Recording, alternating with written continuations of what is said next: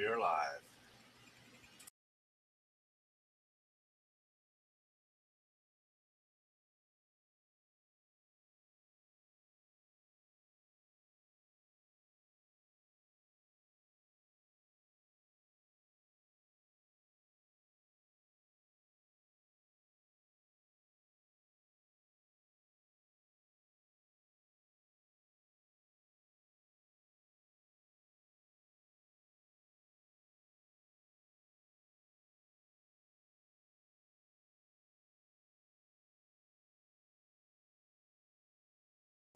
Just wanted to welcome everybody to the gunchannels.com live lobby chat.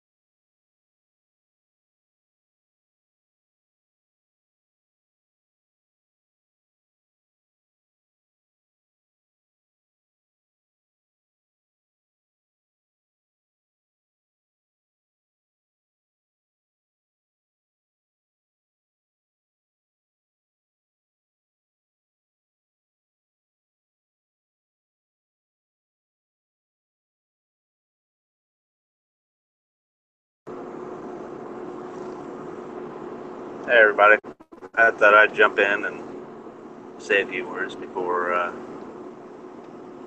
ran into work. Um, Earlier today I saw Tony's video, Artisan Tony.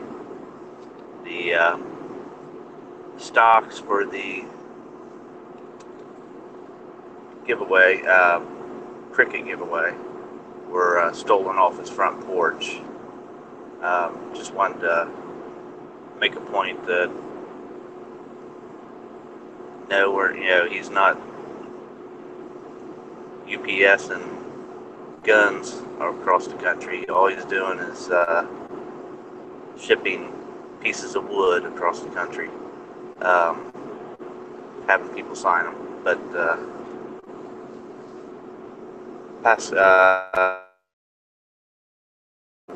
packages he's had on his front porch, taking them, and apparently somebody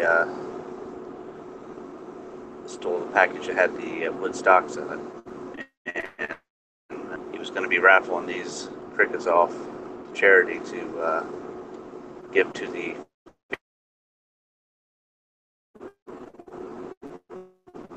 Tennessee shoot. I just wanted to make a point that no, he wasn't shipping guns across country.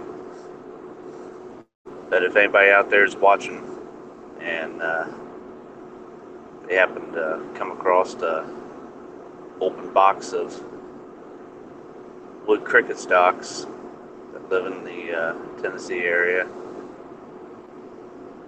you can go to gunchannels.com. I know there's a way to get a hold of us without asking questions, and let us know that you found them. We'll get you in touch with somebody to get them back. So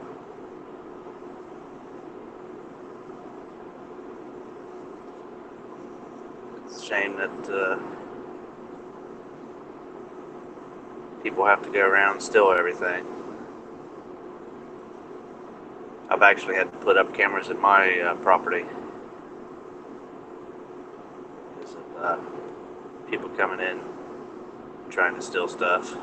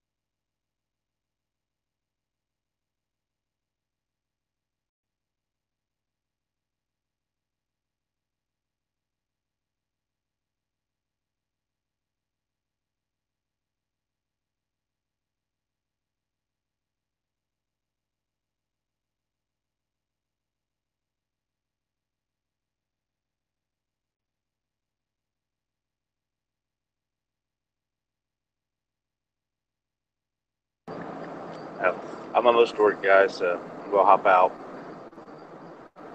Have fun chatting.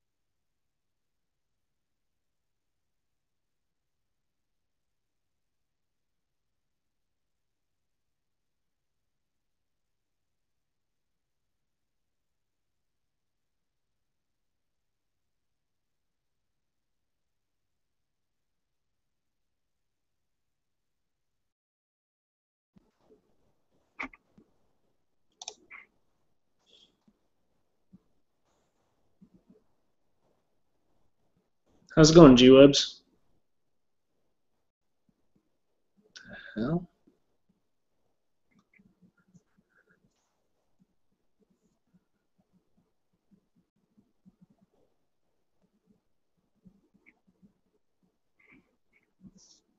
Is that a 33 rounder?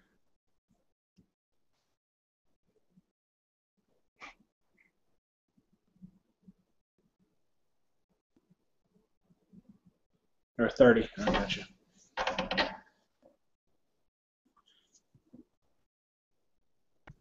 Well, what would be a 30?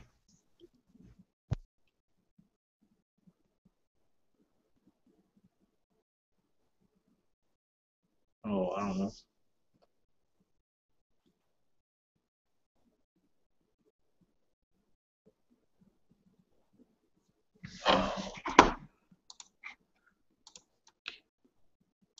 All right, I had to go turn the other sound off. Anyway, you don't know what a 30 would be? If I move my hand, you'd know what it is.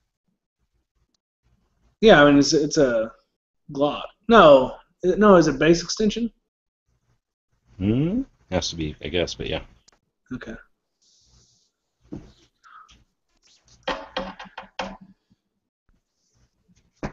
It just didn't look like a normal 30 rounder. So. Oh,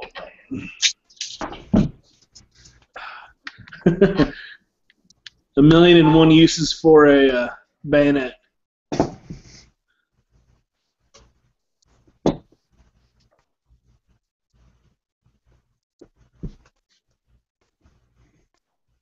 I really have no idea if this is how it comes apart. I'm just assuming it does this way.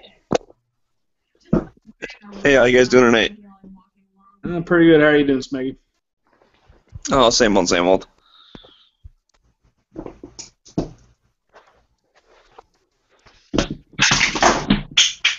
Are you, Smeggy? Really hard, and then it all goes shooting that way.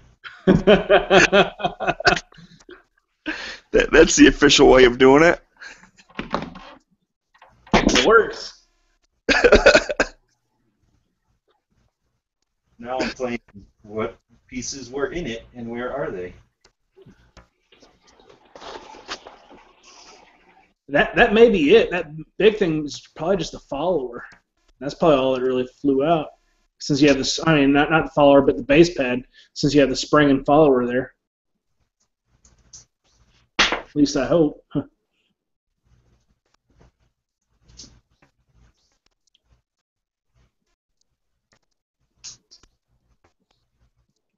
So G-Webs, did you like Ballistic? No. Did he like Ballistic's expansion? Did he like his response to my video on Instagram? I don't know what did he do. He kind of did the same thing as I did. Yeah. With the ammo can, and he opened it up and it was empty. And he's like, "Gotta load more." Oh, okay, because it looked like your ammo can. Right, it was a separate ammo can. Of course. This thing doesn't focus for shit, huh? No, you can't read who the manufacturer is. It's stupid. It's still my same camera that can do everything else good. They must lock it down or something. It says Magpul Design right there. Oh, really? That's cool. Yeah. Okay, Magpul, I could read it. Magpul's makes this, sells it to Chris, and then they use it for their vector. So it's basically I took that spring out, right? Mm-hmm. Carefully and methodically. Yes. As it shot across the room. It shot this like sleeve thing out. You can see how it's just these two little things. Mm-hmm. And they go in those notches that are obvious. So as soon as I jammed the one and the other one was good to go, so then that's this, and then this just looks like it comes out. So that's just a Glock mag right there. Mm-hmm. Now I'm gonna see if I can't put in 10mm. So you're going to put the extension on a compact 10mm mag? I'm up on a full size. Oh. That have to happen. Or when I get that 40. You gonna put an extendo on the extendo, huh? Yeah, because you're right. This by itself would be an extendo, but it's not extendo-ish enough. So. What are you doing? Putting the factory Glock extended on there, or the? No, for the Vector.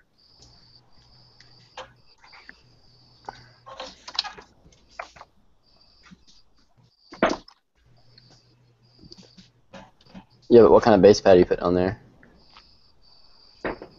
Chris Vector Mag extension. Oh, cool. Like they didn't know they made one like that. And this.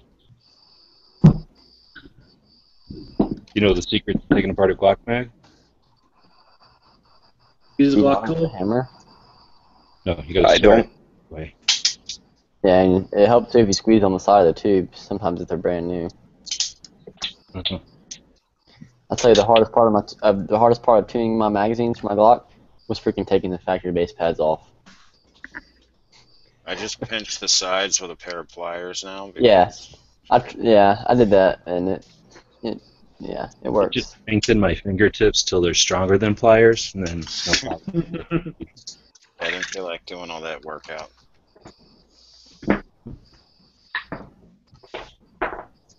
All right, Caleb, I'll go ahead and send you an off-air message. All right, cool. And then we'll. That's not a good sign. Oh no, so we're just gonna talk about stages for the match.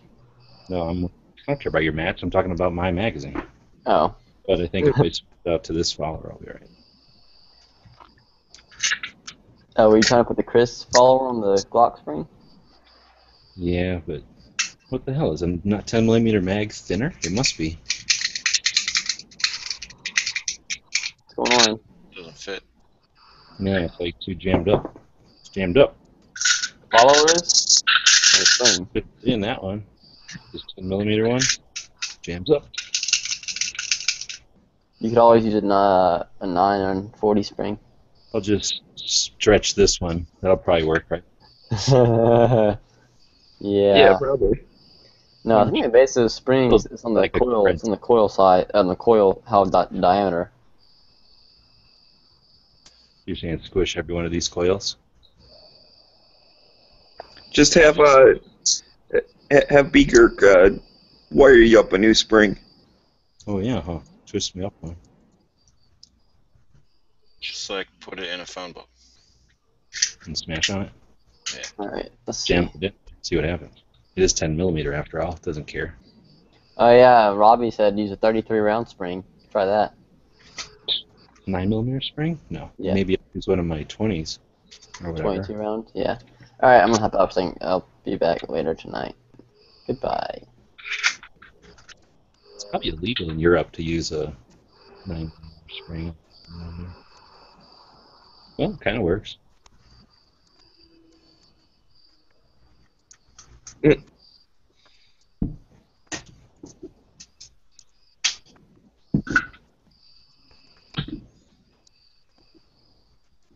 Wow.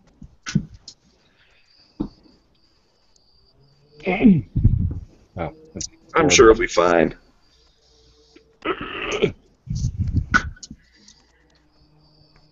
Ugh. Well, they're coming out. I couldn't find any 10mm ammo, so I just had these gold bars milled down to the right dimensions, and that was a little cheaper.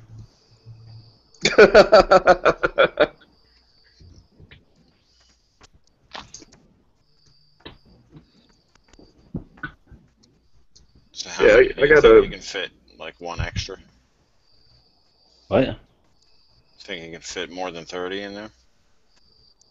Oh yeah, I didn't think about that, huh?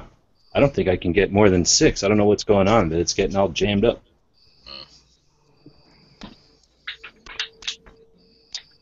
Man, it's super hard. It's super hard, and I keep pushing, and it's still stiff.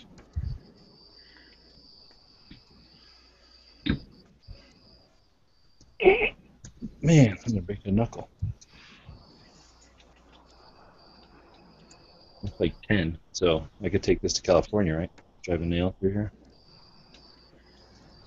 You don't even need that. Just be like, no, seriously, officer, the spring is a self-binding spring. It won't allow more bullets. Well, I think that once it gets to the thicker part, the wider part, it'll. What the hell was that? Look, it's pushing its own base plate off. It's like, hell no. The lesser 45 has such weak spring tension that it can't even handle 10 rounds of 10 millimeter.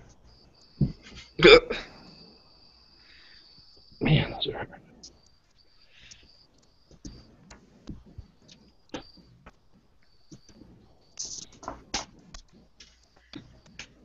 Anybody counting these? No.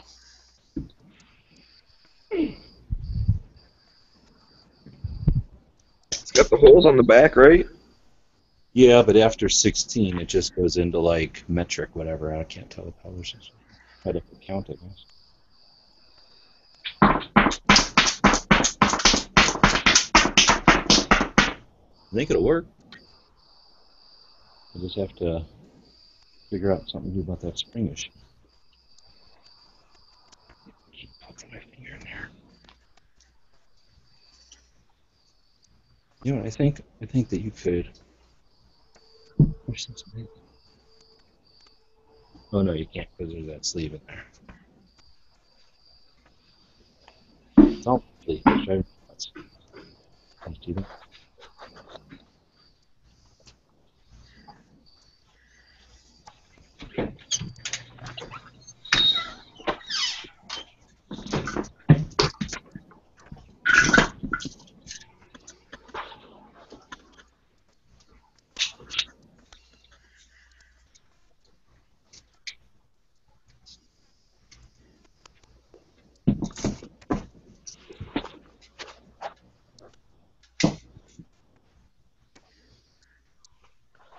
That's it. My buddy has a 10 millimeter, and he was talking about how he was having trouble finding ammo.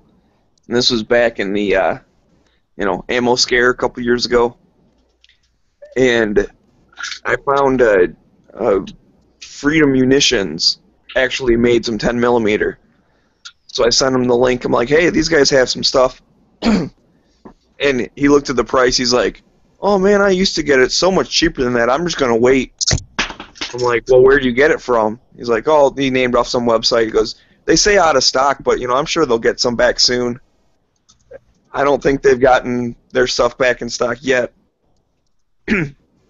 So I keep sending them links and be like, you want to buy some now? Like, you need to come to a realization, man. It's not the same as it used to be. Can't expect prices to go all the way back down.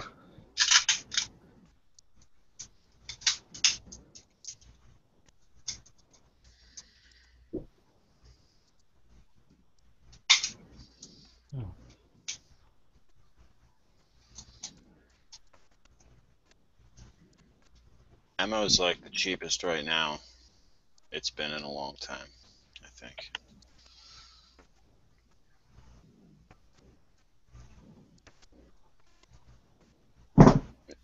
You could barely get 9 millimeter for the prices you can get it for even before Sandy Hook right now. Yeah, but I still don't see 10 millimeter around all that often. Not that I look that hard, because I don't have one, but...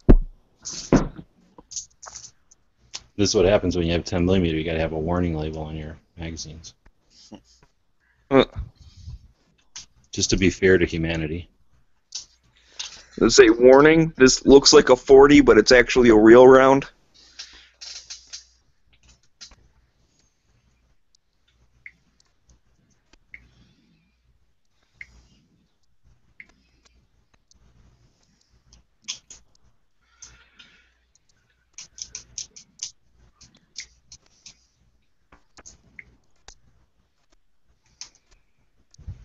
It's so narrow.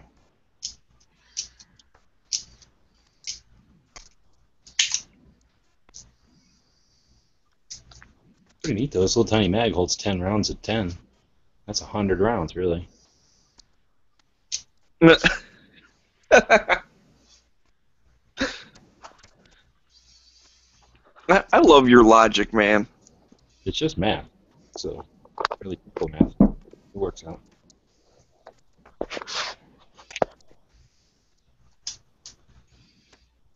And bonus, you know what brand this is?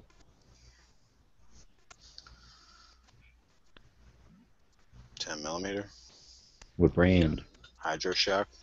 Yep. There's a telltale phalange in the middle.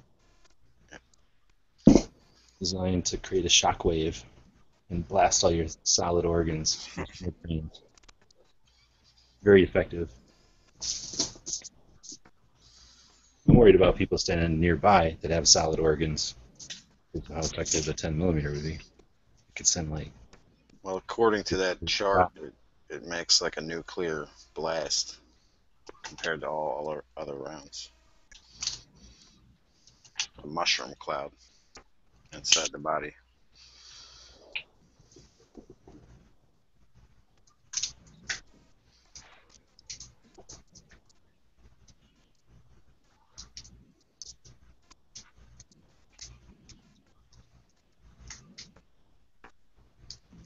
Shit with this light.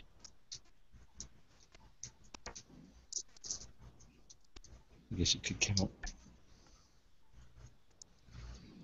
But what sucks is they're too narrow for the 45 mags, which would fit in the gun.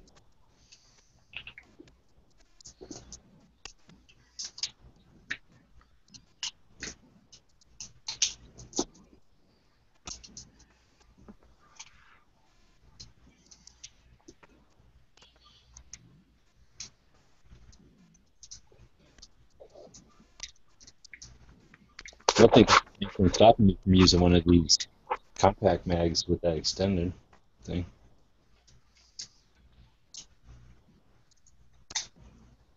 Because it seems like the mag is free to come up through there.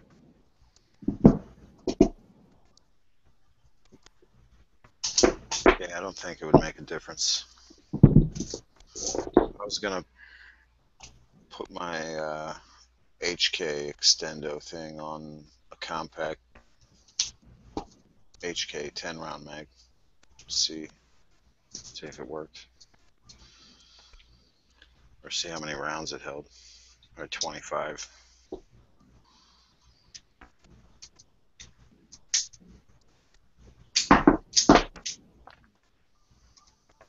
These two I'm going to use on the bad guy, and then the other ball ammo, just in case there's like a robot or a dinosaur or something. Yeah, that's good thinking. I'm going to take one ill-mannered gun runner up to the next level, and I'm going to put a shit ton of magazines next to all my guns now, instead of just some ammo laying there. I'll come up with some cool way of flipping them. Maybe I'll just Put them so the bullet is facing up. Put the magazines that way. Should stand. Oh, I meant like on its back kind of thing. like this. Yeah. This may have been done, I think. But I think they were showing off base plates for something stupid. Well, then balance it on the bullet with the base plate facing up. Magazine Jenga. That would make more sense because you could actually do Jenga, isn't it? Like things laying next to each other. Yeah.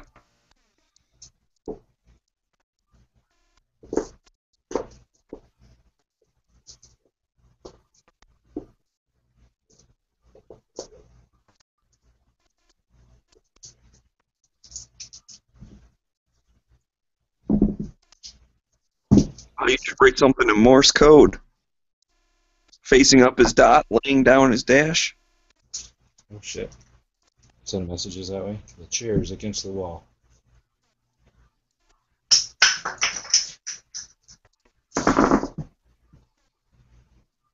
Moon couldn't take it.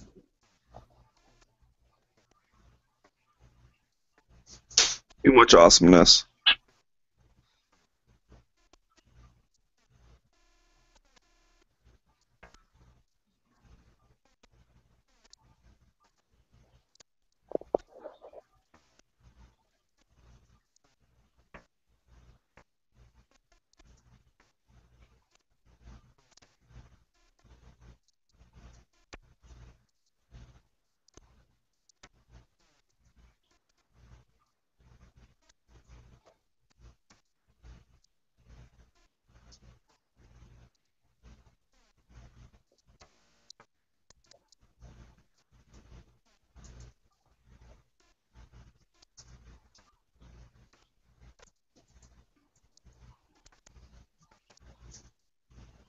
He keeps jumping in and out of here. I'm not sure. I'm not looking at the Hangout. I think Rick's going to start, and I need his phone to Instagram, so I'm Instagram. I'll talk to her. Moon said his computer's restarting. He's got too much 10mm power. See how that happens. Like some of its awesomeness will emulate up into the pixels and then go through the tubes and then drop out onto the other side through the speakers. That can happen. But you can inoculate yourself by getting rid of all your 9mm.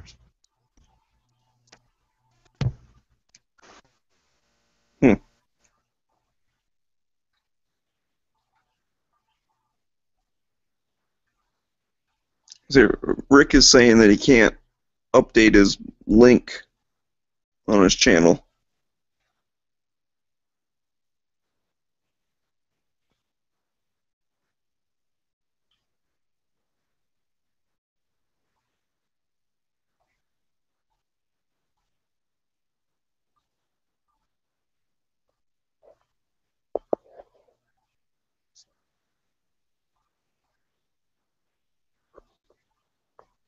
Oh, I guess you left also.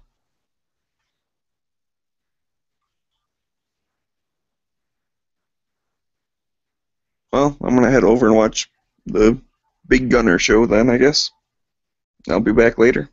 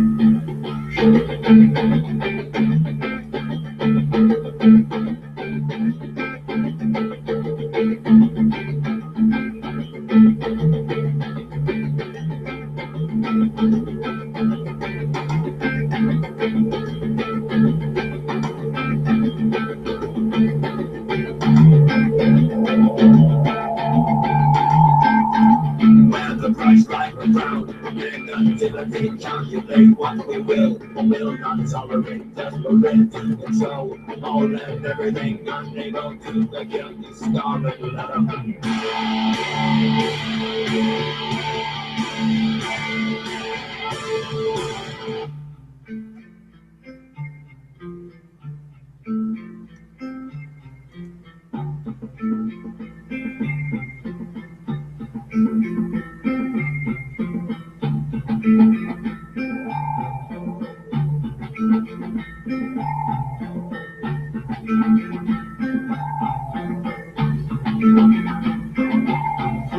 Watch it like a cornerstone, otherwise it all comes down. Justify the titles, give them to the lump sum.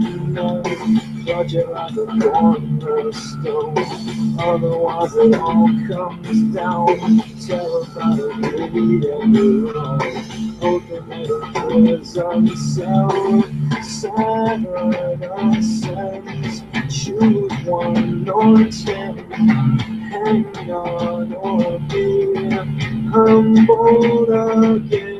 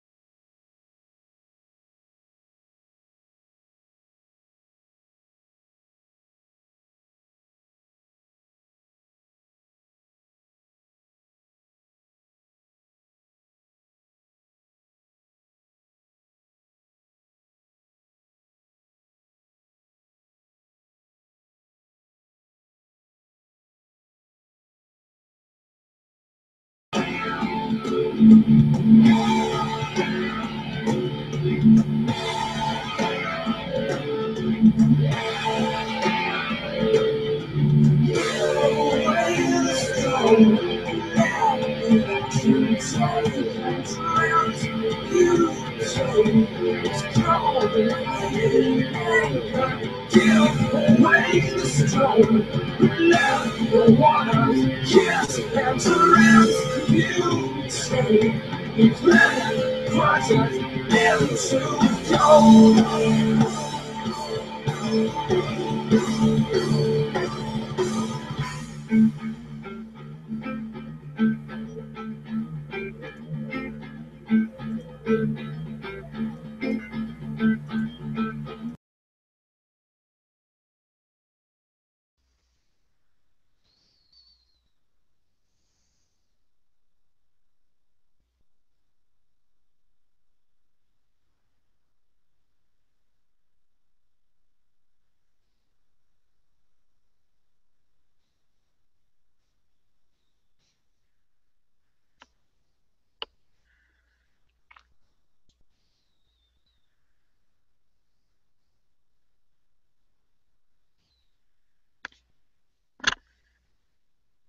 Slim Jesus joining? Or just me?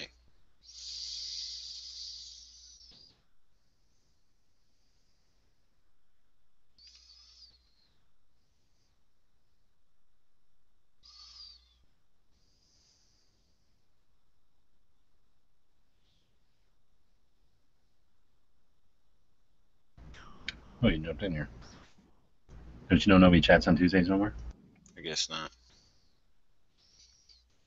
They're all scared.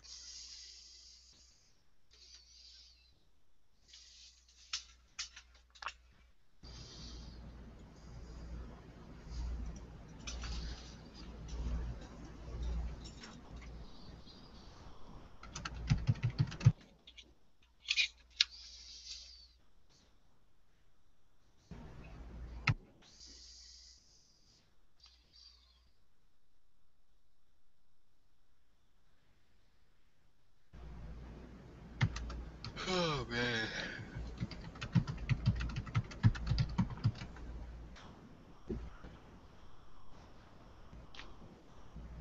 See all that gossip right there?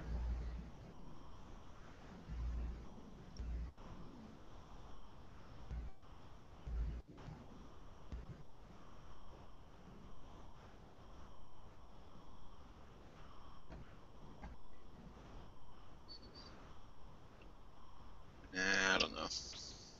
I saw it, but I didn't. You saw what I was talking about?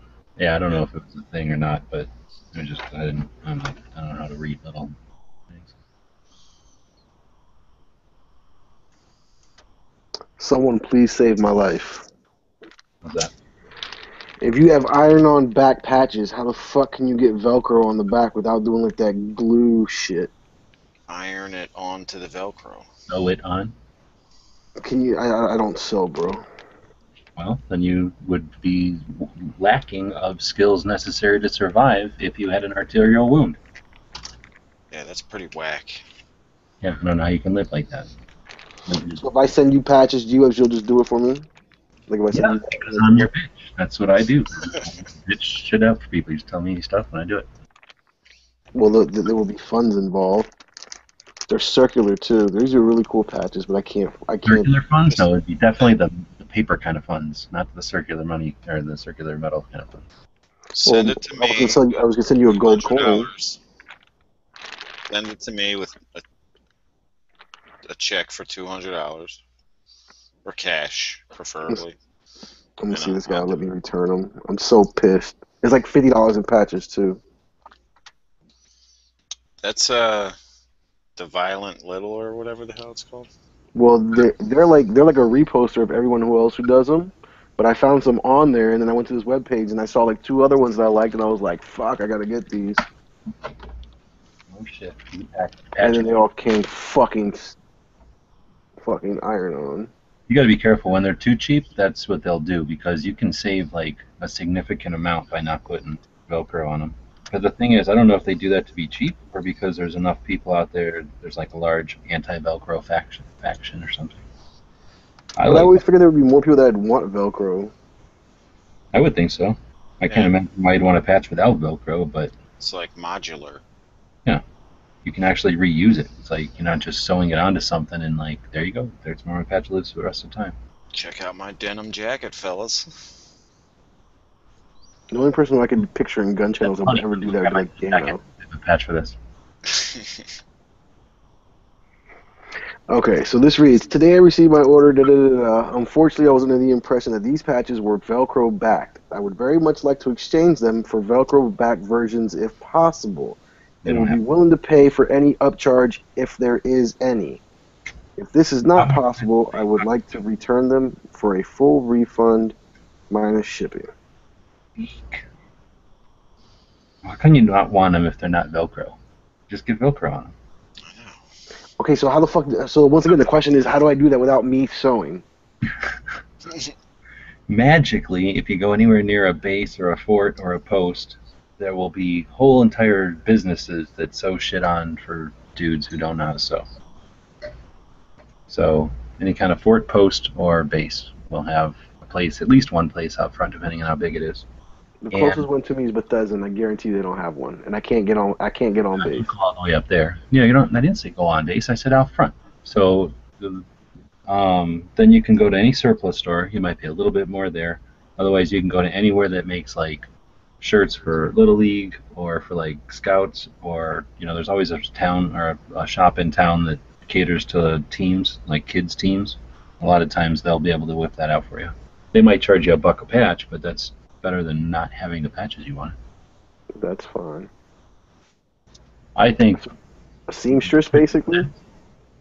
No, just a yeah, but that's like asking a grandma to like open a bag and give you candy. I mean, that's not even using their skills or anything, but they can probably whip that out without thinking about it.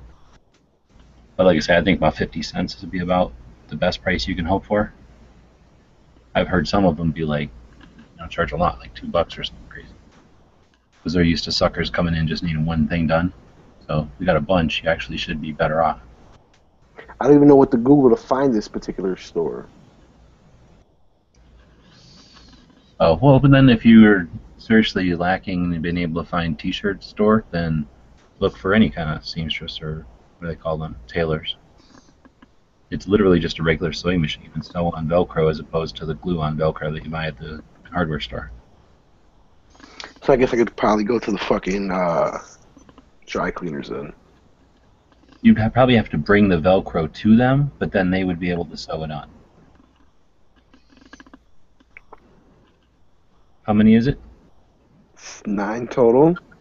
If you want to pay all the shipping and shit, send them out here and I'll sew them and send them back, but I ain't gonna do it like this minute. I'll do it whenever I pull out my shit to sew Velcro again. Okay. I'll send you back all 6 of those. Well, you can keep one for yourself, for sure. 9 of the same or something? No, they're 3. I got 3 of 3. So for sure, you can definitely keep. You can keep. Oh, you got that one boob hand one. I don't want that one. No, it's not that one.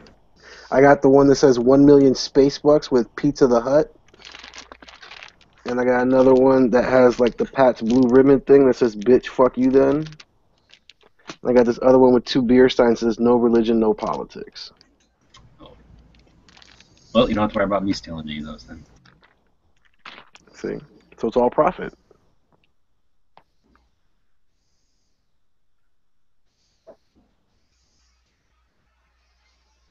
But it's really no thing. If you know anybody with a sewing machine, you just go get. So the only thing is you just don't want to use the stuff like you get at the hardware store or the office supply store, because that's for like putting on a shelf or like sticking something to the wall or whatever. It's got adhesive or industrial adhesive on it.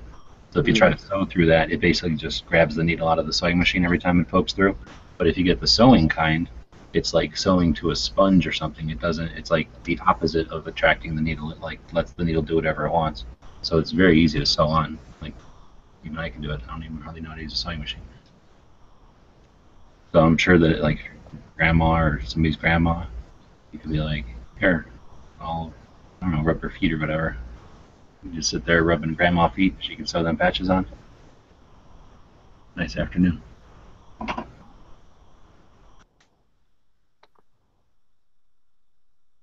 You can do it. Just watch some YouTube videos. Yeah, well, I don't even have a fucking sewing machine, so that's out of the question. I'm not buying sewing machines like that. Kirk likes to learn something new every year, so wait till next year when he's done learning Rubik's Cube, and he tried to talk him into learning how to sew.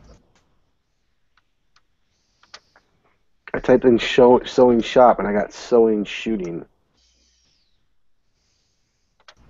There should be a log against that, because what if a child is looking for a sewing shop and then they got shot? I don't think that's right. Sewing machine repair. Just type in hand sewing with needle point. Maybe that's too much, but needle point sewing. I'm not doing all that. You must be crazy. Does this look like a home economics class to you? Yeah. I actually made a rifle case in my 6th grade. 7th.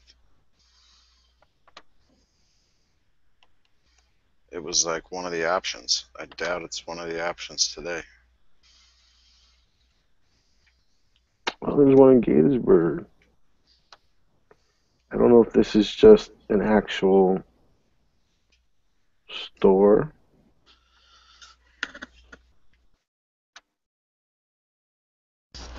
There's got to be a place that does it. You just don't know about it because you don't go there. Yeah.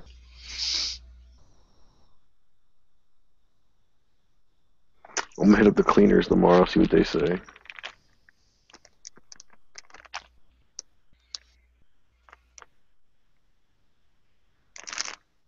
Like there's a shoe repair shop right next to the TV repair shop down the street from me. I just noticed it. I was like, shoe repair?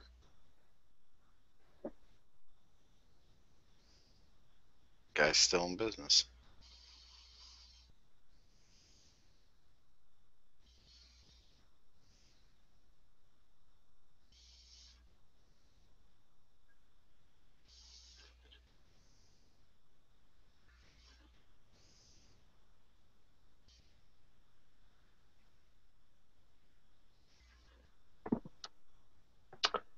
Fuck my life. And class schedule, not coming events. What the fuck is this?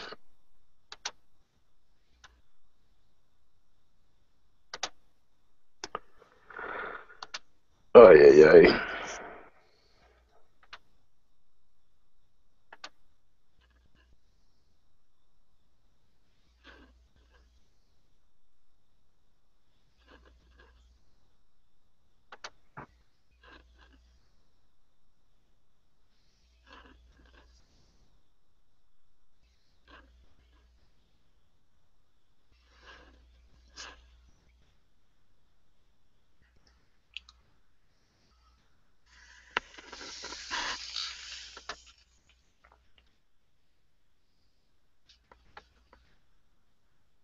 I sewed a Velcro backing to a hat once. And it was messed up the first time, so I redid it. I took my time. It did take a while. How many patches you got? 9. Yeah. Yeah, It would take me like... And I'm probably gonna fuck up like 5 of them, like just to get like one. Sewing machine, that'll take like an hour. Not even. Oh yeah. By hand though, for me it would take me like 9 hours. And they look like shit by hand too. Yep.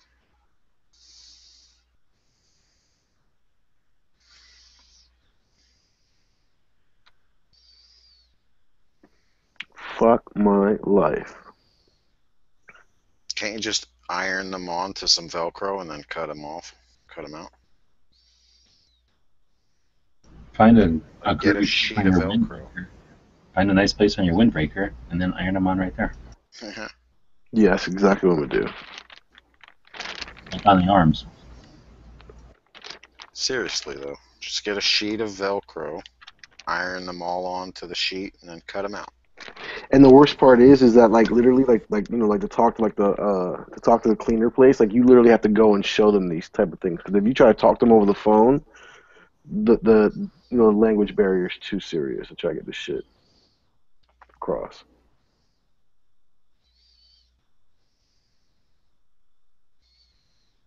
Like, yeah, I want you to sew Velcro on the back of this patch. Like, huh? Not gonna happen. I just don't have the fucking time this week. Put an ad in the paper. Classifieds.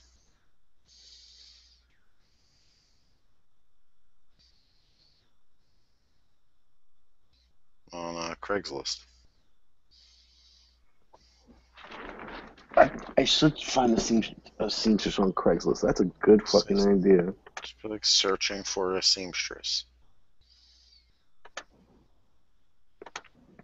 A grandmother to borrow.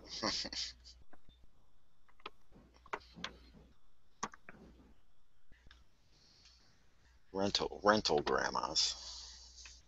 And granny for a day. We should open a business. Let me see here. Or yeah, go to like a retirement home. Automotive. Walk around the halls and ask. Travel therapeutic, small business, skills, trade. Yes, that would be it. Marine, that's a service. Or I guess not that type of marine. Her name is Merlene. Home improvement.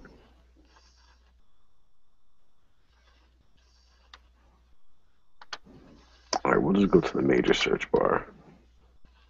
We don't have a major. Oh, here we go. Seamstress. No results found.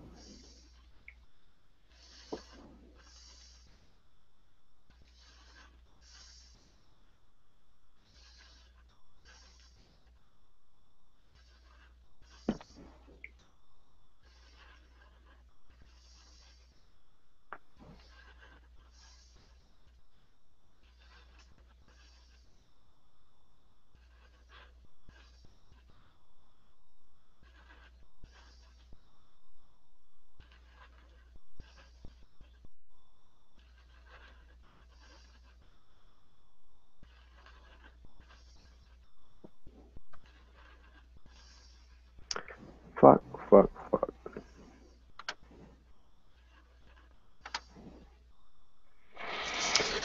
Alright, so if I can't get this shit fixed tomorrow, I gotta send them back.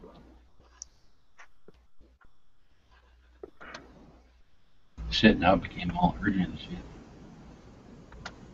I need the money. I'm gonna send this guy the fucking email anyway. If this is not possible, what did I say earlier?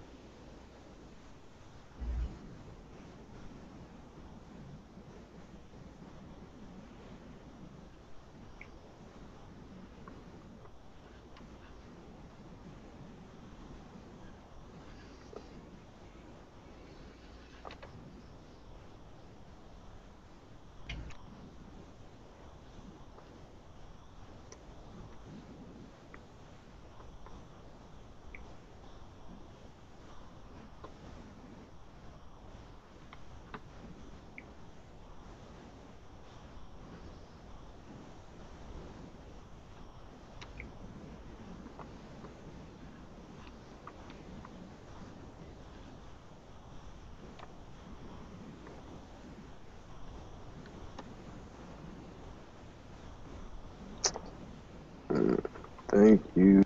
And How can you be a member of PayPal for 20 years? I mean, eBay. 20 years? It's not 20 years old, is it? I mean, it's since 95? I don't know about that. I think so. Who's saying that? Some freaking dude who looks like a church.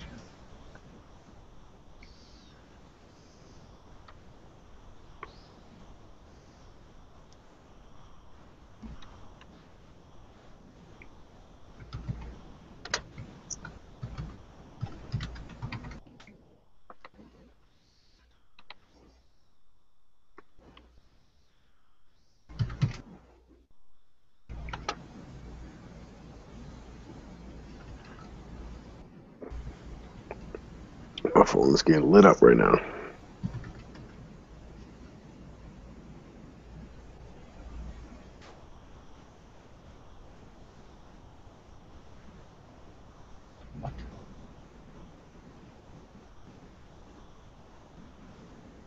Oh, that.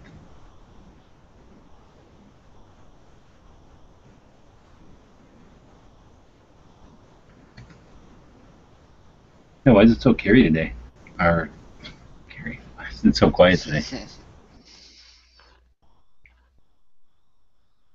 don't know. I'm just scrolling through the grams.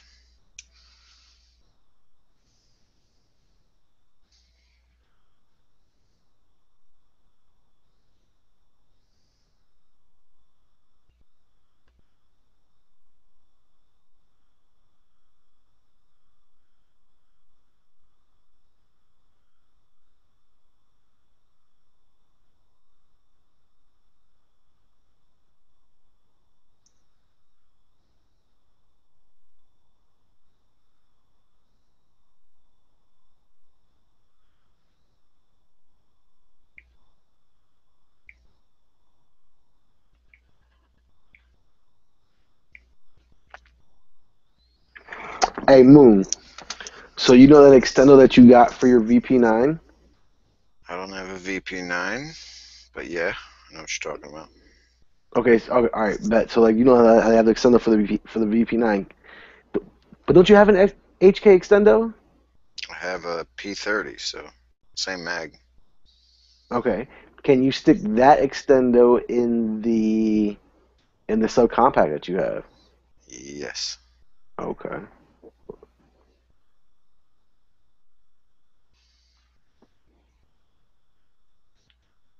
What do you mean? Can I put the extendo on the 10 round mag? No, well, I mean like, oh, that's right, because it's a two-piece thing. Yeah. Oh no, so you probably would need the full-size magazine because the spring would be different, right? Well, I don't think it would make that much of a difference. I haven't tried it yet, but I think you can. It's the same mag. It's compatible.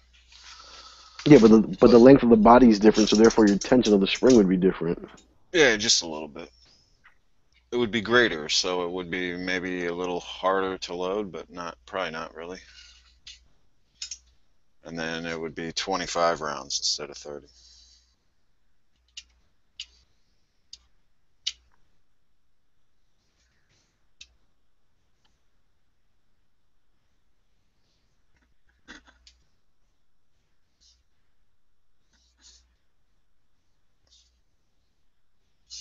When I look at it, though,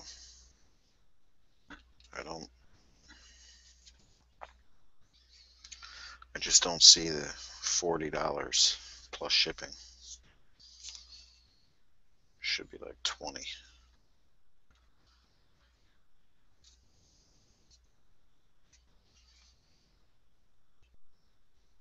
For what?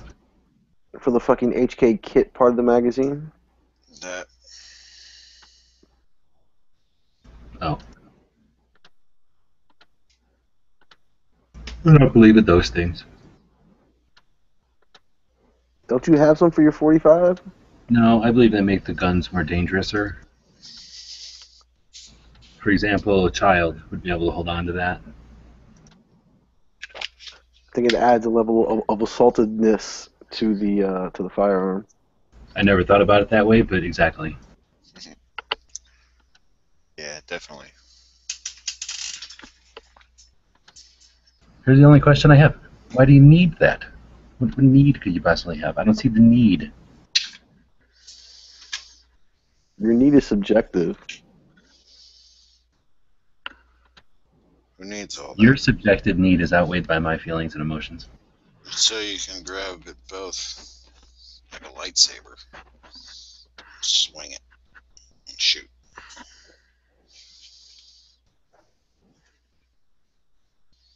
That's what I think it's for.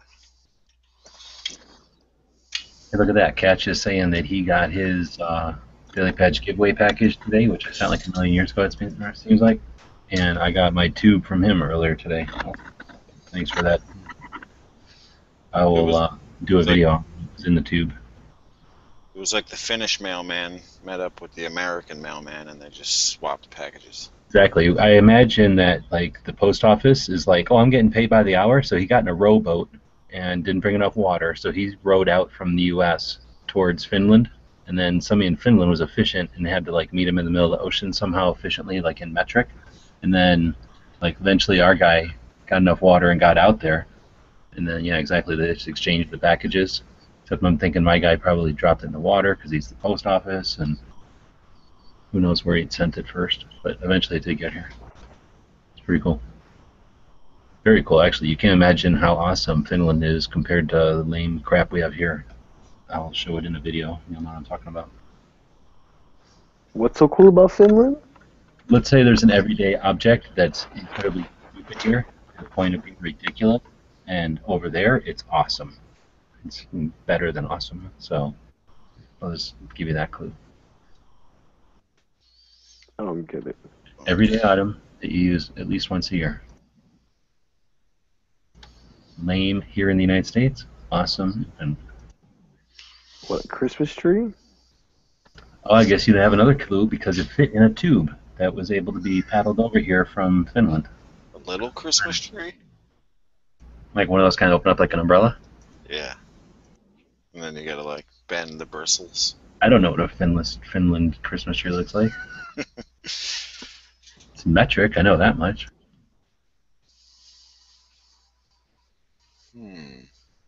Turkey like baster? Like if they're measuring for Christmas tree over there, they would say so many millimeters or centimeters.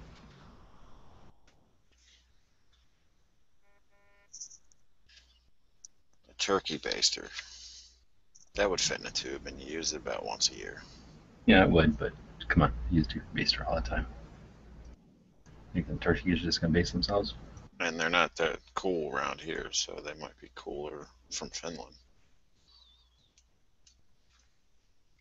Never actually seen proof that there's turkeys in Finland, so I don't know if I can agree with that.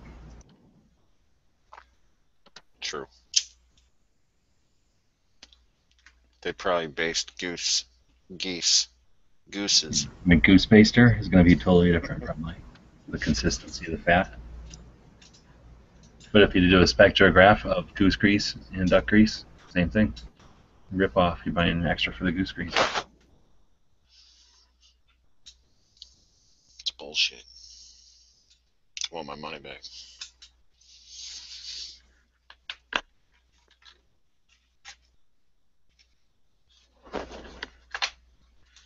Well, if I keep guessing, I have a feeling I'm going to get it right, so I don't want to ruin it. The fuck? It comes in a tube, you use it at least once a year or only once a year? You know, it fits in a tube. It don't like, well, I mean, I guess it could come in a tube, but it doesn't normally. It's normally just there. But he sent it to me. The shape that it's in, it needed to be inside of a tube for shipping. Do you only use it once a year, or can you? Technically, you might receive something with it a couple of times a year, but normally, well, I guess normally you're gonna use it a couple of times a year also. I guess it just depends on the person and the situation, how many times you would use it. I was thinking one time, but I guess it would be more like 2 times for everybody. For most people. The fuck?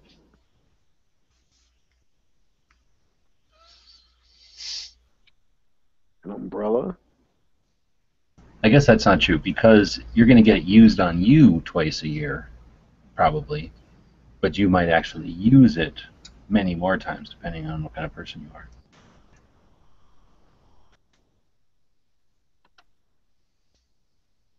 I don't get it. For some reason, he decided to give you the clue that they eat ham at Christmas. Oh. Carving knife? We do that too. Carbonite? We put the ham in the turkey. A ham duckin? A ham duckin. A ham turkin. A ham turkin.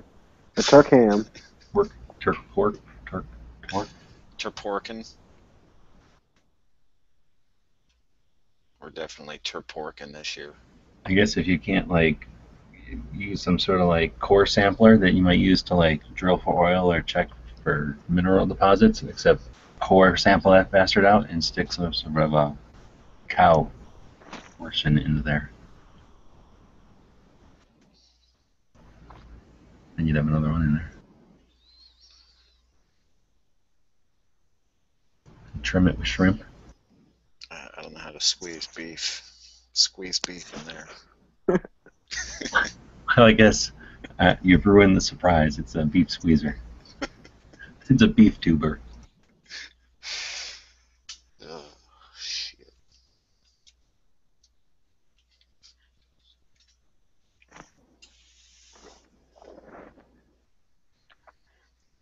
No, it is seriously pretty cool though. So I'll make a video of it here. I've got to exploit it into a video, make money off of it. Collect your pennies. Dude, I'm like,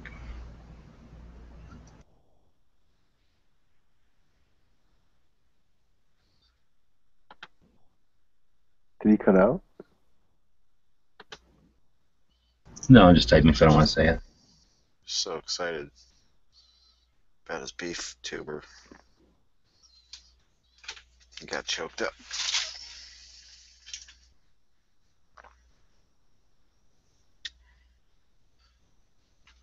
So they keep sending me effing emails. They've changed the system since last year over there. So I didn't know that, of course, until like 2 weeks into this. Now I'm like, oh shit, you changed the money system. So now I had to go run around, my head cut off trying to figure this out.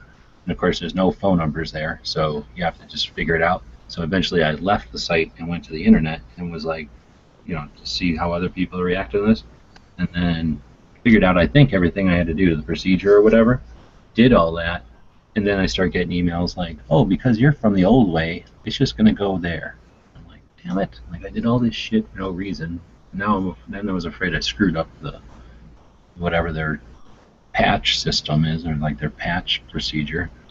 Anyway, so now I keep getting in things telling me like, it's at this point in the process, it's at this point in the process, and meanwhile I'm like, I'm like, damn it. Weird spot to be in.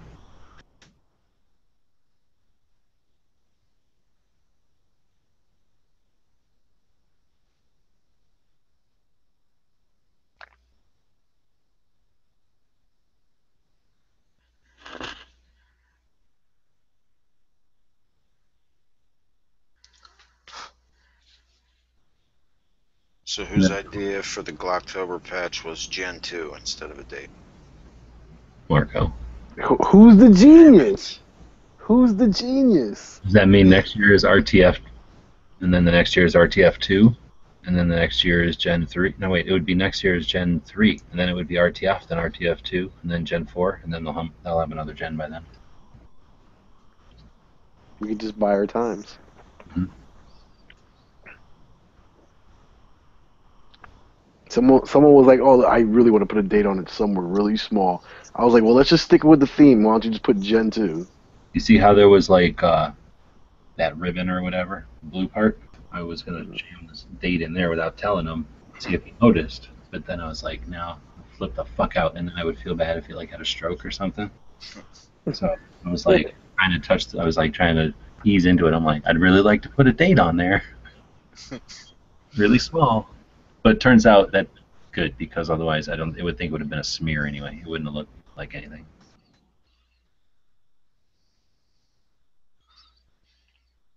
So what are Gen 5 Glocks going to look like? 50-round drums. A lot more like a CZ. That'd be cool. I think they're going to look like...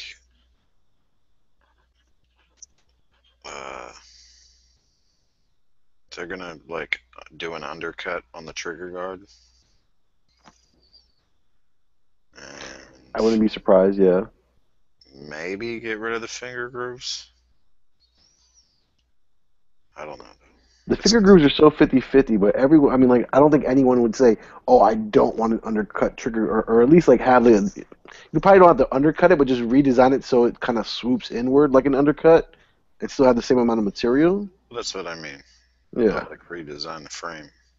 to make it have like an. I don't think the frame would redesign that much. It would just be the trigger guard itself, more so than the frame. Cause I've never heard someone say, "Oh, I can't stand an undercut." You know what I'm saying? Who says that? Me, I don't want to undercut. And I just went to eBay, and they do have a big stupid banner up that says they're 20. So I guess they are 20 years old. But you fucking have like gorilla size hands, though. So doesn't mean I want some big gappy hole weakening my trigger guard. Well, if I got to bust that against somebody, then I don't have a trigger. No, but that's what we said. That's what we said. Where it wasn't like a reduced amount of plastic. It was just like they actually changed the shape of the trigger guard where it swooped in. But it's still the same girth in the Gen 5. As long as we're talking the same girth, I'm down. That's what she said. It's got the girth. It's gonna have the girth.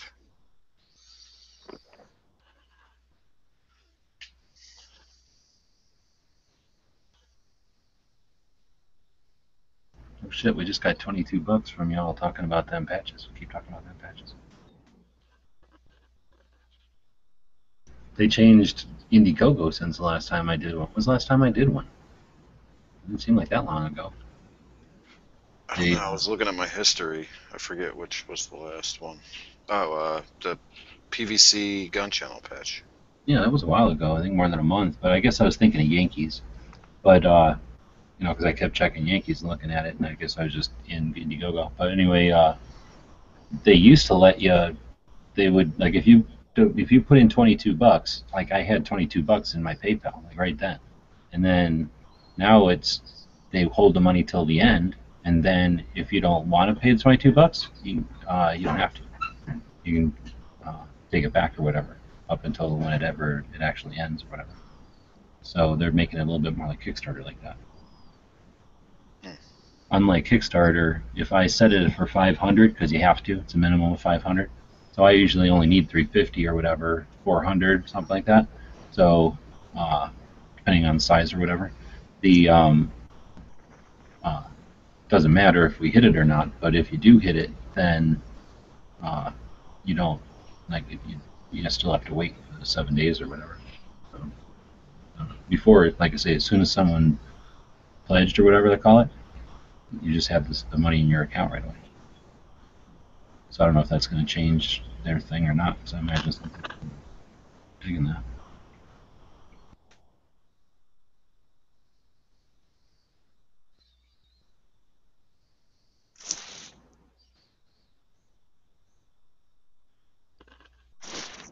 It's the last update I got.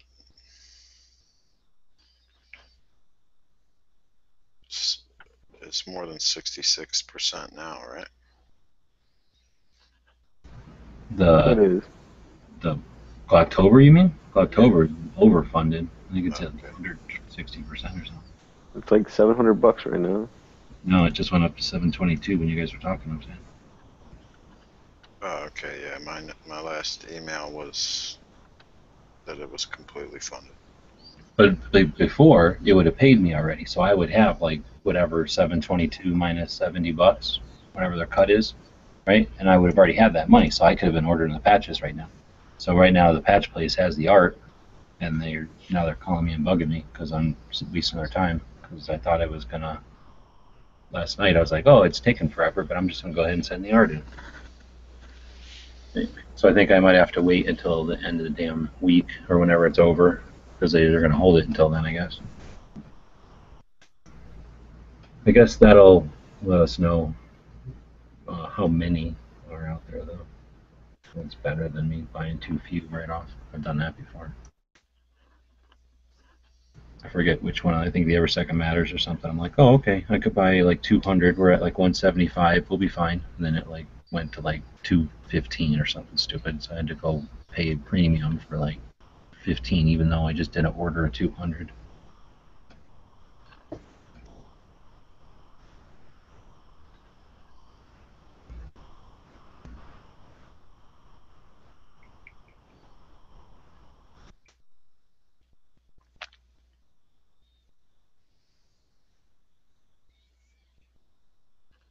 Damn, that sucks. So that puts us another week behind in ordering. Yeah, unless what I was saying in there happens. So whenever that happens, I'll be able to. Okay.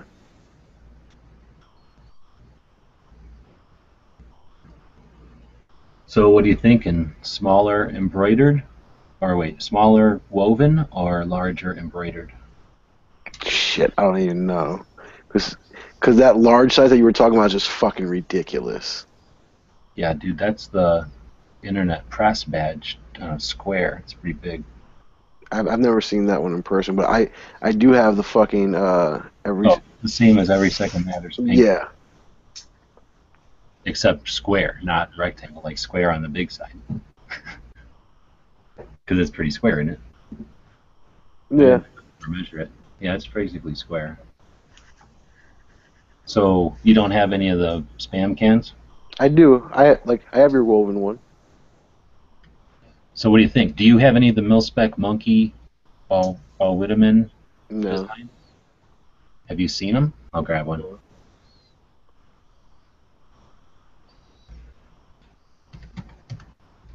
How do you spell Paul Whitteman?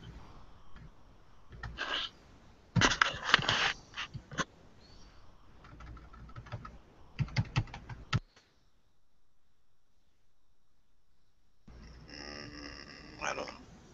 Yeah. I only know because I met the guy one time and he was saying it in front of me so I could understand how he liked it to be said.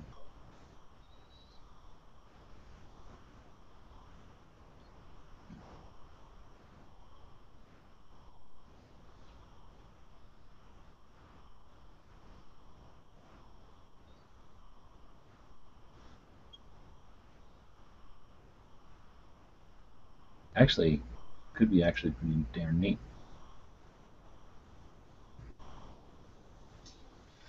This is one of them. You've seen this series before. This is the best one.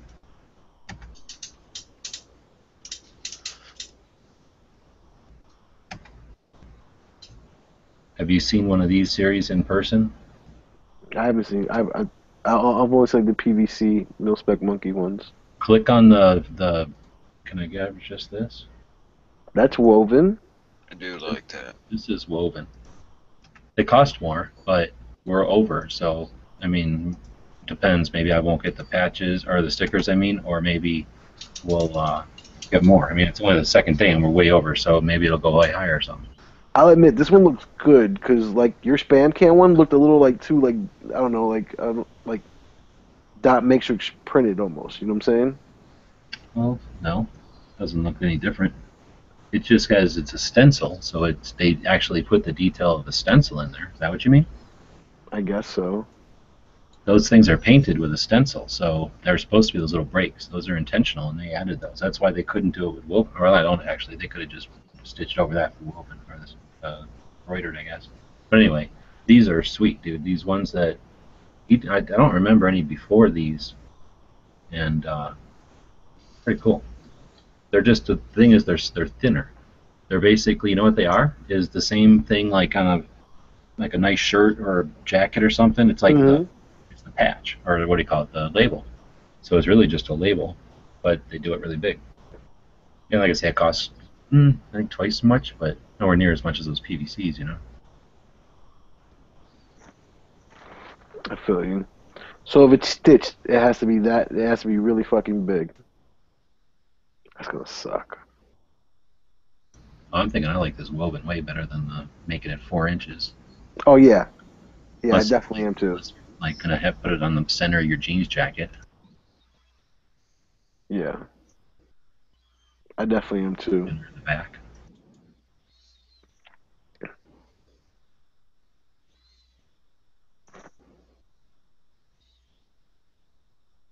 I would definitely go woven over that. I still think it would look best in PVC, and I'm the one who I said it.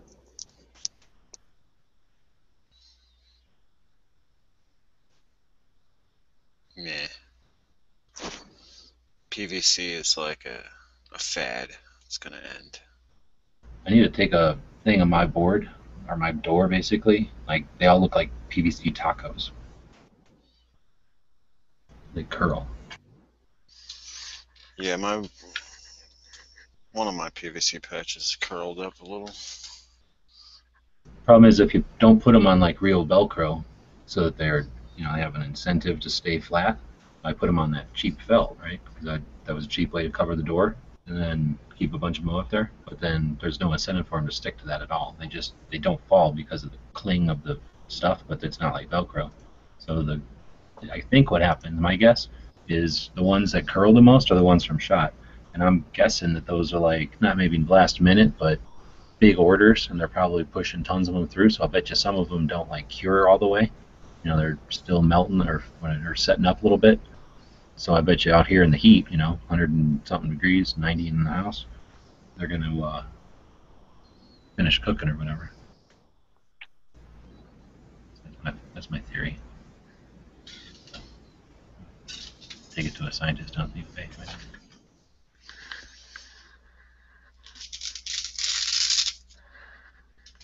It's just this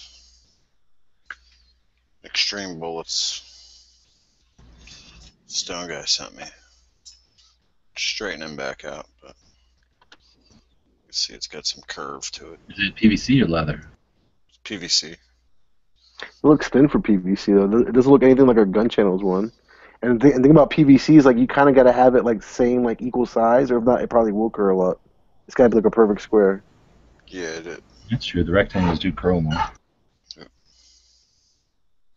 Yeah, none of my squares are the circular one. Got curly.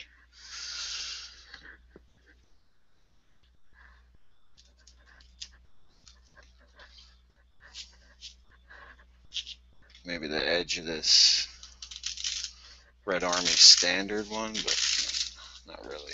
You have a Red Army standard patch? Yeah. You're cool. Stone guy sent it to me. It's like warped. It's not like. Let's see. Damn, I wish I had one of them. It's kind of like more flexible than the Gun Channels one, for sure. Well, like for example, like when you put a patch on just like, so for example, like if your patch is like 2 inches thick and like your piece of Velcro is only like like an inch across, and you throw it on there, like the corners will still bow up on you.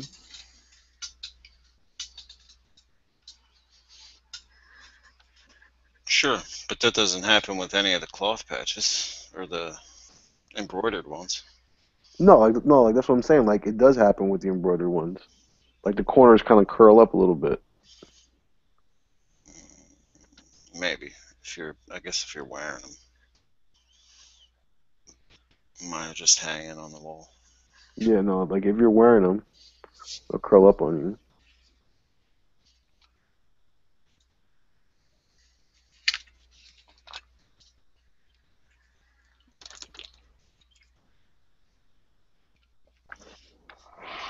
I like the conversation we were having earlier. Honestly, if you were going to design the Glock Gen 5, what would you do?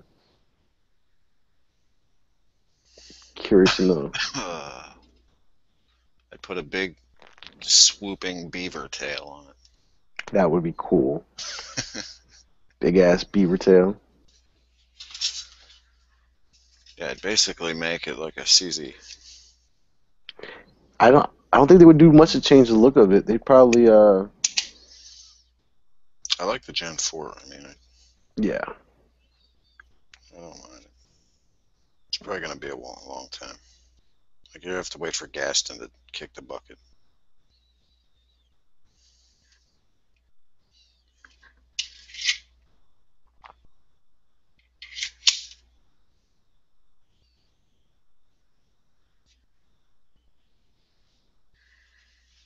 But at the same time, that's not that far away. I mean, what? Like he's like 80 something. So I mean, it's not like a far fetched idea. Like like it's not gonna happen like in our lifetime. No. So the likelihood of that happening is it's actually closer than what it is further away. The only thing I can think of, because they really haven't changed much since Gen 1, really, when you think about it. They're like all subtle changes. Exactly. I was gonna say that. I was like, even if they made like a change that was like major and totally different to Glock, it would look so subtle that like the layman probably wouldn't even notice it. I was maybe thinking like some basic front slide serrations, the undercut of the trigger guard that we talked about, and that's maybe about it. Because you can fit Gen 3, Gen 4, all fit in the same holsters. So, I don't know. Maybe the undercut, if they feel like that is like a worthwhile modification people are doing. Yeah, because if anything, think about like like those that like I guess hug the actual trigger guard, they're hugging the front part of the trigger guard. So if you alter the rear, your holster will probably still work in there. Adding front serration is not going to fuck up your holster. Right. Maybe front serrations. I Yep. don't know, right? The only thing they changed about the slide is they slapped Gen 4 on it. Do you think they'll ever bring back the ported models, or do you think those are gone for good? No, they still make them. I thought they stopped making them. They said they did, but they because I haven't seen a C for sale in forever. People got angry, so they were like, "Okay, we'll make some more." I still see people buying them brand new. I haven't seen a brand new one in forever, in like at least like a year and a half.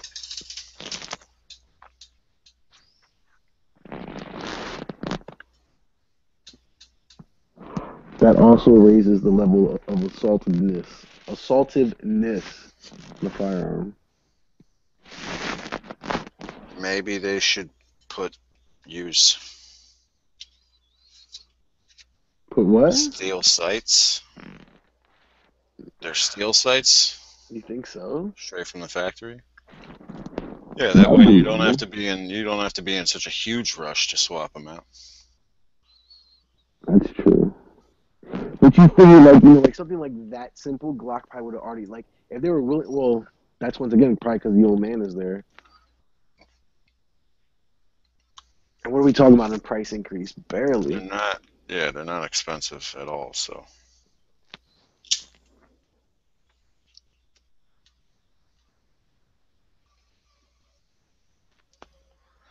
Especially like if you kept this kind of like the sight the same as far as out the box, where like you really weren't selling them with tritium automatically. It was just the metal sight with the fucking horseshoe.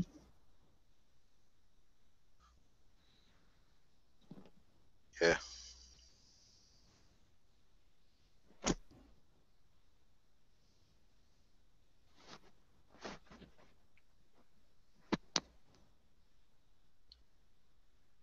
All right. So what do you think is going to be the big new Glock release this year at SHOT Show? You think they come out with the Glock 45 and it's going to be the single stack 40?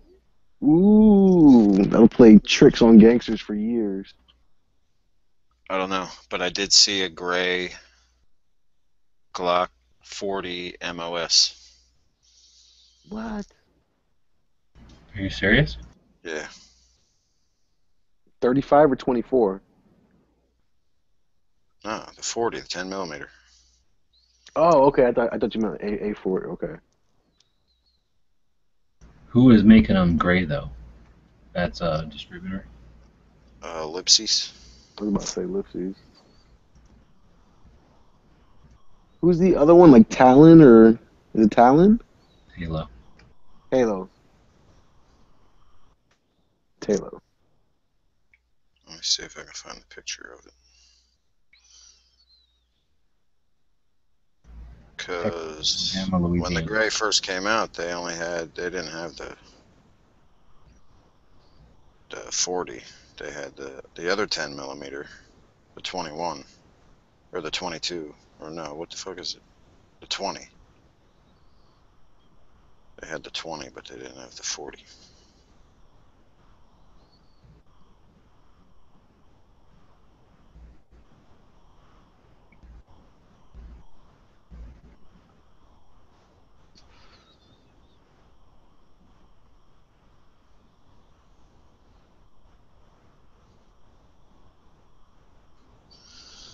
Glock's gonna make a 22 Magnum.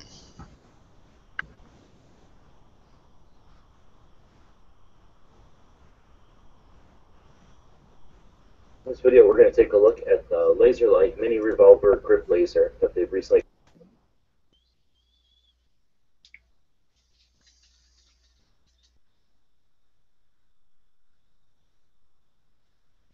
I should pay more attention to when I post those things.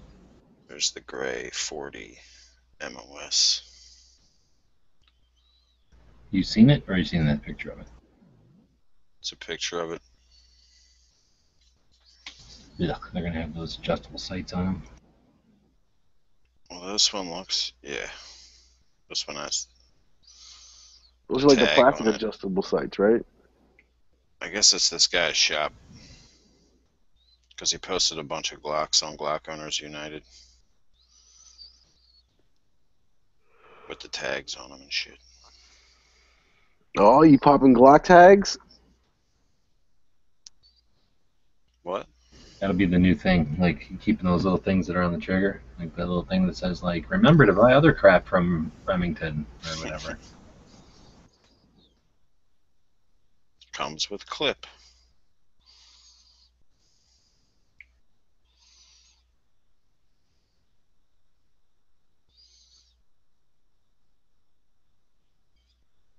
Read instructions before using.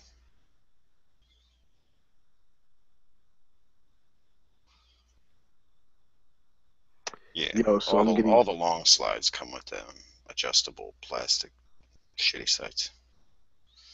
Which reminds me, I kept that adjustment tool that when I sold it, I was like, whoops. Little screwdriver thing. I buy my stuff used, so half the time somebody's already taken off those because they're so cheap. And then, you know, you have like a decent set. Yeah, I never bothered. Never bothered to change out the 41 sights.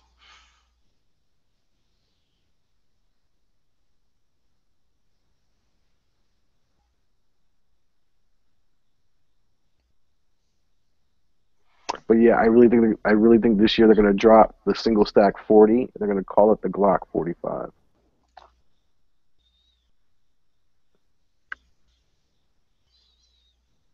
It's gonna be too snappy. Too snappy.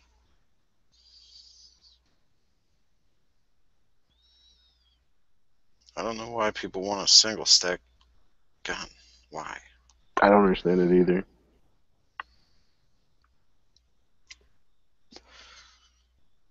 That the 1/4 inch in girth. I don't like bulges in my tuxedo. I guess. I mean, there's definitely an advantage to having a thin gun, but I find that the disadvantage of having 6 rounds is far worse outweighs than the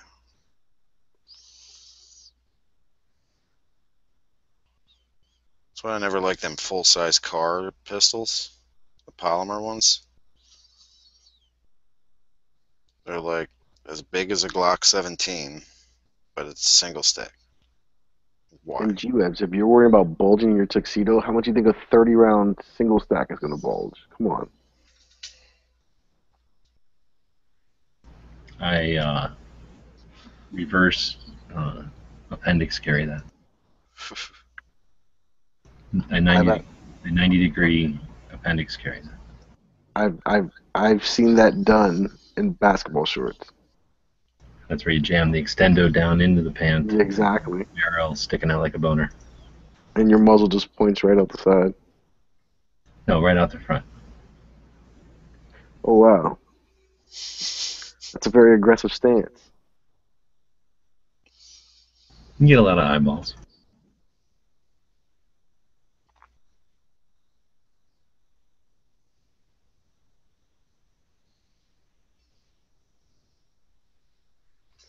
Is that your long slide there, or are you just... This guy says he loves Glocks, but the car arms sure is nice to carry until the trigger stops working.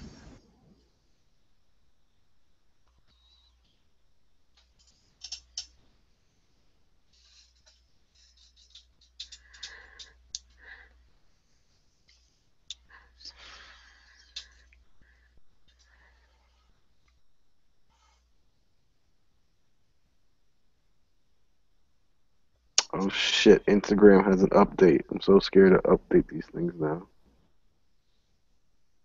Facebook said they're gonna do the dislike update. Are you kidding? That'd be awesome. I read that on. Do you think Instagram will get it? I don't know. I hope not. They've been doing updates because I notice it looks different half the time when I'll use it, and then the next time I use it, it's the same again. My ego. What the hell? And then like the other day, you had to click twice on the button, and then it would come up and ask you all the time, like, "Are you sure you want to post this?" Like, what are you critiquing my shit now? Sure, you don't want to maybe edit this a little first?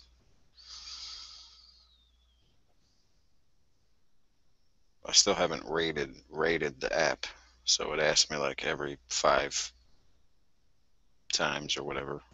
Instagram itself, you mean? Yeah. Tell us how you feel about Instagram. I never rate the app because I like the app one update, and the next update I hate it, so I just never bothered to fucking rate it. Have you gotten that message where it's like, "You're a power user, and we need your opinion on this important issue"? I sent you the text, remember? Yeah, I got one of those myself too one time, and I was like, "Oh, I know what this is." The funny thing, all right, so the funny thing was, I just texted G-Webs a picture. I was like, dude, we finally hit 10 grand, right? It was like 10K. It was like the first time I ever saw 10K. And literally like 5 minutes after I saw that we hit 10K, I get this like personal DM from Instagram itself. It's like, you're a valued member. We would like to ask you a personal question. And I'm like so gassed. I'm like, oh my God, is this like the 10,000 subscriber club question or whatever? And I was like, yes. So I accepted, and he goes, "Have you ever heard of the shoe called Spurries?" And I was like, "You motherfucker!" I should have screen captured it. Mine was like, "Do you like fluffy pillows or firm pillows?" or something stupid. But I thought it said something like, "You're a power member. Like we really want to ask you an important question because you use Instagram so much."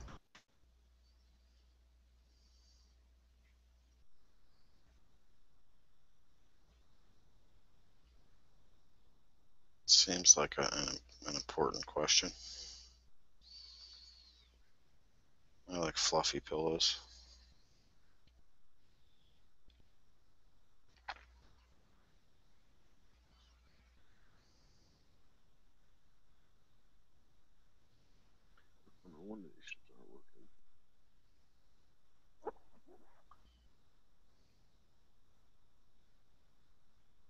Speechless.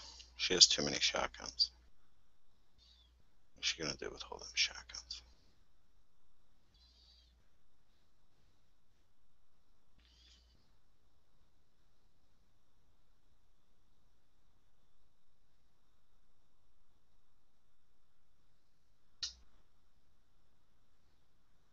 Who's Speedstress? I've heard that name before. She's like the queen of like doing the picture with their clothes on, and then another picture with her holding up her pants or her shirt and showing you where the gun is. And then it's always SIGs, or usually with SIGs.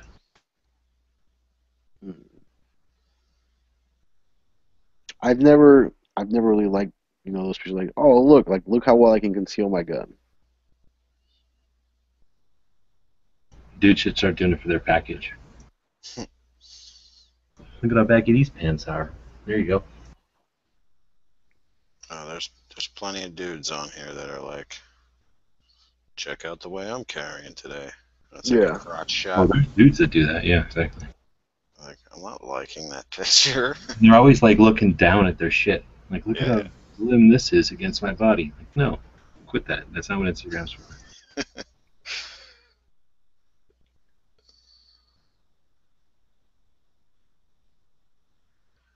This is the way I view my pants.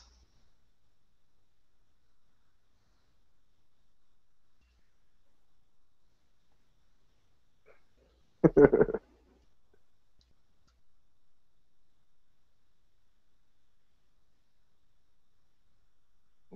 see.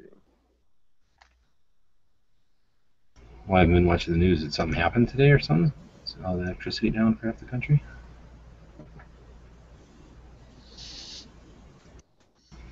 Just the end of gun channels. Finally, the peak. We're on the decline.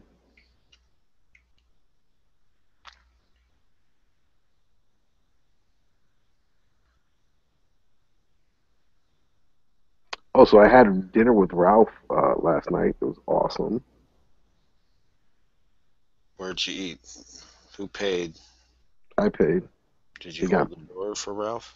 And he got mad. I opened the first door for him, and then he opened the second door for me. So it was like a match made in heaven. All right. Equality in dining is what Yeah, I'm looking for. equal opportunity.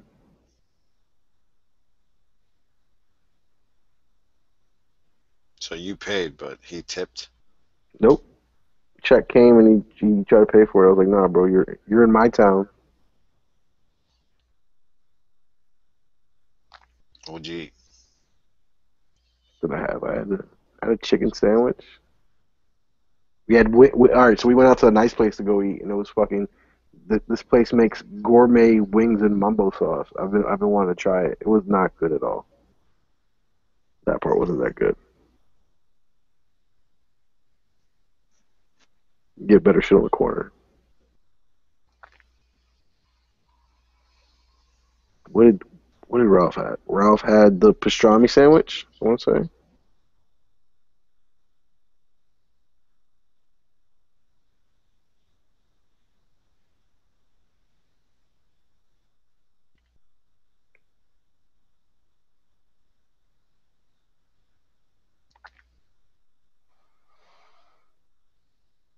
I like Emily Blunt. Why does she have to be a liberal? A crazy liberal? That's what they're saying on Facebook.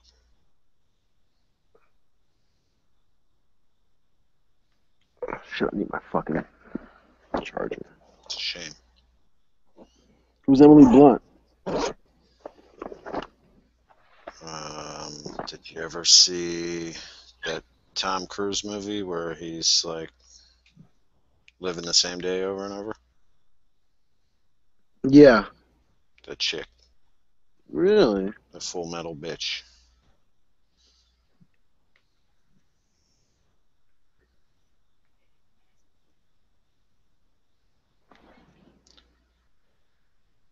She said she's becoming an American was a terrible mistake.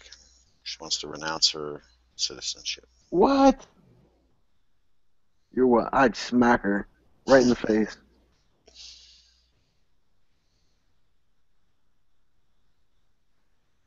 I'm gonna have to read the article now.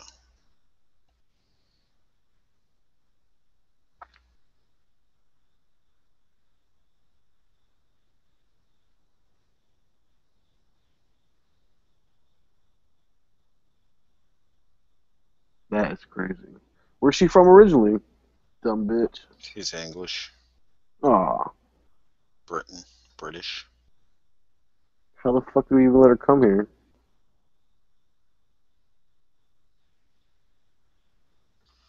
Oh, the Republican debate made her have second thoughts about becoming an American. Hey, when is the next Republican debate? The one that's supposed to, the one that's supposed to be on CNN.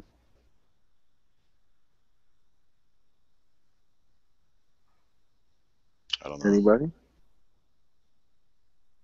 have no idea. I don't know those things. Supposed to be like 11 motherfuckers on there. I thought I heard some talk on some show that I thought was them saying that they're not going to let it be that big because it was a waste of time or something, that they're going to go back to the fewer, more potentials or something, the ones with the higher potential. Well, I don't think that's the case because, what's her name? Who's the HP lady? Fiorino or whatever? She just made the cut at like the 10 spot. So if she just made the cut at 10 spot, there's no way like they're going to bounce the only woman out. That would be a big negative.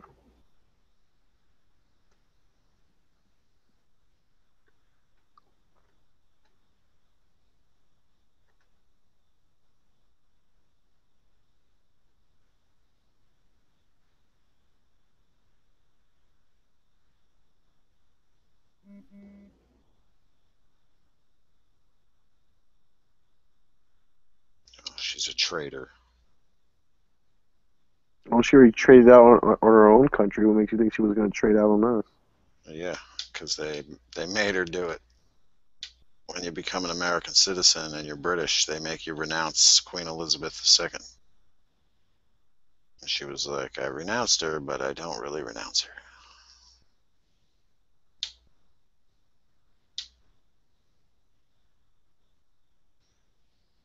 She says they were like, just say it. You don't have to mean it, but just say it. I guess she likes being a subject.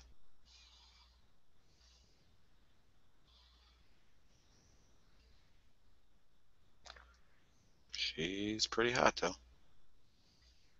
So I might give her a pass. No, bro, come on. What's There's no she going pass. to do? She's not going to take my guns. She can vote.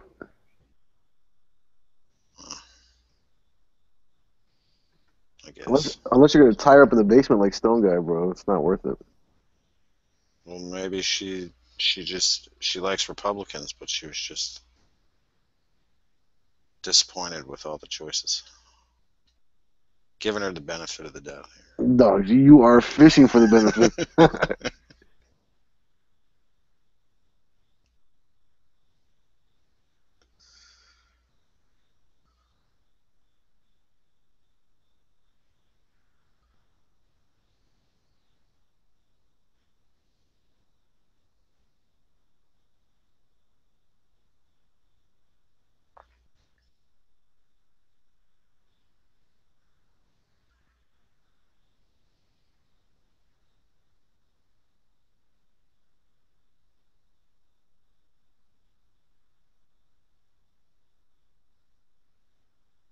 Oh, we should play that game on a chat one day.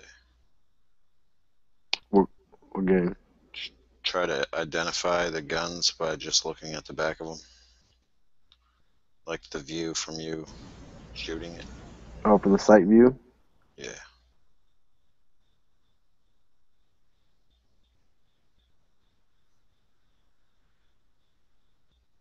We were on Facebook one day and some guy was like, post your CZ pics.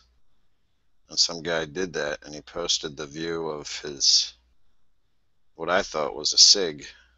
I was like, that's not a CZ, that's a SIG. And it turned out it was CZ999, the SIG clone from Zastava. I was like, that's not a CZ or a SIG. And he deleted his picture. I didn't mean to shame him. Uh-huh. It's so easy to shame people in this world. Well, he really shouldn't have posted that CZ999. It's not a CZ. Don't insult us. With your Zastava SIG clone.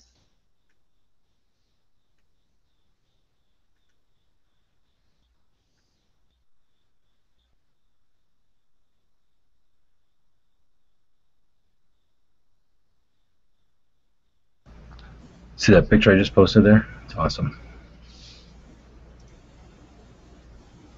That's the we're gonna kick him out.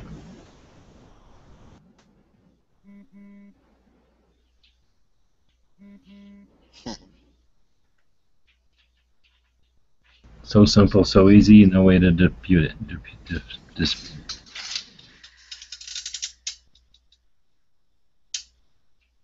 Well, that's kind of like Instagram. All you gotta do is get like the right angle and add a few filters, and boom, there you go. Instant hit. Yep. It's like that Moms Demand Action thing. Just lay it on the side. Way back there, and the other half way up here. And We'll have clusters of 5 or more. Take a picture. Suddenly 100 people looks like 1,000. Tricky bastards.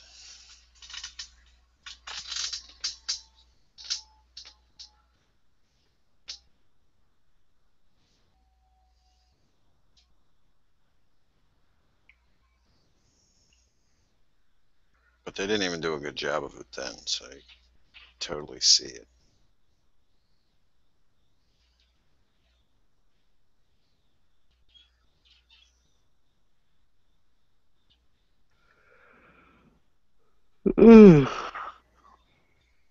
Fuck, it's 12:30.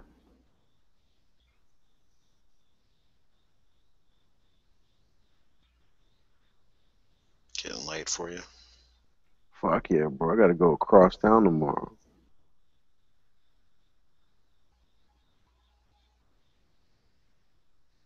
For what? School? Nah, work. They got me going to a different site tomorrow. And then I gotta drive back to fucking school. My day starts at fucking.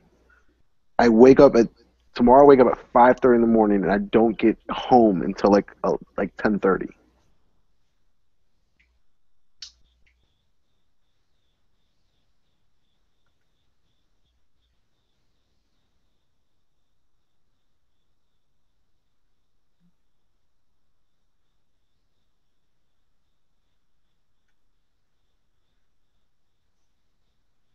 Alright.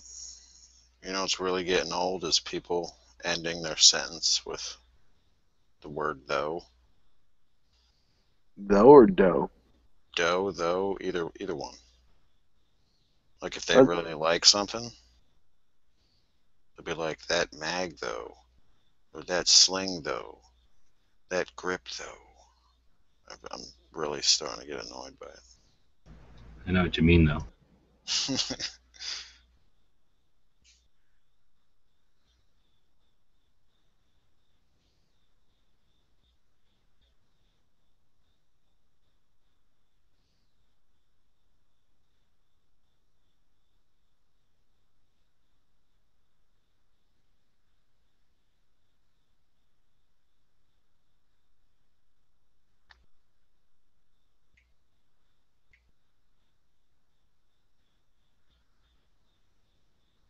I did get a Sick Guns repost the other day.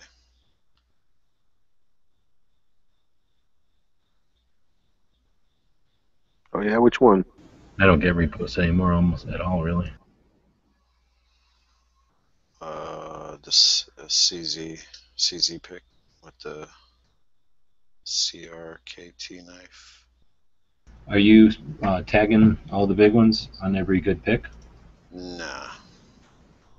I tag Sick Guns once in a while. Well, on this one, I kind of did. I tagged a bunch of people. But it took them they didn't post it for a week, so. What I have noticed is the bigger ones, which is pretty funny because like you figure like their shit would get buried even further.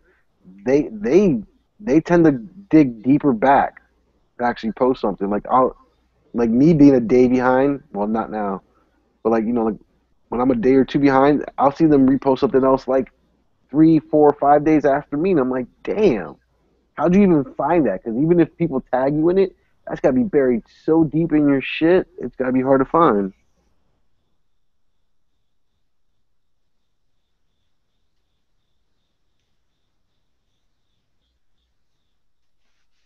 Yeah. I mean, is there like a limit on tags? How far can you scroll down when Yeah. it's like, did someone take a picture of you? Well, I mean, like you can out hashtag Instagram easy. I think it's like a limit of like 50.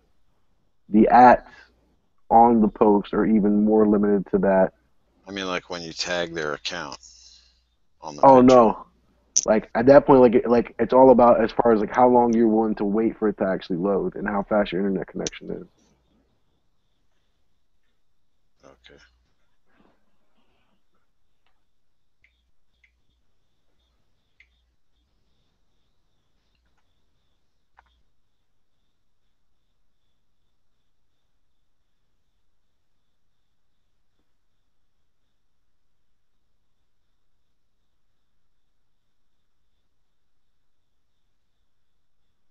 That's what I'm saying. So like like for them to find like your post from like 5 days ago and think about how many people are tagging them in their photos, they really gotta dig deep for that shit.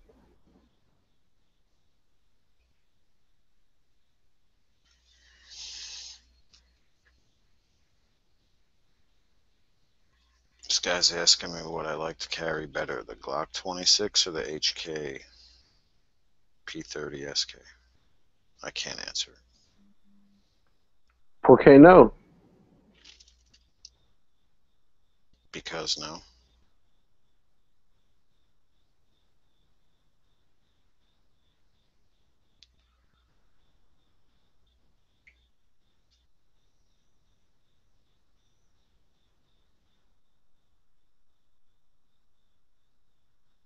I'm too indecisive to answer that question. You're too indecisive. We're like, well, Monday through Wednesday, I prefer the HK. I alternate.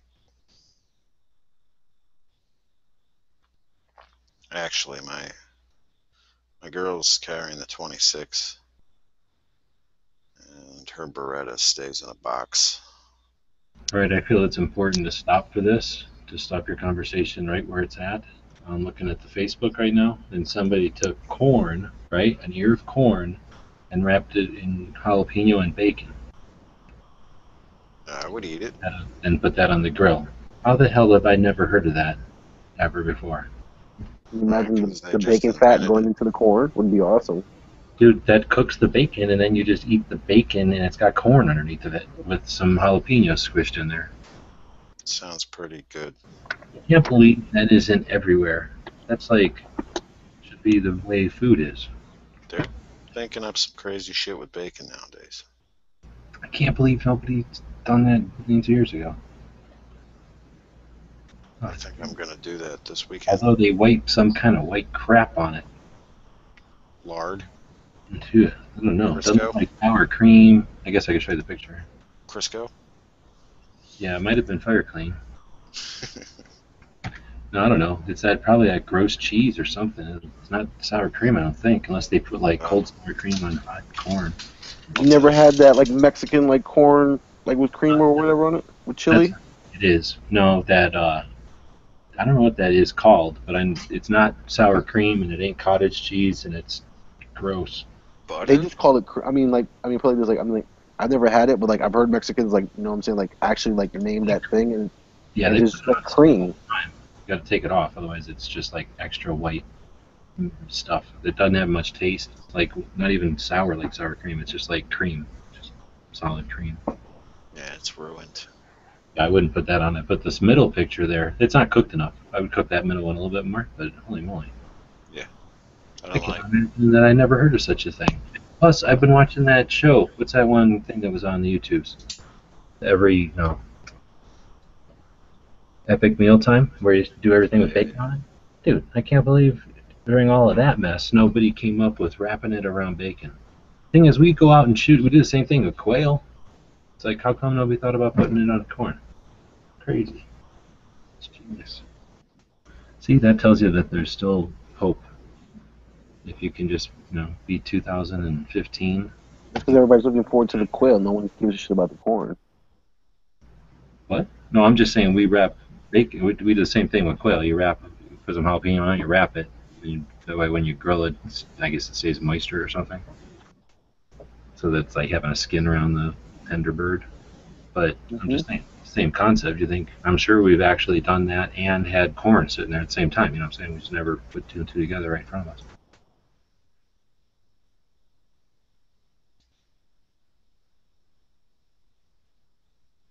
Yeah, I don't know who likes their bacon chewy like that.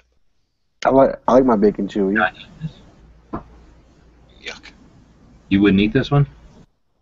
Can't see. Not the top picture. That's raw. No, the middle one. Okay. Yeah, I probably would eat it, but I'd not like it as much as if they cooked it more. Definitely.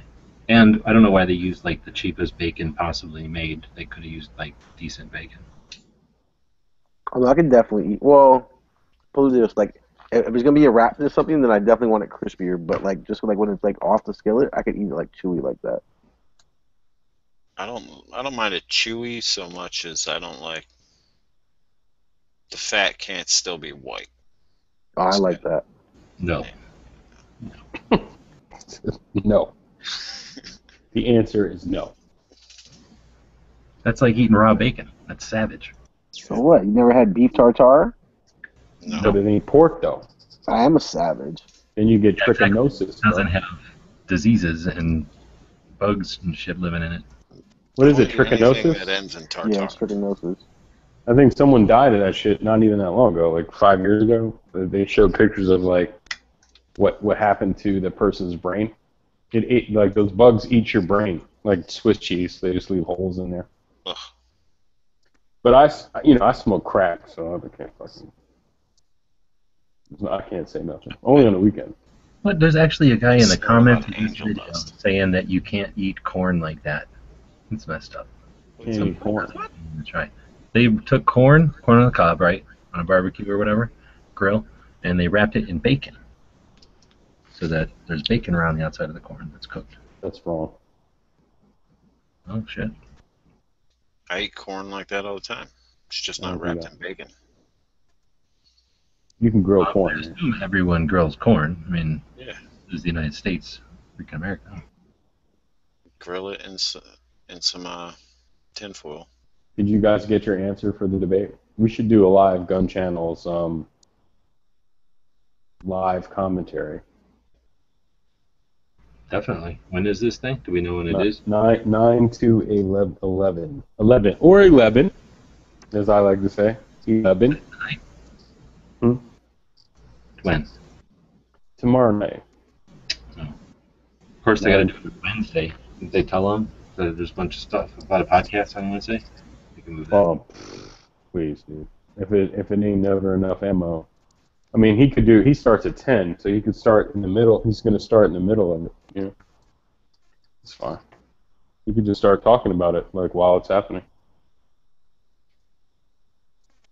But a lot of people are going to have to drop out after this, you know. You can't just, these people just can't fucking keep going. You know, if they don't perform well in the debate and their numbers drop, they can't raise any more money and they got to go bye-bye. So Who dropped out so far? Just Rick Perry, right? well, I think Pataki, like, there's a whole bunch. There were so many people running, you don't even know if they dropped out yet. But I think, like, I know Pataki was running, the ex-governor in New York. Rick Perry, Lindsey Graham, Rick Santorum. Who are these losers, man? They're like at 0%, 1%. Well, like, the other thing is that like the chick is like pretty down there, but I mean, she has like, she's rich enough to be able to finance herself. You know what I'm saying? Kind of like I don't know why anybody would, but she has the capital. Well, she performed really well last time. So Did you watch the B Squad debate? Oh yeah, for sure. Unfortunately, I did, and she killed it. I mean, she was the only person there that did well. Like, there was a guy, you know, Lindsey Graham was there. He was like on Thorazine. It looked like he like just mainlined like fucking 10 grams of heroin or something. There's a bunch of losers on there. So she killed it. She should have been on the other stage. But then, like, Dr. Ben Carson. Wait, there was a debate tonight, you're saying? No. The first debate, there was two debates. There was one at 8, I think 7 to 9, and then there was one at 9 to 11. So they had the first 10 and then the second 10, right? Last time. Carly Fiorina, she's the ex-CEO of Hewlett-Packard. She worked her way up from a secretary, so I'm sure that's not easy. And then, she was in the B Squad. Like, she was down with the first 10. And she was like, it was obvious she shouldn't, that no one there could compete with her. Like, talking at all. Like, making a sentence, answering the question. So she was funny too. So she was like, snapping on Donald Trump or whatever. So we'll see. But I think it'll be her and Trump tomorrow night, like, really going toe to toe, because Trump, I think she's the only one up there who's like in that business world, like, who could like go toe to toe with him, like, just insulting, not insulting, just like, she's not taking any shit, She's got his card, that's what I want to say. She knows she's got his card, which is a lifelong Democrat, liberal, just full, who's just turned into a Republican conservative like a week ago, whatever. What state is she from? Like, isn't she from one of the Carolinas, I think? I have no idea, dude. Like, she's never had public office. Yeah, she never had public office before, but I think she's originally from one of the Carolinas, if I'm not mistaken. It's crazy that she really worked her way up, all the way up to fucking CEO, man. Like, that's props there, you know? And then, like, you can't just be like, you're a life, you know, his whole shtick is like, I buy and sell you motherfuckers up on the stage. You know what I mean? Like, you guys come and suck my dick for money, you whores. You know, like, he can't really do that shit with her. So, I mean, did you see that first debate when he was like, I gave you money, and I gave you money, and I gave you money, and you came begging for money, I gave you money, and it was like, oh my God. It's hard to compete with that. With this guy's like, I buy and sell you chumps. Like, it's unbelievable, dude. It's scary, actually. I lost like 4 jihadi IG followers after my last post. What did you do, Bacon? I talked about the American melting pot, including firearms. You wrapped a picture of an AK. You should put that new Spikes Tactical Killahaji rifle or whatever they got going on. That shit is crazy. I kind of want to buy that. If they had a strip lower of that, I would definitely get one just for a collector's item. The Crusader, I think it's called. She got Bible verses on there, some other shit. This guy was Arab, Muslim, thinker. I have a dream. Okay. The fuck is that? He's getting Arab money. What's that dream?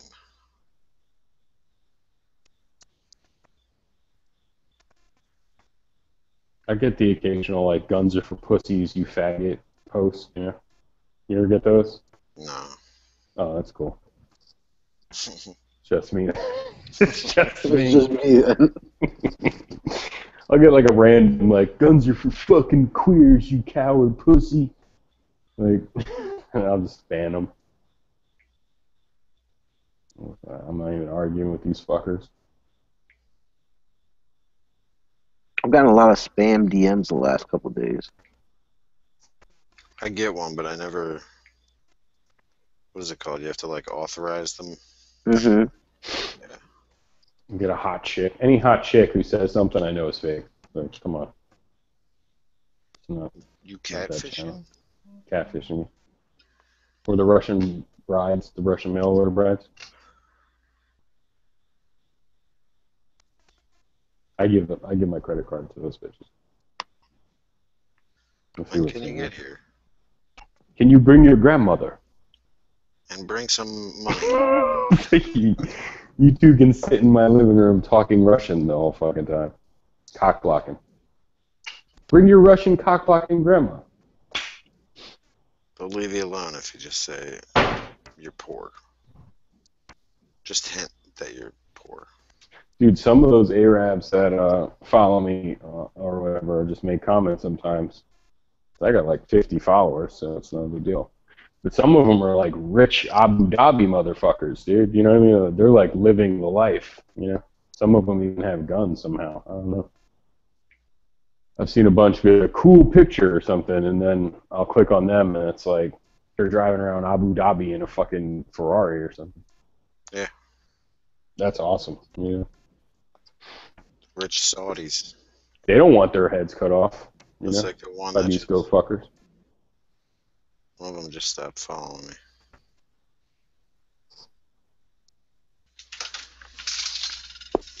This guy. Well, those like Gucci's. You can tell by the glasses that he's got a little bit of, I don't know what they call their money over there. Well, you know, like when see, like I guess they can have nice things like that because, like, so they all about, you know, like the same clothes. It's not like they're spending much on like a shirt or anything like that, or like on pants.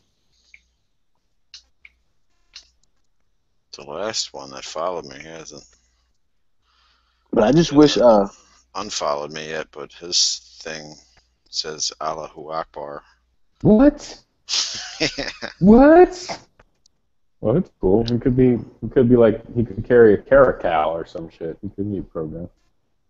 I just wish Instagram would like instantly like translate these like comments that, like that people like this make. Because I honestly don't know if they're saying something bad or negative because like it's all like in their language. You know what I'm saying? So I don't know, like, should I be blocking it or you can't even tell like what they're saying. Yeah, I don't. I just call the Can't read FBI. I it. just call the FBI. Doesn't happen. It's not happening. Every time they just feel like that FBI hotline. So I think we got a live one. See something, say something. How much? The other one. How much? How much? Like, what the fuck are you kidding me? I get a lot of that. How So much? I- for what? How much? Hey, so I just $1 million. Just send it to me. I just sent the 1 million rupees. I just sent this picture to somebody. So like somebody DM'd me on my personal account. So they probably found me on Gun Channels and then DM'd me in the personal account or whatever, and was like, How much? he was like, yo, what's up? And I don't even know this guy. And I'm like, what's good? And he goes, I'm trying to get and he sends me like an emoji of like electrical plug. I'm trying to get the electrical plug on one of them things. And I'm like, oh yeah? He's like, yeah. Like, where can I go? And I was like, yo, you got to go to this new hot spot downtown, bro. It's called FFL. and his response was 125 in shit. St. Nick, standing in the rain. It's like, yeah, wait till it's raining out and meet me on 125 in St. Nick. Yeah, I'll be right there. How much though? I need the plug. The fuck is wrong with people? I stopped responding to him, but like the first couple times I ignored it, and then the third time I was like, what do you mean? How much did I pay for it? And that's a good Never question. answered me. That's a good question. You don't really know. Is that what they mean? Now How I much did you figure pay? like they think Instagram is like a It's a free for all. advertising for sale. It's like a fucking gun show in Mobile, Alabama. Like, come on through. I'm in the parking lot, homie. How much? I'm in a black van with a red stripe on there. Send me $2,000, and we'll talk. How much for that Extendo P30 mag? Did you hot glue that shit together yourself or what? Yeah. You super glued that shit? No, it just snaps on. Who makes that? HK Parts.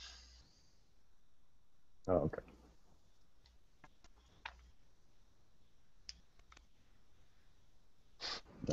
That's how many rounds is that?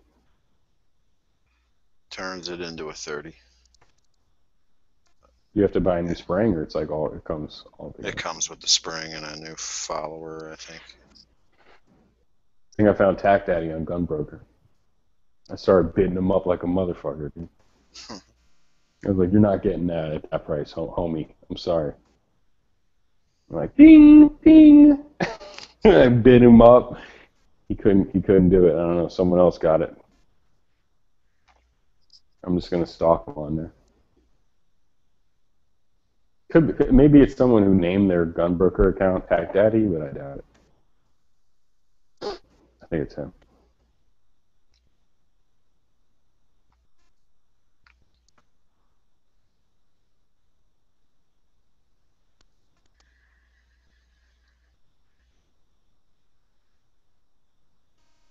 Tell you guys about the site though. There's a guy on Gunbroker. It's like a company called Gulf State Supply, I think it's called. Let me find it. And all they deal in is police trades. So I think it was Tac Daddy. Somebody named Tac Daddy was trying to get a Gen 4 Glock 21 for $350 with shipping, plus shipping. So I kept bidding him up to like $390, and he stepped away from that. Hopefully I don't win this shit. I was about to say, like, did you end up winning? Yeah, no, I mean, sometimes if you do win something by accident, you can call the guy and be like, dude, I'll pay your listing fees, but that sucks. It's happened to me a couple times. I've won shit, but, like, I would call them up and be like, if you don't want to sell it to me, it's fine. Like, because it's such a good deal. Like, you know, if you took a super loss, dude. Yeah, I know I won that from an incredible amount of money, but I didn't really want it. I was just being a dick, so I'm just going to pay you the listing fees. If that's Yeah, I do that a lot. I've done it. I mean, you can see me on Gunbroker. I got like 4 negatives, but in the last like 6 years, so it's not that bad. But you know, sometimes it's like I feel bad for them because like they'll have something on there they want $900 and I'll buy it for $5. You know, and it's like I bought it. You know, I was bidding on it, but I didn't think I was gonna win it, especially not at that price. Like it's worth $800. So chill. You know, like this is your chance to like not sell it to me if you don't want it. Yeah, the bidding on this started at $289, which is pretty good for a Glock Gen 4. You know. $289. Anyway, it's fucking. You guys gotta check this out. Gulf States Distributors.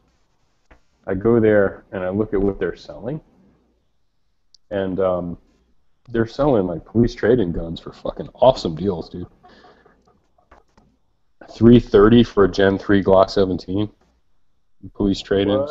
Like, here's another one. 2 days. Well, I'm sure Tac Daddy's gonna try to get this one. Glock 21 Gen 4 for $305. Here's a Smith & Wesson Model 66 in decent condition. The bidding started at $275. That's really good. Yeah. Here's something expensive. No, I guess not. An MP5 parts kit. Who the fuck is doing this? I called the guys. Like, I bought a gun from them like a couple of years ago. They only deal in like military and police trade-ins, but then they'll say stuff like I guess evidence guns or something, like guns that are confiscated. So I remember when I bought I think I bought a Glock 19 from them, and I called them up and I'm like, you know, just please don't tell me this shit is like was used in a fucking murder or some shit. I don't, you know what I mean? Like I don't. Can you tell me what's up with this? And they're like, that's just a police trade-in. But I'm bidding on this fucking thing. I mean, a Glock 21 for $300, dude. I might Gen 4 3 mags. It looks like it's mint. 390 or 300? No, this starts at 3. I lost the other one. This is the bidding started at 280, and right now it's at 3. How much time is left? 2 days. So. Oh, well, you're fucked. No, that's gonna go. Well, the last one sold for 380 or 390. So. Oh look, it's Tac Daddy again. He's the high bidder. He's the high bidder. 305, dude. I'm gonna come on, dude. I'm not letting you get that.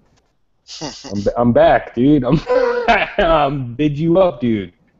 I'm gonna bid like 330 or something, dude. I'm getting that for 310, dude. Come on, man. Maybe if you were 12, it'd be okay. What is it? Oh. What is it again? I'm gonna put it in there in case you guys want it. Because seriously, the last one sold for $385, and this is kind of too good to be true. I know some people don't want 45, but these are. It says it's police trading. I'll put it right here.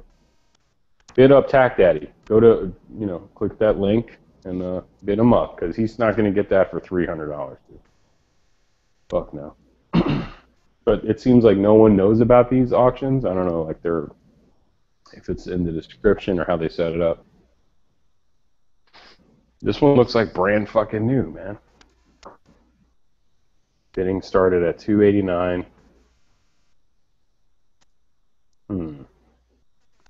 Looks pretty good.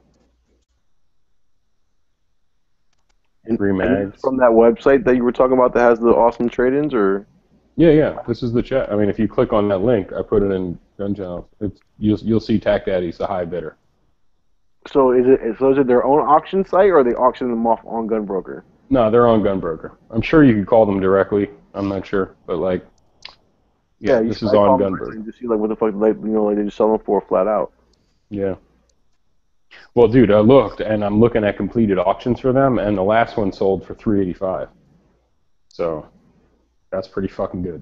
The shipping might be $30 or whatever, but still, you couldn't even get. That's better than GSSF. Fuck yeah. I think last time I went, like the last week, I went and looked, and I was looking at all the GSSF stuff, and still the best deal is like, well, the cheapest gun you can get with the coupon is a 43. It's like 370 or something. But like everything else is like for a 40, any 45 is like 500 and something, and any 9mm is 435. Really? I was seeing any 25. 435. I think they raised the rate because I was like, because it still says 400 for cops, and I asked him how much for GSSF, and he's like, add $35. It used to be like add 25. It could be that store though. I still have walk two up the Glock coupons, itself and cop a blue label or not? No, they don't do that. They don't sell. They don't sell. Like, They don't sell. Hey, you should just send them a DM and be like, how much? Where's Send Glock Inc. a DM. They don't sell. How much? They don't sell. Problem solved. I just got a front sight tool from them. It's like $25. It's just a fucking. I'm sick of the other ones, dude. If you ever change the front sight out, that little hex nut in the front, I have like different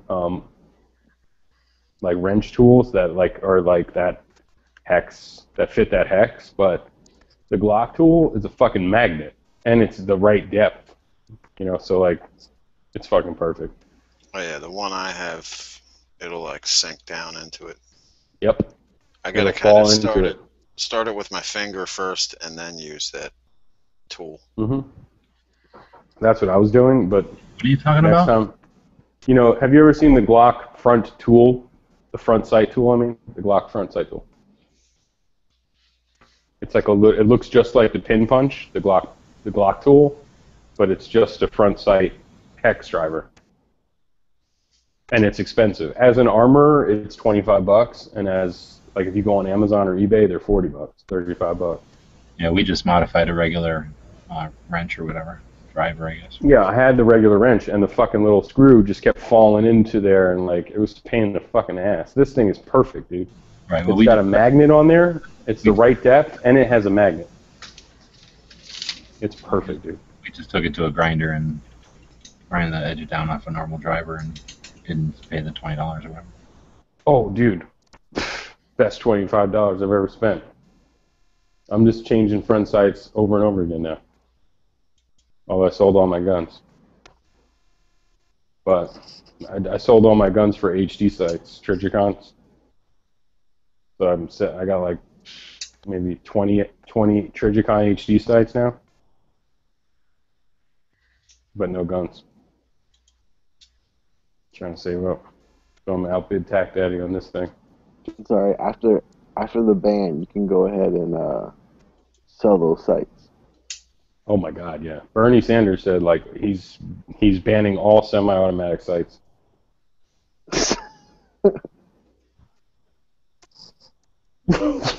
Imagine I sold some guy my used XS Big Dots that I like pried off the old gun I bought used, and I shot with them a couple times, dude. And they're not cool, but I took them off, and I was gonna throw them in the garbage. I swear to God, I was throwing them right in the garbage. I was like, no, let me go on eBay and like take a photo of them, put it on eBay, and somebody bought them for $40. I hope he can put them on his gun, huh? Hope you didn't get offended by that shoot picture. Who left, man? Marco? He's tired. Got work, dude. Oh no, Marco's here. No, he left.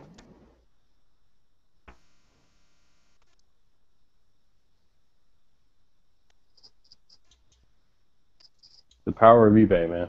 Shit I used to throw away, I'm gonna just put on eBay and see what I can get for it.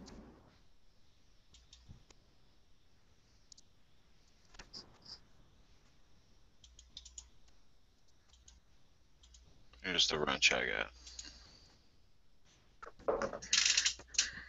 This side.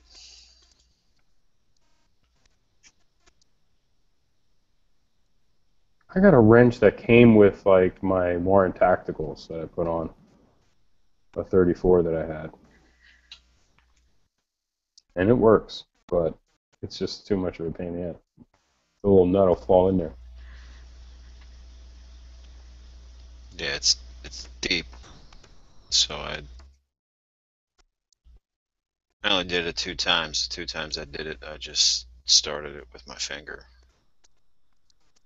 And then I used the wrench to tighten it. Do you think all these videos of Russians hanging off the side of really tall buildings, is that just CGI crap that they're doing? No, No, they're crazy Russians. I'm waiting for the video where they actually fall off.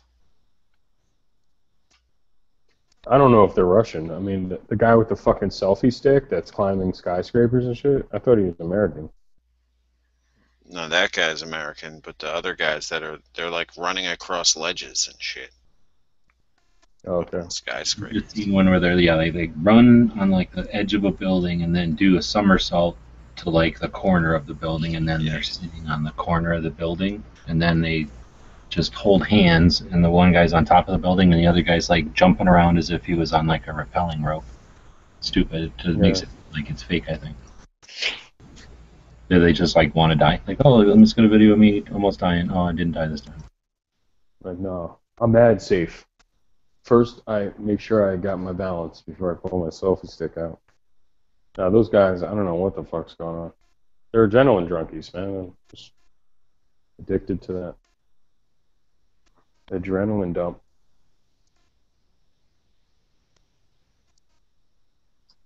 But we need like a GoPro building falling. Need that.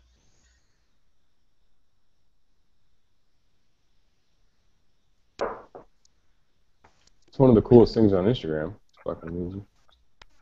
Was that a complete thought?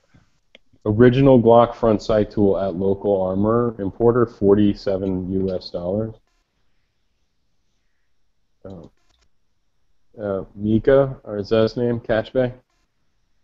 Yeah. It's worth $100, dude. I don't care what whatever you gotta pay. Buy that fucking Glock front sight tool, man. It's the fucking shit. It's awesome. You know, even if you only have to use it once. Then sell that shit on eBay. I would start the hex, like you said, start it with your fingers and then use the fucking driver. But I was like starting it with the tweezers. I was like it was a fucking pain in the ass. Anytime I touched the driver on there, on the nut, it would just fall inside of it. Upside down, didn't matter. I was like, whatever. Piece of shit. Now I need more HDs, dude. I'm like addicted. Yeah, I was just looking at the ones for the 42 and the 43. I mean, did you see what Dr. No said yesterday? If you get them from Optics Planet, you can get yellow tritium in the rear. That's what I should have done. If you've got glowing yellow in the rear, there's pills for that. I'm like glowing yellow when I pee. So you see this picture? Yeah, Can doctor. you know what the thing is? I already found it. Took a while. The bottom one. The last link. It's another picture off the Facebook. It's like a puzzle or something, like a game.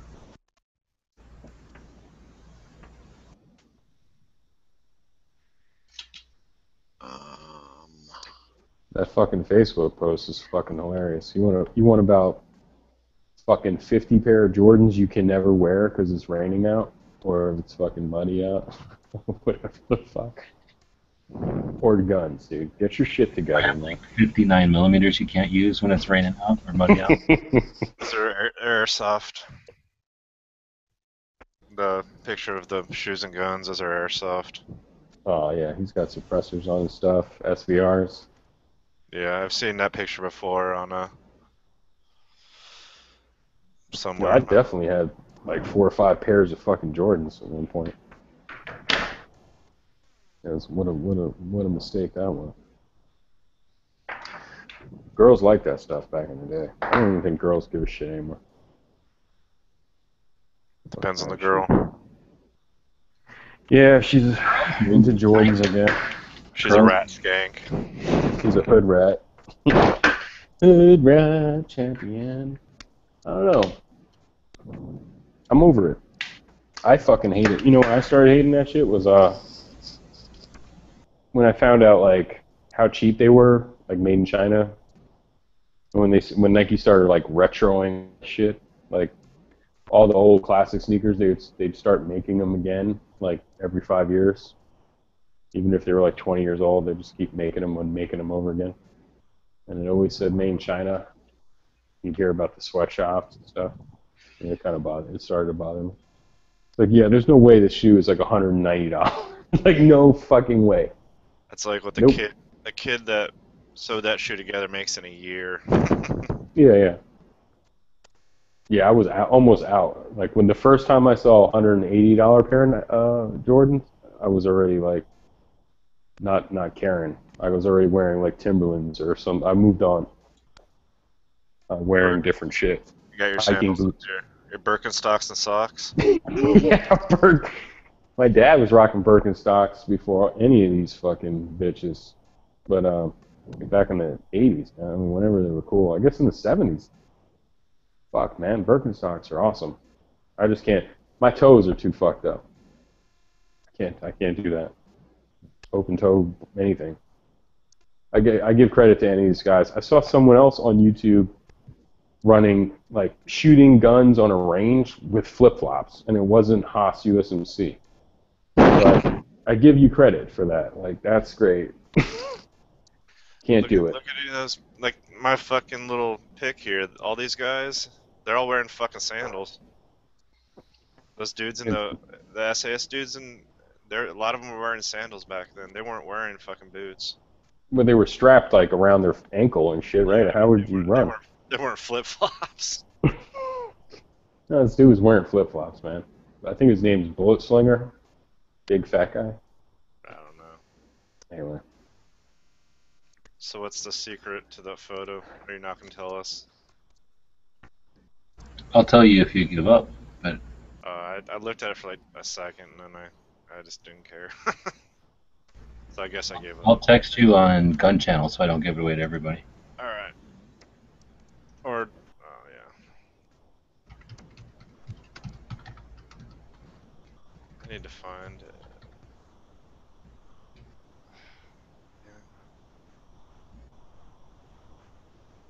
I can't tell. I'm reading the comments, and they're like, it's right in front of your face. I think she's deleting it. That's what she says for the clues. It's right. It's literally right in front of your face, which is a pretty good clue, I guess.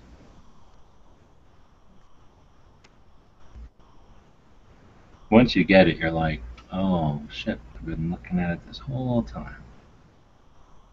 Maybe that's too much of a clue.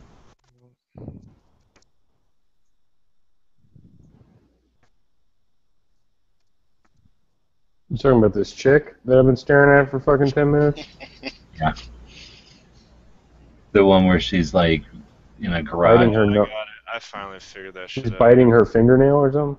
Yeah. Yeah, that's weird. No, it's either like, I bet you that's some kind of like mind thing because of the way. I mean, maybe it's just an optical illusion or whatever they call it, but. Or people can't count.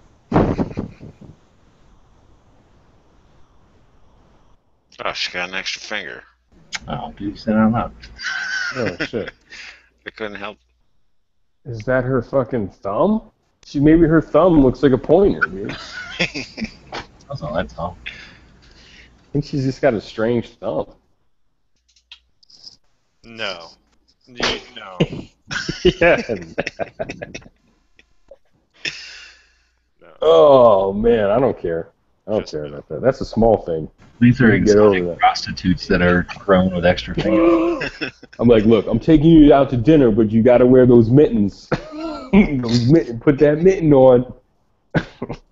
DB's dated girls with all kinds of extra fucking digits. I dated a chick with a mustache one time. What? What? That's not a Shit, chick. you know, That's she was waxing the shit, That was though. Dano. You know? You were No, dating she waxed it or something. I don't know what she did. She was waxing it. Tom Selleck. She was Italian or something. That's Puerto when Rican. you're like, She was Dominican. I got an emergency. Never talk to her again. Nah, dude. I swear I Six finger didn't see you chick. waxing your mustache. I gotta go though. 6 finger chick's cool. See, if she, so many questions about you and this mustache girl, but I'm just gonna leave it alone. Dude, I got pictures. She was waxing it. How the fuck did you know she had a mustache? Sometimes she wouldn't. She'd like let it flow, man. It was like time to. He means like wax it into a handlebar. And then Viking spit, beard wax or whatever. Yeah. Waxing it as in like a fucking like, Viking. It's like a Viking chick. She's actually, honestly, the girl who had the most upper lip hair. Going on.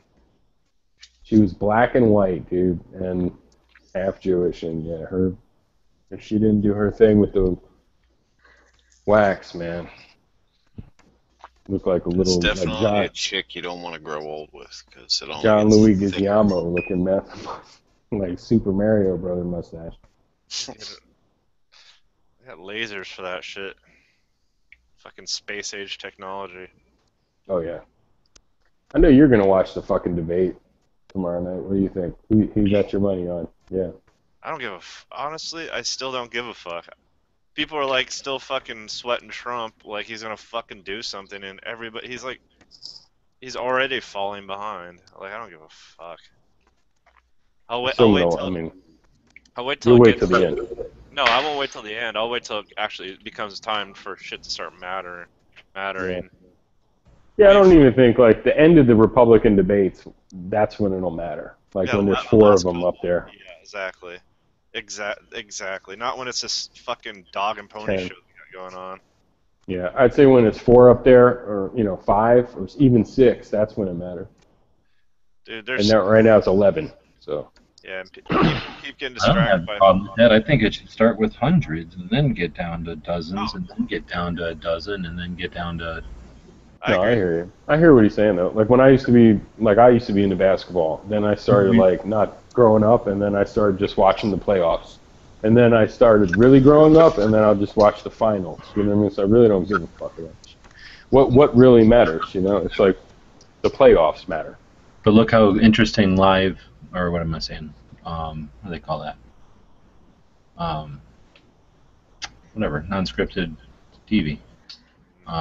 Reality show. So you would think they could just, well, I don't know, maybe that'd be a bad thing. Follow them too close. Have a camera crew with each one. If Trump wins, we'll definitely be in the first phase of idiocracy. He'll be out there watering his lawn with Gatorade. It's got electrolytes. What plants need. That's what plants need.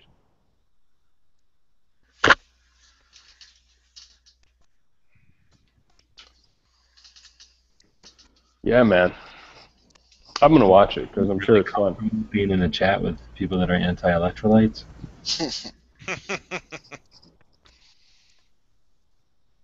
I thought you guys were talking about the electrolyte college, like how people get elected and stuff.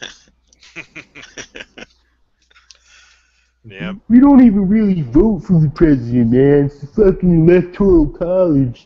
They fixed everything. It's all rigged, man. We don't need to vote. I mean, honestly, if you live in a state like where I'm from, your vote doesn't give a fuck. So why bother? Like my state is going to be true blue forever and ever and ever. But if you live in a swing state, that's where it really fucking matters. Ohio, Florida, Pennsylvania. Whatever. I mean, if you're in a state that's been red for forever and ever, who cares? I mean, so many people from California are in Texas. That's got to change dynamics. Aren't people but moving you'll to see. the area? Vegas is growing. Oh yeah. They're coming from somewhere. It'll change, but you'll know it before. You'll know you're in a swing state. And here's what I say. I think that's good because whatever, you can't stop it, right? Just people are going to migrate. But all those people that go from California and then come to California or go to Texas from California or Vegas even from California specifically or New York or whatever state, when they go to these states and figure out that there's nothing to fear in a free state, you know what I'm saying? They might be sending some of that stuff back in their communications like, oh, you don't have to worry about that. I'm living in Arizona where there's constitutional carry and there's absolutely no issue. No, So I mean, they most might of them be- will be they might like, be becoming ambassadors. they'll be like, so how is it moving from LA to Arizona to Phoenix? And they'll be like, oh, it's really cool. I love it here. It's like a lot of freedom. It's hot as fuck, but it's awesome, you know? And then their friends are like, oh, I feel so sorry for you. I mean, with those savages out there, like those cowboys, they're playing cowboy and Indian, and you got that Sheriff Appario or whatever, Appayo. I mean, yeah, I mean, all right, call me next month. Let me know if you get shot or anything. Like in the crossfire. Damn, I didn't think about it. You got locked down like that. You make a good point. Valid. What do you mean? Valid position. I don't know what I'm talking about. Drama there. Really got me thinking. Here's my point is, people in LA look at you when you move to Phoenix like a fucking loser. You know what I mean? Like, you know, like, gee, you Yeah, just, but you really everybody fucked moves up in I life. don't know if everybody's hip and trendy though. I think some people don't move, they have to move, and they're like they don't really. Oh, Yeah. please. If you're from LA and you're like, oh yeah, I gotta move, man. It's too expensive here. I mean, I gotta leave. And then they're like, where are you moving to? And you're like, Texas. You know, moving to Texas. They're like, ah, okay. Well, People don't. call me. Call me People sometime. don't want to live in LA. They have to live in LA. That's everybody. Oh, knows. those Hollywood motherfuckers love it, dude. They No, love it. well, fuck them. They're not real people. I'm talking about like people that move there for whatever industry they're in. I know a lot of people live there not because they want to, because they have to for work. Yeah, All of them that's hate true. it. Every chance they get, they're fucking out of there, and then they have to go back. You know, Wayne is saying that they come over here and ruin it, and they do. But that's no problem because they're already fighting us from California as far as gun laws, and we're winning. So I don't care if they come here and try to fight from within. Also, because I'm down for that fight. I'm ready for that. But I still think that it's worth it because one, you don't fight off infection without a cold once in a while. So you need to have the fight so that you're strong, so that they see that you're strong, and they don't ever really gear up for a real fight because it's not that important to them. So if we sit around paying attention to something else, they might think it's worth stabbing us in the back or something easy. So I think that it's not. I'm not too worried about the challenge of them migrating over here, but I still say there's some validity to the concept that a lot of them, because I know a lot of people from California, seriously, and I suspect that they liked guns. Like you say, they were living there by necessity, not by choice. Yeah. So when they were inclined to move here when they could. So as soon as they were able to, they did, and they jumped into guns in a big way. And like I say, the thing is, even if they were prepositioned to like guns and moved here because of that, maybe they're still interacting with their coworkers and people that they went to school with or whatever, relationships that they have from there, and those people are still going to see, even just if it's through osmosis, that guy didn't go die in the wastelands of Arizona. And if they ever do visit, they find out that it's pretty awesome, and then more people move out here. So You guys have a state income tax? That's good. Yeah, we do. 9-something%. It's insane. That's probably wow. California hasn't swarmed us yet. That's a lot, yeah. But you guys might not have a city tax. No, it's like 8 for the state and like another 1 point something for the cities. So if you go out into like a county gun show, it's less tax. So, but that's as much as I know about it. Really, I don't know. Well, what kills me is people who my family, they moved from New York, partly to be close to me or whatever. But on the other hand, property taxes were out of control, really out of control, and taxes are just out of control. So they'll come down, they move down here, and they were here for one election to vote for our senators, and they were going to fucking vote for Jimmy Carter's grandson. And I was like, you just came from a fucking place where it was like you could barely afford to breathe, and it's because of who's running the show up there. I mean, pretty much. I mean, it's like undisputed. I mean, it is what it is. You know what the worst thing about when your relatives move into the area that you moved into? No, besides seeing them? Is having to then move again. Yeah, that's true. I mean, that would suck if I mean, I feel bad if I had to, but I'd have to do it. But the whole thing of like, oh, you're moving to Florida now? Okay, cool. So, like, Florida has no state income tax. You know, but people move from New York down there or from wherever to fucking retire mostly because they're old and it's cheap. And you move down there and you start voting for the same kind of people who ran, you know, basically ran you out of your fucking home state. Doesn't make sense. If it's for money. Did you guys see Yankees video today? Yeah. What the fuck was that, dude? Like, if Yankee wants to jump in here, I don't like. That silver lining is so thin and frail that it would. No. I don't. It would be like. The interstate commerce thing is like, seriously. I don't even go on vacation a lot, but the rare chance that I might want to buy a gun when I'm on vacation at Disney World is it doesn't make sense. Like, there's no silver lining.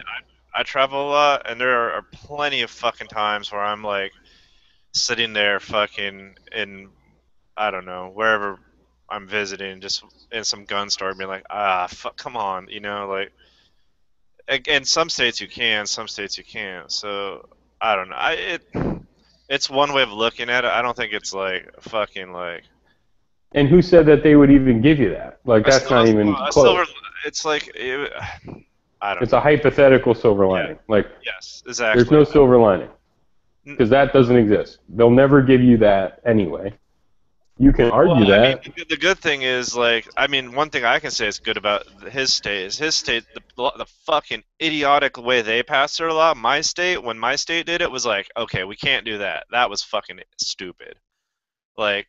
So my state didn't do all the shit with like museums having to give guns back to like people that don't lend museums displays and shit like that, and I can lend my best friend a fucking rifle to go hunting. Like, there's all these provisions in our laws to like not all that crazy shit that the Washington state law did. We don't have to deal with. So I mean, there are silver linings even to a bad situation, but I thought it was interesting, but I don't think it's like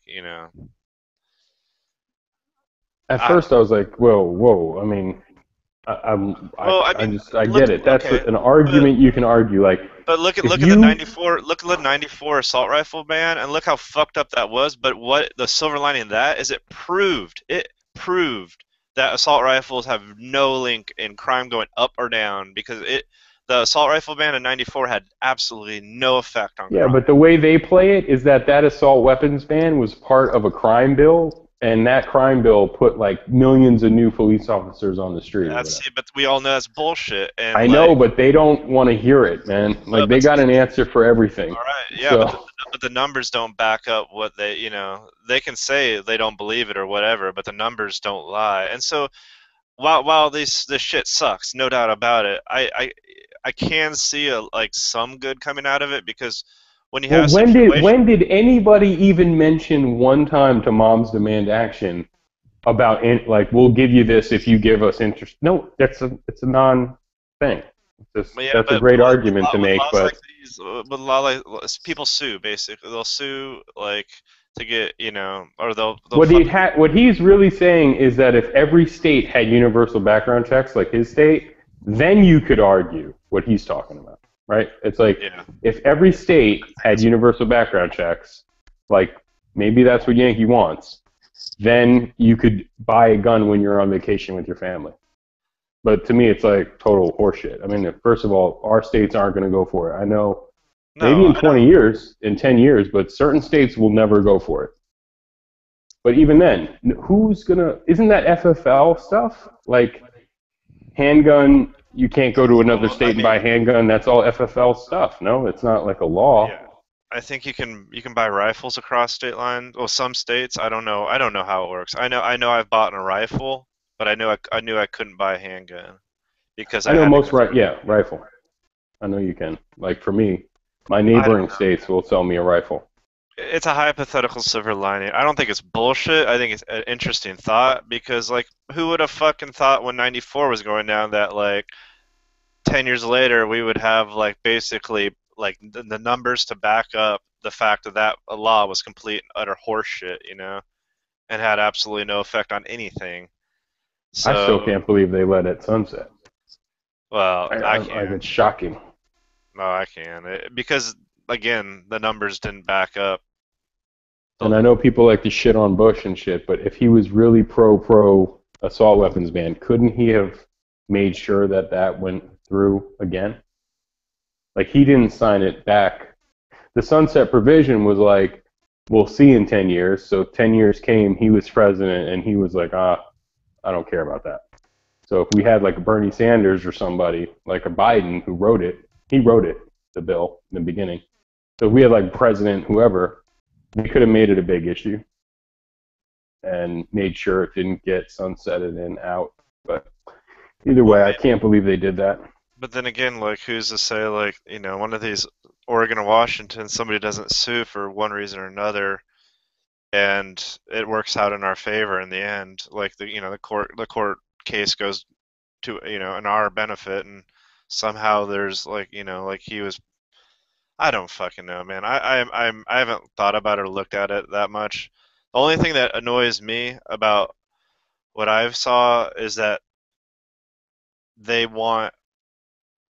Not only the one thing I hate, I really fucking gets under my skin that happened in my state is that they don't just want the buyer's information. They also want like a little bit of like information of who sold it to the when you're transferring to FFL, they like added like a little fucking thing for the seller, and that's fucking bullshit. Like, why do you need the seller's information? To make, well, what if it comes back stolen? Well, if it comes back stolen, the fucking person's standing right fucking there. Well, no, I mean, what if it comes back stolen after the fact? It wouldn't come back stolen after the fact. If you're doing a background check and you're running the numbers, it should come back stolen. Yeah, but there's no international or even statewide, like United States of America background, stolen firearms database. It can come back after the fact. That's true. That's true. I didn't think about that. You're right. I didn't think about that. So it's like, say, like a year later, it comes back. Because most of these times I hear about it, and it sounds like a nightmare. Imagine getting pulled over and you get a jackass cop like, let me see your gun. Oh, I'm going to put it in my car. And, for a traffic stop or whatever. And then they run the serial number, and then it comes back stolen. That could happen years after the fucking fact that you bought it.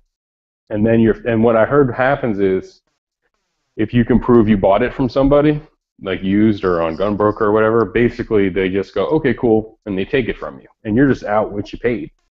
Yeah. Yeah, it's like, because they can't prove that you stole it. You're in possession of a stolen firearm, but basically unknowingly, and they can't prove you stole it. I didn't think about the fact it would be like maybe years later that it comes up stolen. But even then, like in my state, you have to report if you have a stolen firearm, you have to report it stolen within like a certain amount of time. Like you have like, I forgot how long it is, but if you don't do it within a certain amount of time, you can, I guess, get charged with a misdemeanor or some fucking shit. Yeah, I think that's the law where I live too, but I'm not sure what the actual charge is, but they encourage it. But like, I've heard G-Web say this because I've had this argument with him too before. It was like, what if, say, someone has a rental house or a cabin, like a hunting cabin or something. There's a lot of times where people won't even realize that the gun was stolen for, say, 6 months, a year, or whatever. Or, you know what I mean? So. Well, yeah, I mean, there's cases where obviously, like, you can prove the person did. But it's not about reporting it stolen at the time. As soon as you find out it's stolen, you're supposed to report. It has nothing to do with when it was actually stolen. That's bullshit. You're an advocate of that? No, I'm not an advocate of that. I'm just saying, like, you would think that, like, because of shit like that, they wouldn't need to have this fucking seller's information shit on the fucking buying it, if you're transferring FFL. I don't know. It's weird to me that, like, my state, because I don't know if other states do that. Like, if you transfer through an FFL, do you have to? Yeah, I've done it a lot on Gunbroker or whatever. When I drop off the gun to get shipped to my FFL, they take my driver's license. Oh, really? And they make a scan of it, but they're doing it for themselves, and they're not doing it to There's no 4473 involved in that transaction. They're just taking the gun from me, putting it in their books, and then they're shipping it. So I don't have to fill out any crazy paperwork or anything, but they just want a record of like who owned it. That's all. It goes into their books. So there's a record of that shop in their FFL ledger that says that gun came in and then it went out to the shop that you told them to send it to.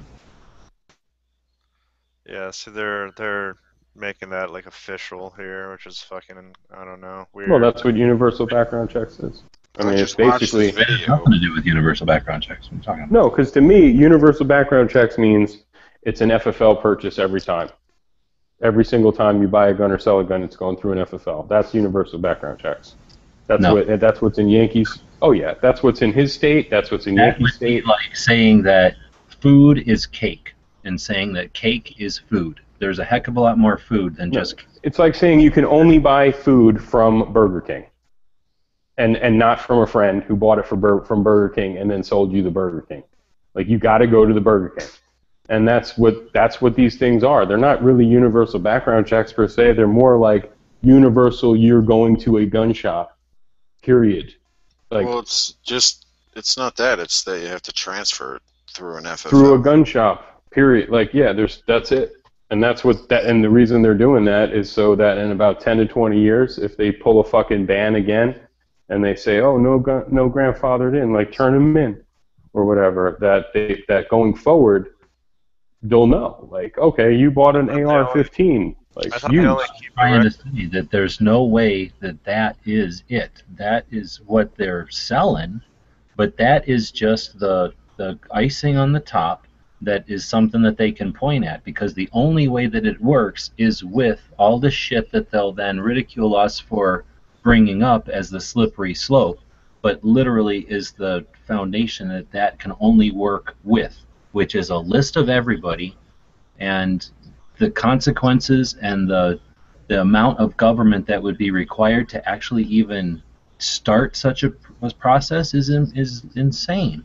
So that's to say that it's universal background checks is just going to an FFL is just the tip of that massive freaking iceberg that they basically are, that by allowing you're allowing to start.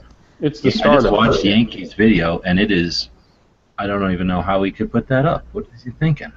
I just watched it too, and I don't understand what universal background checks has to do with the goal he wants to achieve. Because in his mind, I'm going to speak for him, he thinks every single state is going to have the same thing passed. That's what he said it before in chat.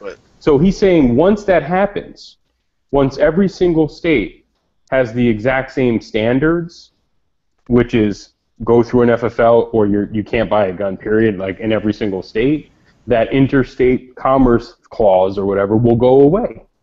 But that will only be until every single state is the same, which he thinks is going to happen in the next 5 to 10 years. I'm saying every single state already is the same.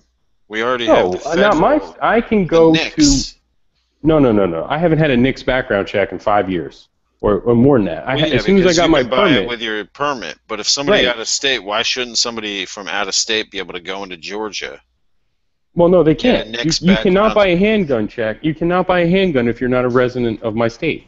Right. Privately or not. What does a universal background check have to do with changing that?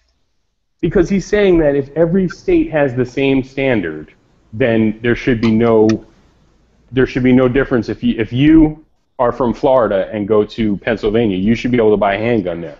Because every single state has the same standard. Right now, standard. every single state is individual, as it should be, and they each have their own standards. So some states do use NICS, but not every state uses only NICS. So some states don't feel NICS is enough, but because of the 94 whatever it was says they have to use NICS, they're obligated to, but they make their state police use it, and a gun shop, an FFL, needs to go to the state. And that's what That's what my state does. You have to go through the state police. So, and they usually add another layer of scrutiny and potentially, more databases they look at or whatever scary ass shit they're adding to the pile for the guys. I have a question. How long are gun shops or FFLs required to keep those paper records? What? It's either on 10 hand? or 20. I'm almost positive it's 10 now. It's 10 what? 10 years, and then they're not required to have them in their possession. Dude, and that, I mean, honestly, well, yeah. And that means they can go to storage. Or they can destroy them. No, I thought they had to keep them for the life of the business. I think so. Well, that would mean... Here's how it is. Here's forever. That'd be thousands of them forever, but when they close down, the FFL has to give them the last 10 years. So if a gun shop's been around 20 years, they only have to give them the last 10. Maybe that's what we figured out whenever we looked at it the last time. But you need to keep 10 years in the shop worth of those records, or 44. See, I don't even understand how So, they're... and then, how about this? Here's mind-boggling. Once they go out of business, they turn them in, right? Yes. And then where do they go then? To some place to get digitized? Yeah. Yeah. Exactly. So then when people argue like, oh, there's no list, no one knows anything. Like, sure, They're buddy. not, I don't believe they're fucking digitizing shit. So I mean, I watched this thing on Netflix that's about hackers and stuff, and they talked about that guy, is it Snowden? Yeah. Who gave up a bunch of CIA stuff or something. Yeah, it was Snowden. And anyway, they said that basically, and I never paid a lot of attention to this, but they said that their option back in the days was either to try to sniff out the specific data that might be bad, or just get all of it and record everything, and then go back and scrutinize through the recordings when they need to, instead of trying to go through the stream and try to filter it and only record what might be interesting or necessary for them.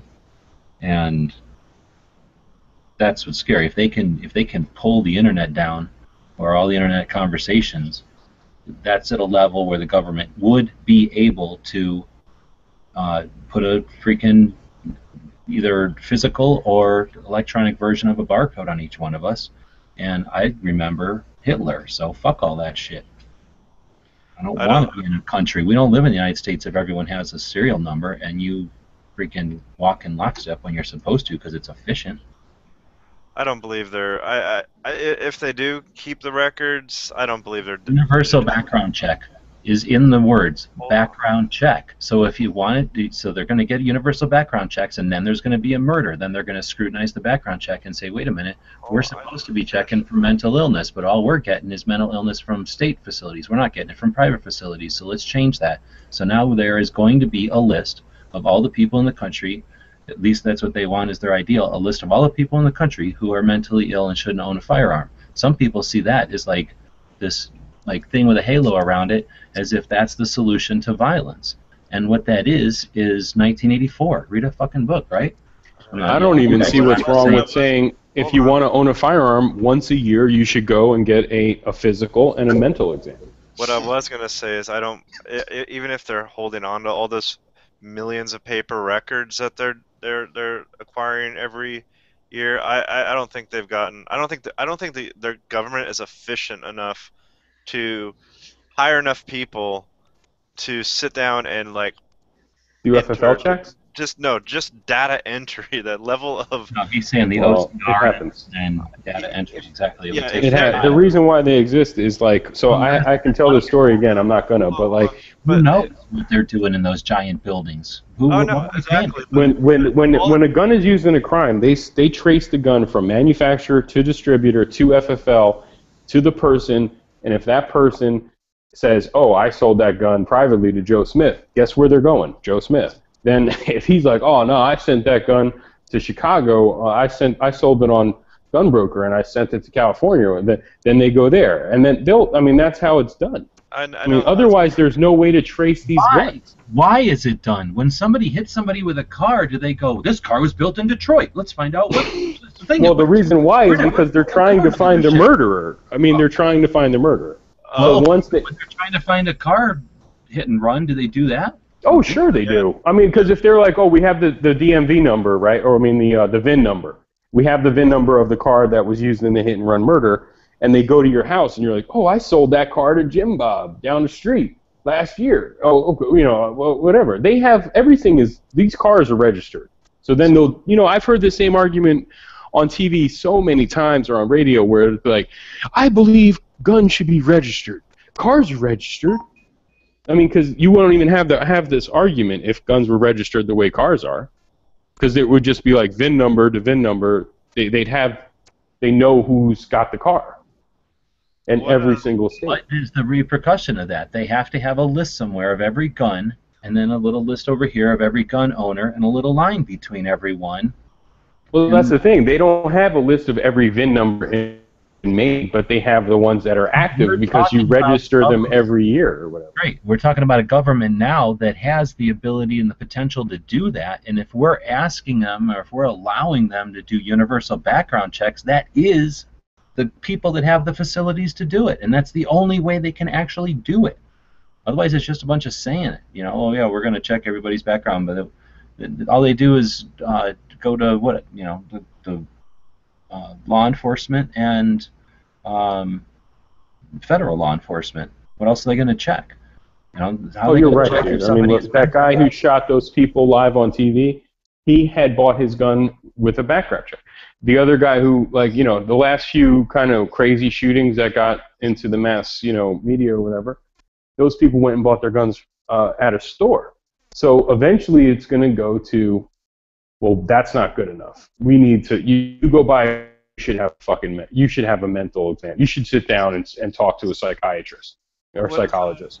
I believe that the answer is to suggest that they're looking at the one end. They should need to, like we were just looking at that meme before, you know, they're looking at the crowded side as if that's the commotion is everything. But what they need to do is turn around and look at the big empty room that is actually the auditorium that they're standing in the corner of, and figure out that they're looking at specific circumstances of a very, very small and dwindling number of firearms and circumstances amongst a sea, an ocean, a literal, you know, ocean of firearms and firearms owners that do nothing with their guns and have been and always should always be able to just transfer freely amongst themselves, because there is no evil in that.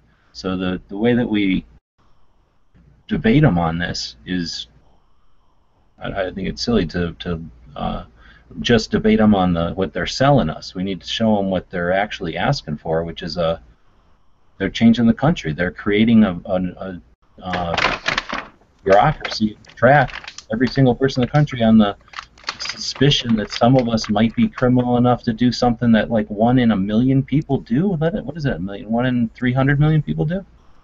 It's crazy. What's killing me is every time they open their mouth, right, it gets worse and worse for them because more people buy guns. And it's like, I think I was talking in the chat here, I think every single year Obama was president for the last 8 years, it was a record-breaking year every year. And it was like I think it's 20 million, almost 20 million NICS background checks a year. They were up either 17 million or 18 million, and then I think the biggest was 21 or 20. I think this last year too, they had record. You know, everybody was talking about how they were you know, well, not everybody. Yankee was saying how firearms sales are crashing, but I think Smith and Wesson set a record earning. Like, their stocks are going through the fucking roof right now. Think about it this way: if firearm sales are doing okay, and then there's an artificial political stimulus like there was in 2012, and sales go through the roof, and everybody's happy, and a lot of, you know, money is spent on capital and whatnot, and then sales drop off. If you remove the most common recreational caliber from the market, then everyone's going to buy. And I'm not trying to suggest the tinfoil hat like somebody removed 22, but I'm just saying, as far as us looking at from a bird's eye view, if you take 22 out of the market, I suspect people are going to start buying more 38s to go to the range with and more ARs to go to the range with. That's an interesting thought. Maybe some of these sales are spurred on not by increased fear or something of Obama, but just because, heck, I didn't have, you know, I have a 10/22, and then they came out with a damn takedown 10/22. Everybody bought one, but you can't shoot it, so you still buy a 38. And everyone's going to buy. And I'm not saying it either. But I'm going to tell you this: like that 300 million gun figure comes from 1986, I think, the John Lott thing or whatever. It's like So 300 million guns in America. That number is fucking 30 years old. So we gotta be way past that. Like, and especially if there's almost say 180 million or 160 million background checks just in the last 8 years. Dude, you're not even considering all the gun buybacks that have melted them down into plowshares. Can you imagine? 160 million background checks in the last 8 years. I know most of those people are people buying 1 or 2, 3, 4 of them at a time or whatever. So it's not, most people who own guns own more than one. But fuck just the sheer like, oh, how many gun owners? We're just talking numbers of guns. It's got to be a way to figure it out. And I was having this argument with a relative of mine just because he's like, they did it in Australia and it worked. They took all the guns away. And I just Googled it, and I think it was something like 20 million guns. I think, like, I forgot the population of Australia, but it's like, they didn't even it's take like all the guns not a lot away. of people. They're still allowed to have certain fucking firearms. They took a shit ton away, but I think it was 10 million guns they took. Yeah. And can you imagine? That's not even how many background checks we had last year. Like, we've got fucking probably, a rough estimate could be anywhere between like 500 million to a billion. 500 million? Yes. I mean, if the number from 300 million came from 1986, when those numbers that were like, oh, there's approximately a gun per person in America, that's from 1980. I mean, you don't think in the last 30 years there's probably been fucking like 10 million ARs sold in the last 5 years? No, and I think another thing, the aspect of that is, like you say, people own more than one, so especially as CCW laws get better, you have your 1911 that you took to the range or whatever it was, and then you buy your Glock or your whatever, and then you buy something smaller, and then you buy a revolver. So, like I said, 150 million that's a conservative number, because it's anywhere between like 17 and 20 million background checks a year for the last 8 years. So let's just say 150 million background checks in the last 8 years. Some of them are new guns. They can't all be used guns, man. Like, you know what I mean? Like, we got to add some of those to the number of the 300 million from '86. That is used guns too. That makes sense. I know, but some of them are new. Unfortunately, you can do it the other way because there's numbers that the manufacturers have to turn in or something, or that the FBI is always bragging about, like how many guns were registered, new guns were built by manufacturer. You ever seen those lists? Yeah. It'll be like, well, I wish I haven't seen any like totals. Like, okay, in the year 2012, like this many new guns were put on them. No, I've seen, but I've seen like Smith & Wesson made this many handguns and this many shotguns and this many this many rifles, and then this company made the same, and this company made this, and this company made this. I've seen that kind of list before.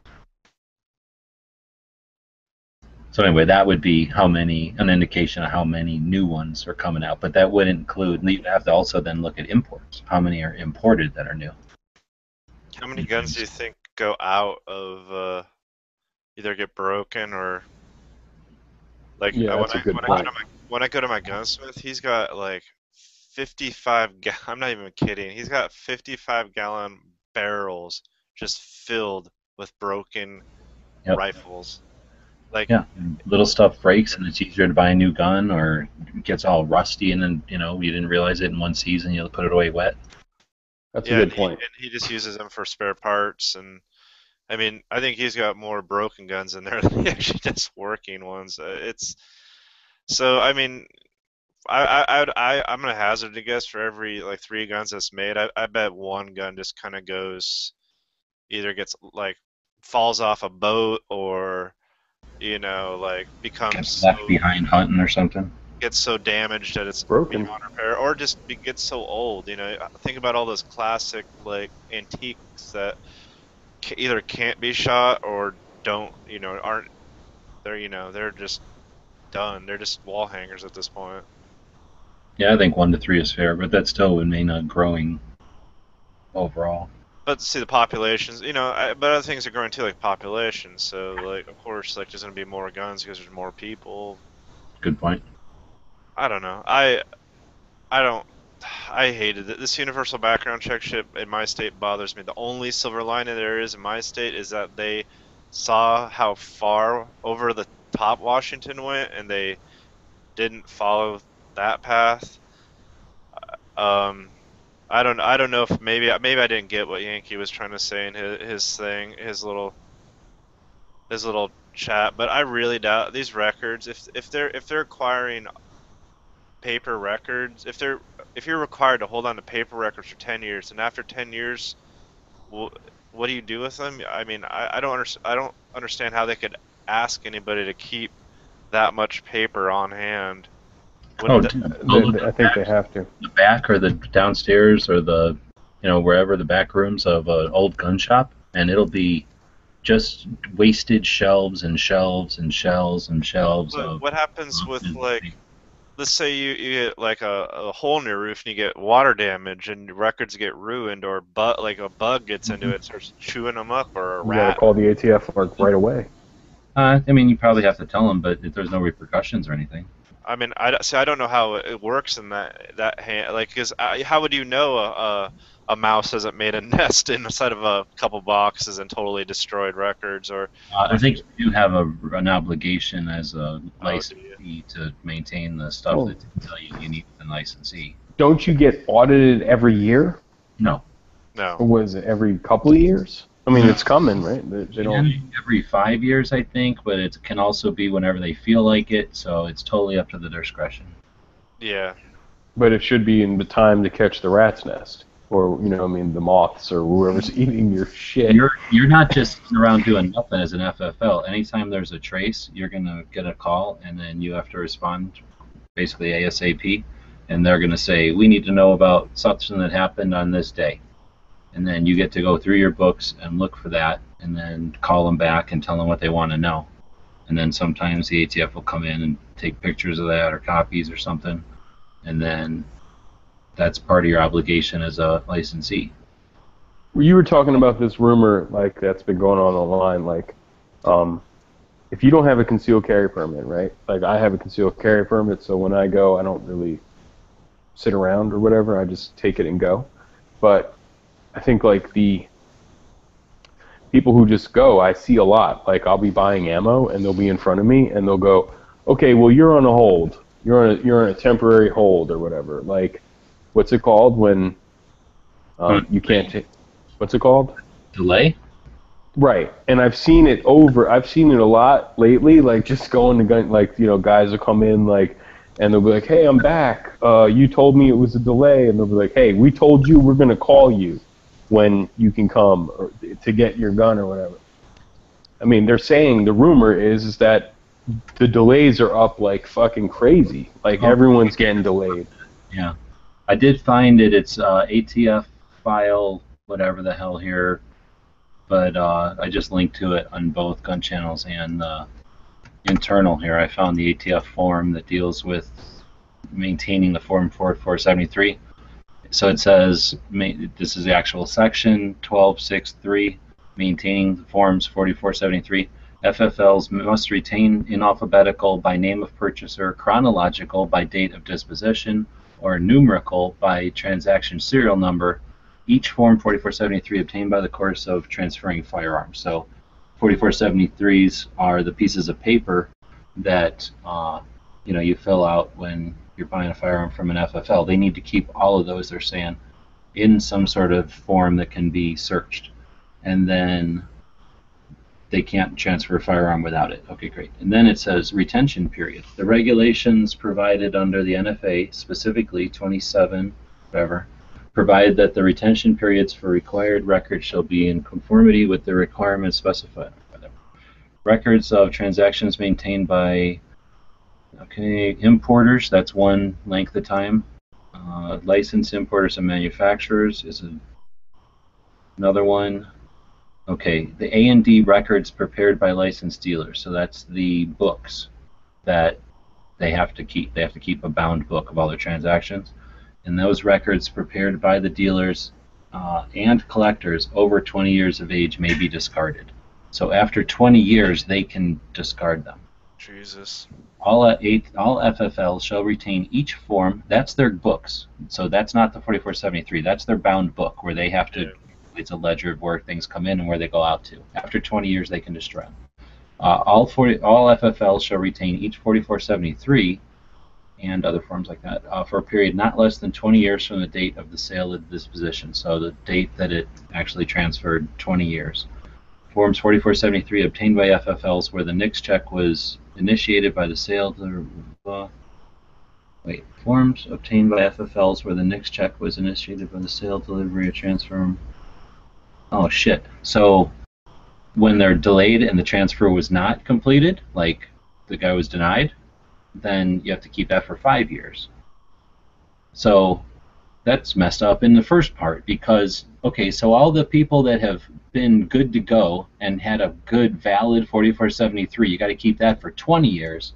But the people that got delayed, or I mean denied, which is no, you're not getting a gun, NICS decided no, those you only have to keep for 5 years. Because why would we want to keep that information around for a long time? No shit, that's kind Dude, I swear to God, at a gun show one time, like about 5 years ago, we were indoors at a gun show, and I was buying a gun. It was like when the OD Glocks first came back out or whatever.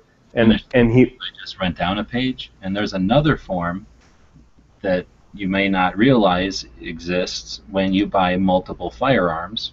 If you buy any more than one firearm in a week, there's a form that must be filled out, and that must be kept for a period of not less than 5 years. Jesus Christ. And we live on the border. That happened to me. That happened to me once too.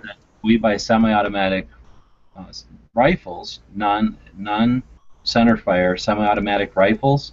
That's another form that is kept. So anytime we buy those guns in too close proximity to each other, that's another form that's kept at an FFL for 5 years. So if you're an FFL on a border state with Mexico, looks like you're going to keep these forms that are required to take for 5 years. These forms that you're required for one form for multiple or for any semi-automatic non-centerfire or non-rimfire. Then you're going to have to keep that for 5 years. 5 years form for any multiple pistol, and then 5 years for any that 4473 that didn't go through, 20 years for every 4473 that did go through, and 20 years for your bound book. So, I mean, it depends on how productive a gun shop it is, but imagine the amount of paperwork that they have to keep. I've seen a lot of gun shops, like not a lot, but there's a few that are completely digital. Like I know they're scanning my driver's license. They're scanning these fucking things, dude. All they're doing is facilitating the interaction with the customer digitally, but there's still a bound book. I don't think that anything in here says you can have an electronic copy on a hard drive. Yeah, you have. That's one. I mean, and sorry if I this don't know, comes maybe. out wrong, this is one reason I don't think the government could do anything with this, because the amount of paperwork that they have. True. It benefits us that they are so far behind. Like, if it was digital, I would be far more worried about a database. And that's the thing that I agree. But when they go in for the audits, they're not digitizing stuff? No. Yes. No, they definitely. They'll go in and scan as many 4473s as they feel like, unless somebody has a fit or like whatever. I thought they were using handheld scanners.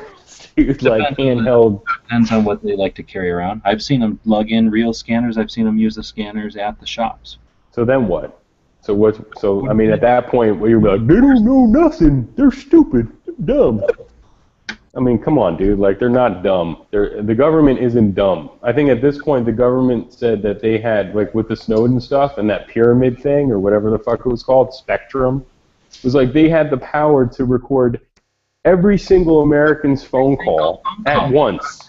And they did. They just record everything, and then if they suspect something, they go back. But they were like, it's just easier to record it all and have it all, and then we'll just go back and look if we need to. No, but I hear what he's saying. It's like paper thing makes you more comfortable because it's down on paper. Okay, like so that's the part that it's frustrating to me, because yes, the 68 Gun Control Act was a bunch of shit, but at least somebody was thinking about it, because there was there's some resistance there that made this a tedious mess, which is the only thing that's good about bureaucracy, is that you can kind of screw it up by itself because it loves this kind of crap. But I think this was with intent. I think that this was, well, I know that the putting it on paper was with intent because they wanted to comply with, what is it, the 76 non something Privacy Act or whatever. I need to do more research on that. But there's a reason they had to do it by paper and they couldn't just send the information, and that's why when the Brady Act went through in '94, they still were bound by those like privacy restrictions that they couldn't just accumulate to make it easier for them or to make it more efficient or cost productive for them, because that is striking a cut at the jugular of freedom. As soon as they have lists, we're done, man. We're subjects. We're done. What was the story you're gonna tell about the gun show? I mean, well, I went into a gun show indoors. It was like in a trade center, and he had a wireless, like one of those Foursquare things where you run your credit card through a Foursquare. Yeah. And he kept having problems with it. So he was like, "Oh man, I'm having problems with it, but just fill out the 4473, man, and then maybe it'll work or whatever." You know, he kept swiping my card. I filled out the 4473, and then finally he was like, "All right, this thing's just not gonna fucking work. Do you have any cash on you?" And I'm like, "No." And then he's like, "There's an ATM over there." And if you've ever been to like a gun show that has a fucking ATM, they run out of cash. Even if they had cash, they would, you know, they run out in like a day, and then can't even probably withdraw that much money anyway. Exactly, it was like $500. I was like, "Dude, come on, man, fuck it." So I was like, "Just give me my credit card back, my driver's license, cool." And I walked away. I was walking away with the 4473, like I picked it up, and he's like, "No, that's mine. That you can't touch that. Like that's, you know, that's federal property or something. Like give it to me." And I'm like, "Are you kidding? I didn't even buy a fucking gun." I was like, "What are you talking? You know, I didn't even buy anything." And he's like, "That's mine. I have to keep it." And I'm like, "Get the fuck out of here. You got my name, my fucking date of birth, where I was born, all this information for no fucking reason. I didn't even buy anything." So what G-Webs was just saying was like, "Oh yeah, he has to keep that for 5 years." I didn't even buy anything. It doesn't even make sense. You know what I mean? Just because he gave me it and I filled it out and I was done with it, I don't even remember if I signed it. But like I was pissed. I was like, "Dude, fuck you, man." But okay, you keep it and I'll walk away. You know, I was trying to think of some other time where he was talking something like that happened to me.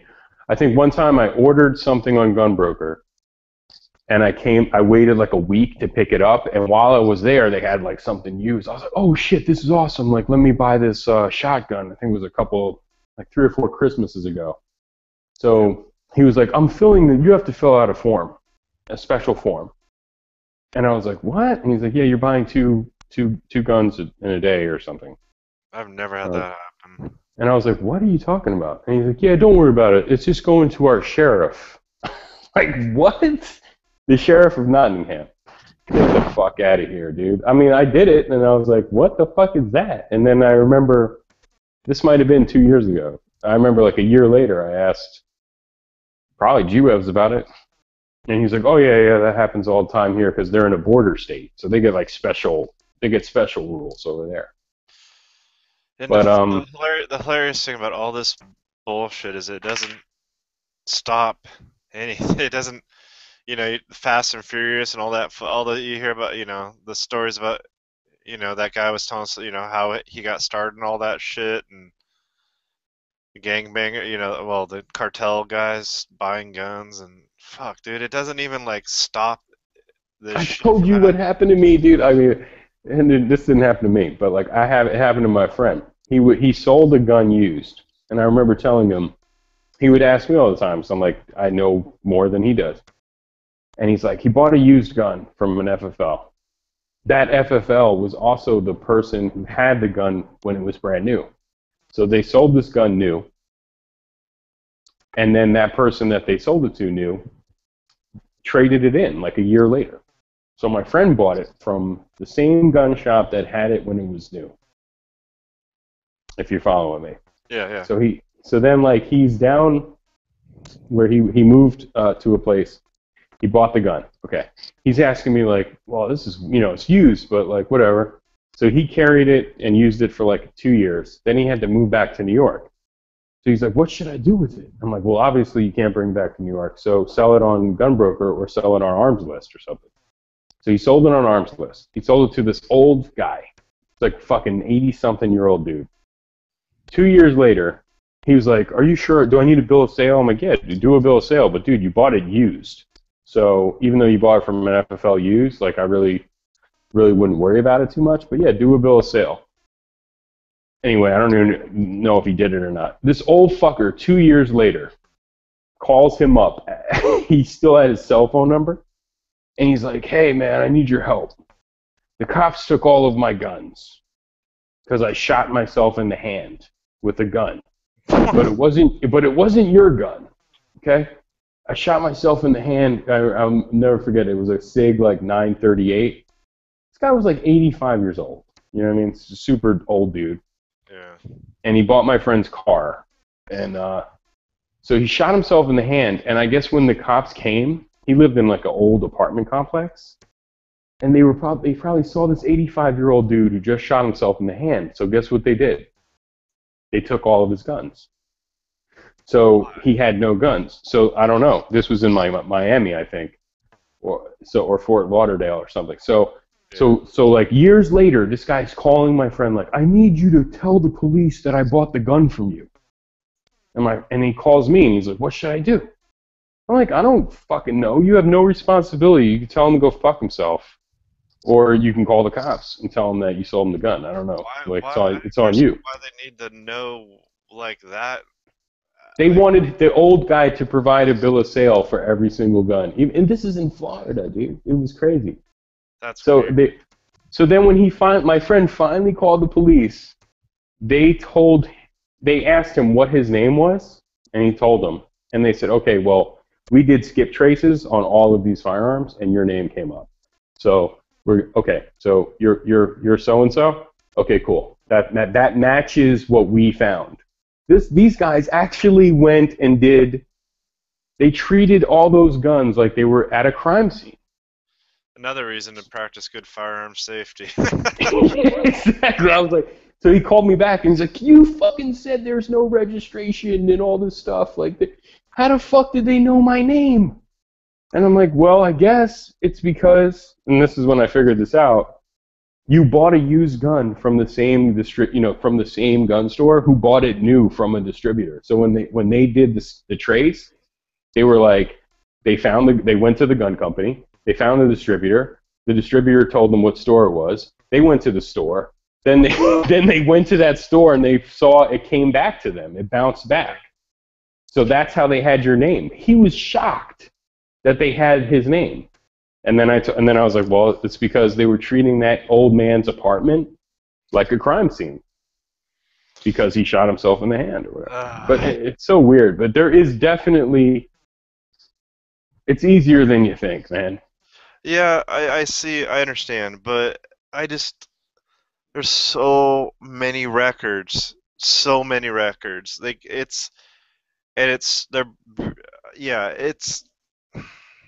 always manufacturer to distributor to FFL, and then if it's years later and that thing gets bounced around, whatever. But say in your state going forward, there'll always be a way to trace that thing. It's because going forward, 2016 or let's say, it's manufacturer, distributor, FFL, person.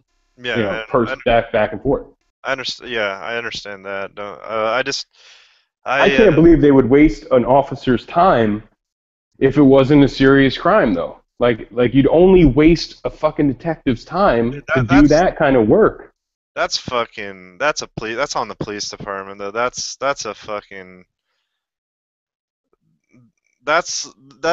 like those cops that fucking charge a kid that kissed a girl on the cheek in middle school as assault or a sex offense or some shit like that. You know what I mean? Like, yeah, there's some cops out there that are way too like You know, they're ready to fucking like throw the book at fucking grandma for crossing the street against the light. You know what I mean? Like, Yeah.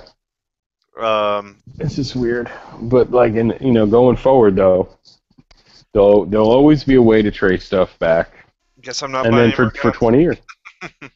Well, dude, I'm sure like if that shit happened where I live, there'd be a whole bunch of people like, this is it. Like, when did they give you a date when it kicked in?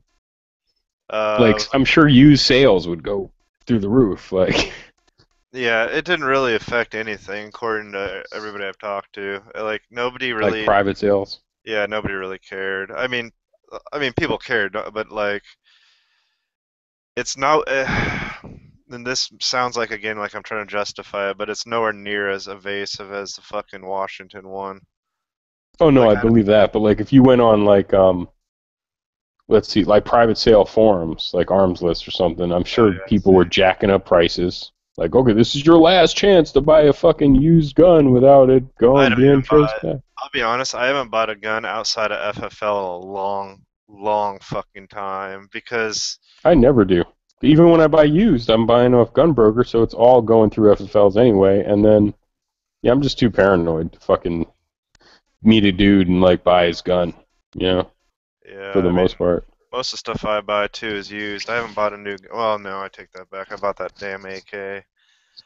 I don't know. I just think, yeah, they can be digitizing records. They could be doing a lot of things, but the number of agents they have versus the number of records that are being, and not even just one piece of paper. Sometimes, like you just talked about, like maybe 2 or 3 pieces of paper per transaction, even if the transaction doesn't go through. So that's weird, yeah. And obviously they're fucking not.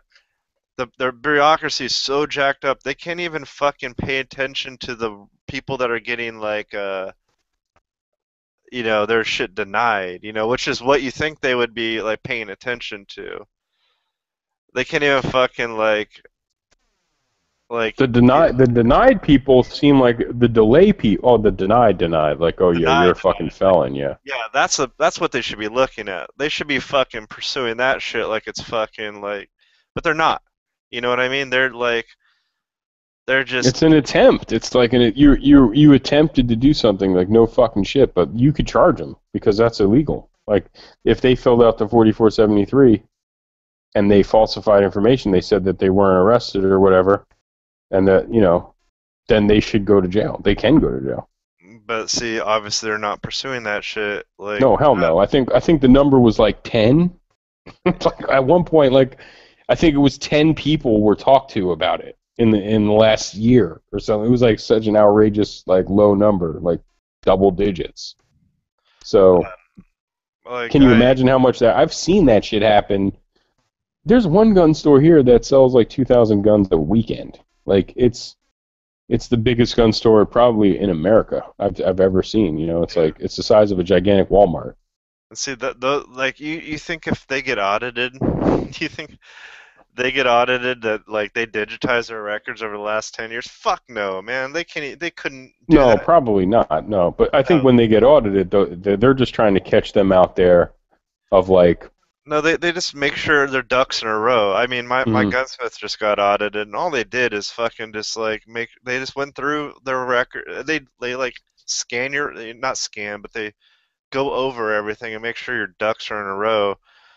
Yeah, but that's their That's the thing, is it's their property. So if you owned a gun shop and you walk back there and they had a scanning machine and they were scanning them, you couldn't be like, "What the fuck are you doing?" It's like, no, you don't get it. This is our property. You're just holding it for us. No, I understand that. I didn't know they were scanning the records. Oh yeah, that's not the first time, I've heard that a bunch in the last few years. They can scan away because they're still not going to. That's like a drop in the barrel. You know what I mean? Oh yeah. What's the difference?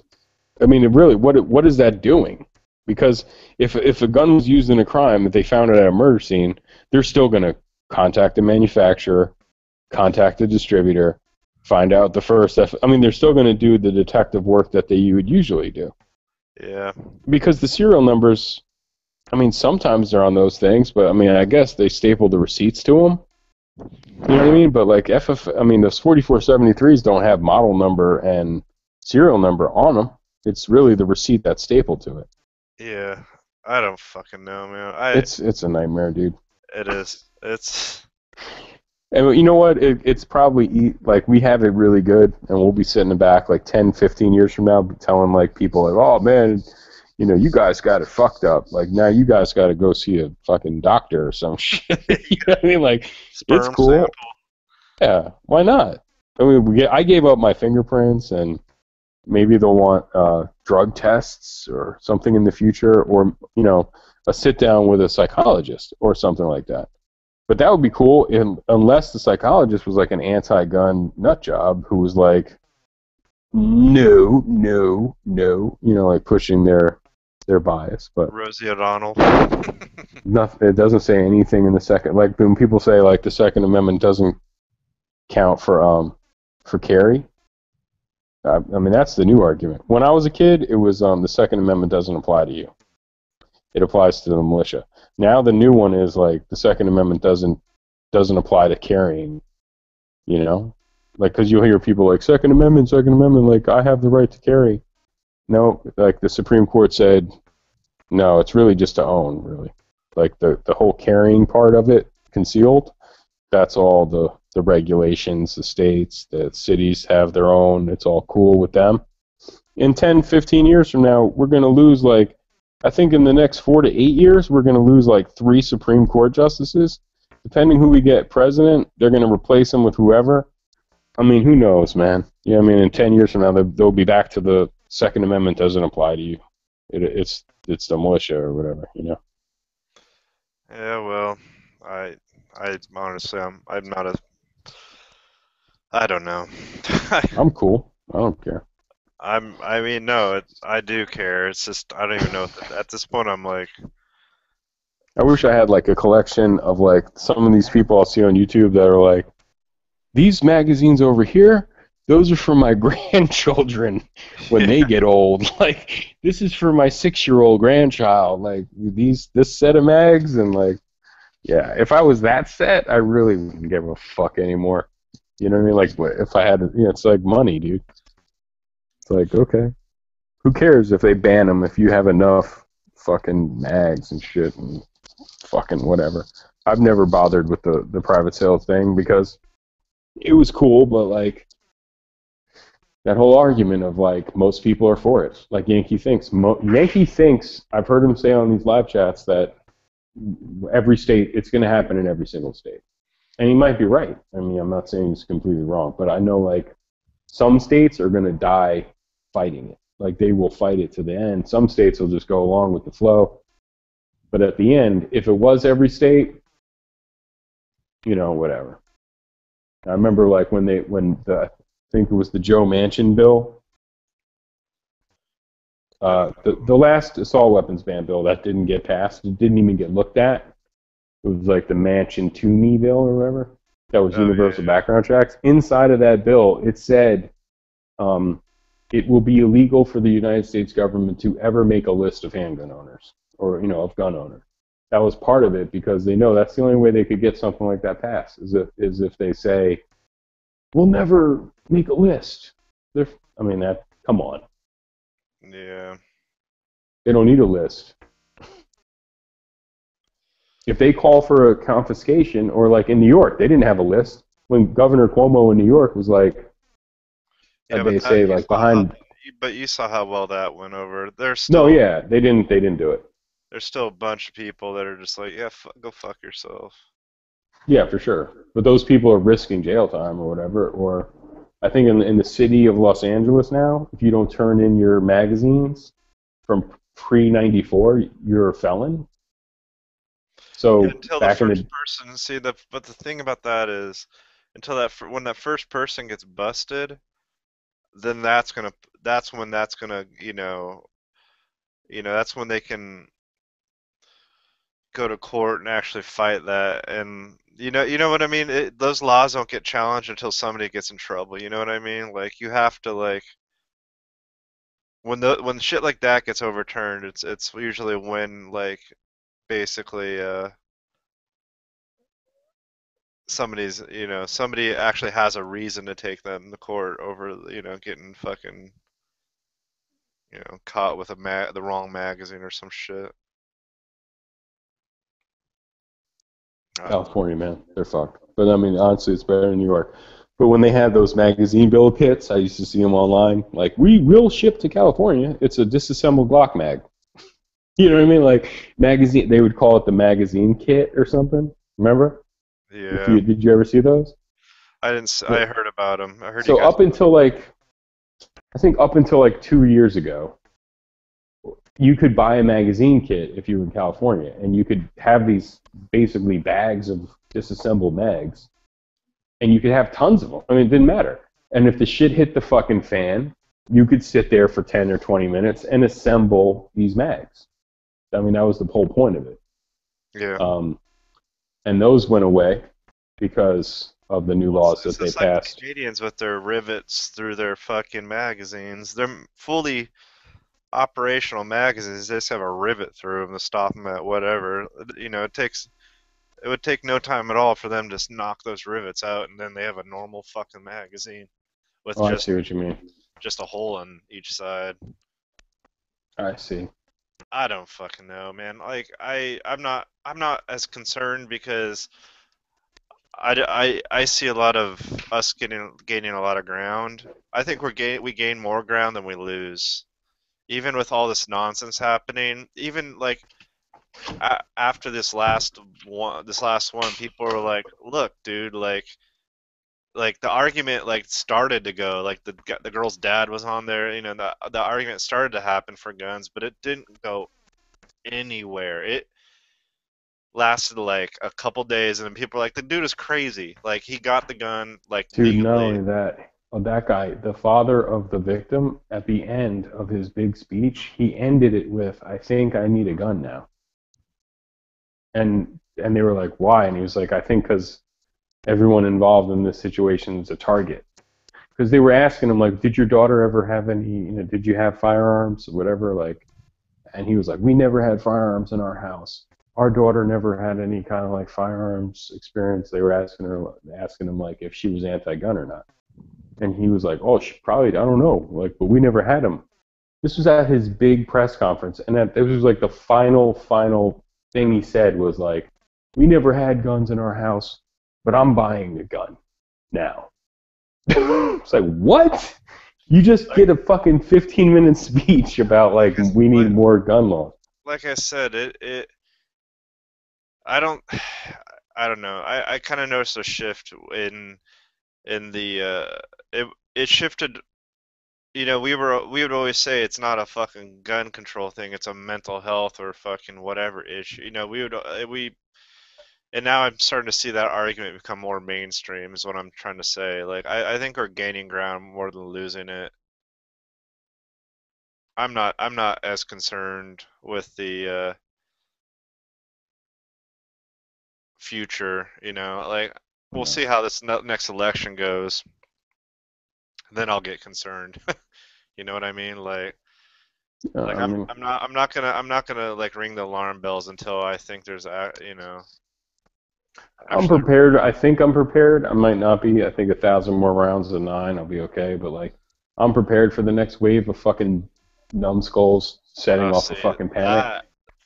See right there, what you just said, that scares me more.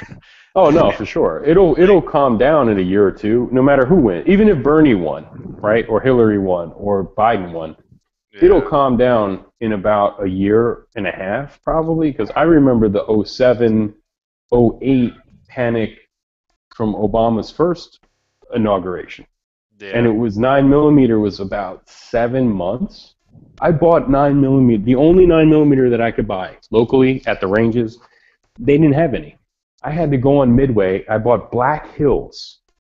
It was like fucking match grade, dude. I think I paid like $35 for a box of 50 Full Metal Jacket, like Black Hills.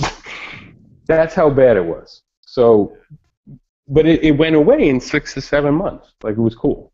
We were back to normal. So I just need enough ammo to, like, if I want to go shooting in those 6 or 7 months. So maybe 1,000 rounds of 9 and you know, Or just 1,000 rounds of. buy a gun that's not 9mm. That's what's fucked up. Yeah.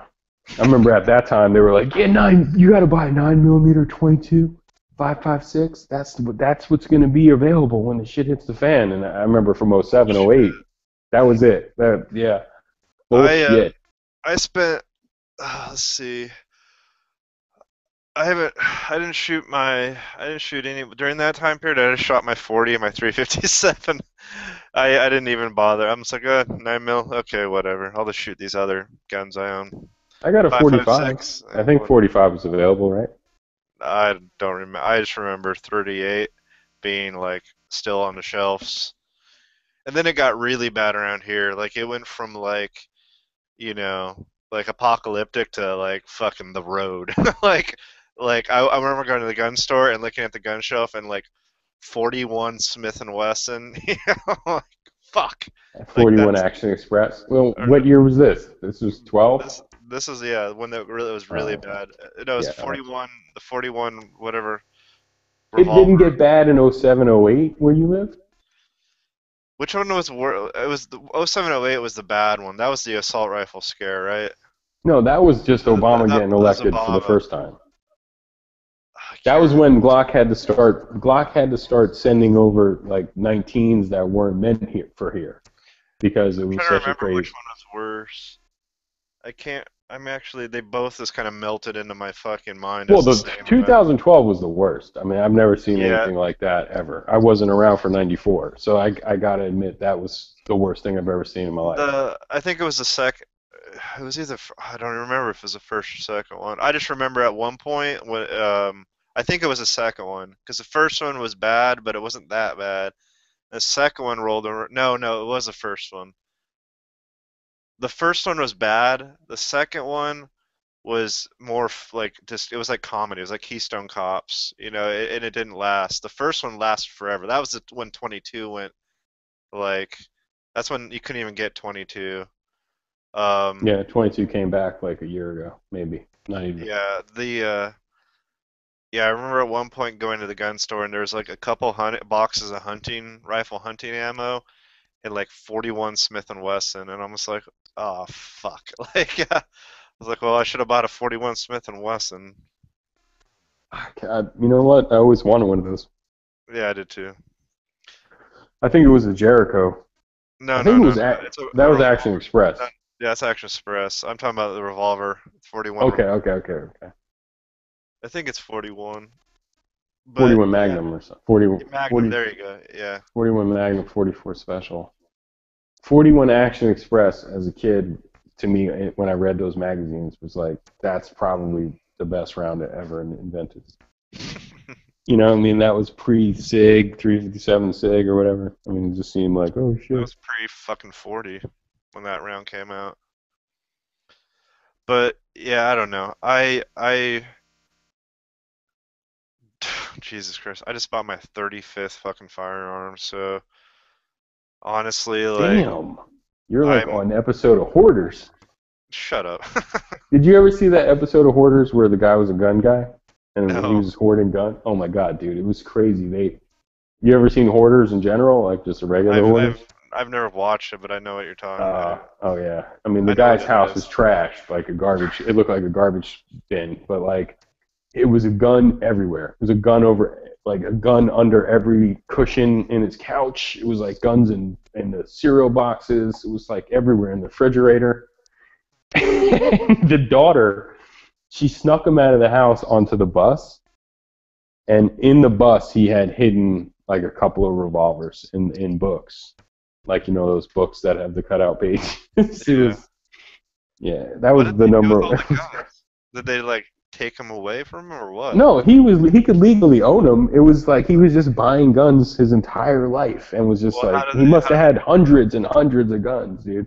They were selling them, I think. Like they had yeah, I mean, it was crazy. His whole house was full of guns. Jesus. And they were, it was nuts, dude. The 35, you bought your 35th, and you're ready, you know, for magazines and ammo. You got tons of that stuff too. I'm fucking fine. I'm not worried about any of that shit. I just I I don't know. I'm not really. I'll be able to shoot something. One Oh of no, these. dude. I think I'll get my ammo for one of these. my handgun round that I think should be okay because I don't own a 40. But at that time, I bought a 40 specifically to shoot because that was all I could buy. Like I bought a 40 then in 2012. I never thought about it, and then I sold all my 22s. I had two 22 slides from my Glock, the Advantage Arms conversion kits, Yeah. and I had an SR22 pistol. I was like, the fuck? I had like 700, 800 rounds of 22, and after I shot those, I was like, I'm selling this fucking thing. And I remember I sold it to some guy he told me he had like 10,000 rounds of 22. I'm like, oh, gee, knock yourself out, guy. Because I had 0. And it would have been 3 years later until I even saw it out on the shelves again. Jesus. Yeah, I don't know. I think And you know what? 7.62 by 39, AK, Tula, Wolf, all that shit, it was always available. It was at Walmart. It was at my shops. So this time, if that's the same way, I'll shoot my AK and I'll, I guess, 45. That's all I have is 9.45 and 5.56 and 7.62. Yeah, that's what that's what I do. Honestly, too, when I go to range, I usually don't even take my AR. It's just kind of, I can only shoot that thing so much. No, but this is my third rodeo, right? This will be my third rodeo. Because I wasn't around for 94. I was around for 07, 08, 2012 to 2014, and I'll be around for this one. And I think if you just have enough ammo to get you through 6 to 8 months worth of going to the range with your friends or whatever, or just yourself, you'll be fine. Yeah. No matter who wins. It doesn't matter if it's fucking Bernie Sanders and Dianne Feinstein as vice president. You'll still be okay. They passed some fucked up law. That's they can't pass shit until they take the fucking House or Senate back. So that would be like the next 2 years after that. Like if you got 6 to 7 months of ammo to get you through when they become president, I think you'll be fine until midterms. Because once those midterms come, and if they take back, imagine if they take back like both the House and Senate, then it's time to fully on panic. It's full on panic mode then. Is this what Finland looks like? Are we getting a video? Little video. It's like always raining and there's smoked fish just like swimming in the streets. Dude, I'm sorry. I just bought my second Finnish rifle and I'm so excited. So I have exact same. I already have one. Is that exactly the same? It's like you and Glock 19s. I'm so stoked on this thing. No, I just saw one like on AIM. Was it AIM Surplus? No, it was on Classic Firearms.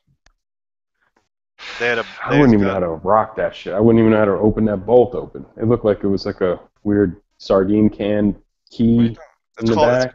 It's called a bolt action rifle. You grab the bolt and you lift up and you pull back.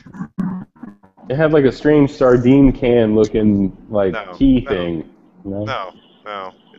You're talking Swiss now. Oh, okay, yeah, they're on. I think you're right. The Swiss one with the sardine can key is on AIM. Straight pull bolt. Yeah, I don't want that. That thing looked too antique, man. The rifle I'm talking about is a bolt action. Finland looks like Oregon. That's what I'm learning. Man, I almost moved to Seattle like a few years ago. And how's their gun laws there? Washington. Crazier. No, they're the fucking people that pass that fucking ammo tax.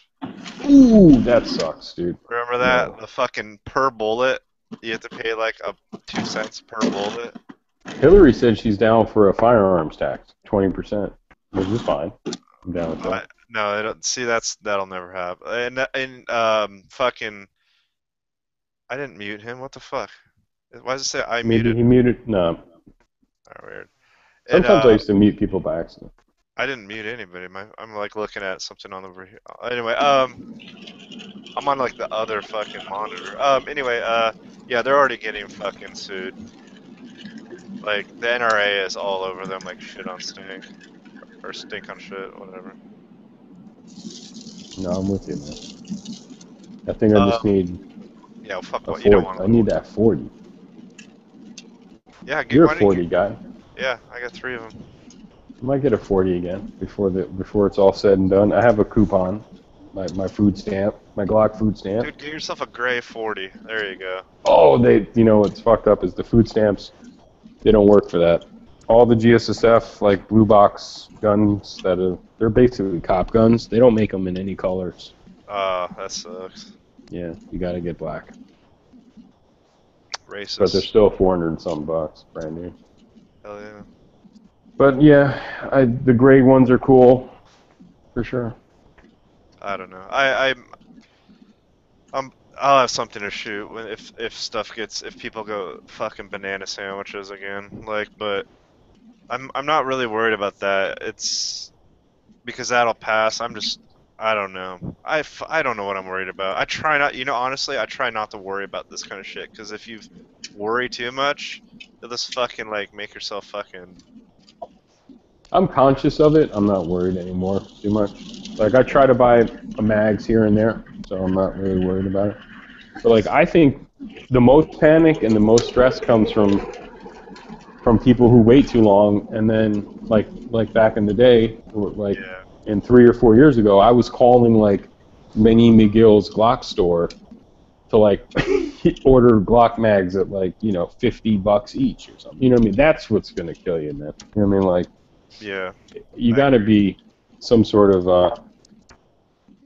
you gotta be some kind of prepared for these things. And and that's on you, like. And I'm very much prepared. The only thing I wish I need to start buying ammo, and not like, and just ammo to weather like a fucking, so that I weather a stupid scare where people go ape shit and fucking, and that, I mean, it's just like I have to buy like the only reason I haven't bought ammo is I got to buy some kind of expensive ammo, and I'm gonna end up dropping hundreds of dollars on cases of ammo to like feed some of these rifles. Like at least 500 for 1,000 rounds at least. I don't shoot a lot, so most handguns mostly. So maybe at the most 200 rounds a month would get me. I think 1,000 rounds would probably get me through any kind of panic from an election. Yeah. A gun bill ban panic is different than like an election panic. Yeah, I could see there being an election panic coming up in the next couple of years, but... Oh yeah, for sure. Especially if it comes down to like, once it comes down to those two people on stage debating each other, I don't think it doesn't matter. You know what I mean? Like, there's going to be a panic. Especially if it's Hillary or Biden, because they have a track record of coming out of their face and saying bad things, about everything. So even Bernie, I mean, he pretty much did it. He said all semi-automatic handguns should be banned. So. I don't know. I gotta get together some fucking rifle ammo. That's for sure. 30-06.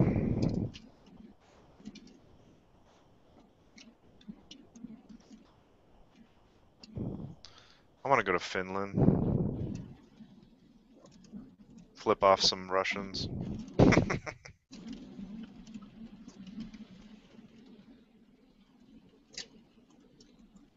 They said, like, the other day, I think it was 2 days ago, I saw on the news that said Russian troops are on the ground in Syria and flying missions now. Yep. So if, God forbid, we had to, like, send people there, troops, like, I guess, would that be the first time our troops would fight against Russian troops? They have. That's happened before. They've had Russian troops there for a while. All they did is bring in more of what they already had. They had Russian troops in there training Assad's fucking military forever and a day. I really doubt they're gonna fuck if. I don't think they have warplanes there, which would be fucking suicide if they did, because they better not even think about shooting down a coalition aircraft, because that'll start. That's what I would be worried about.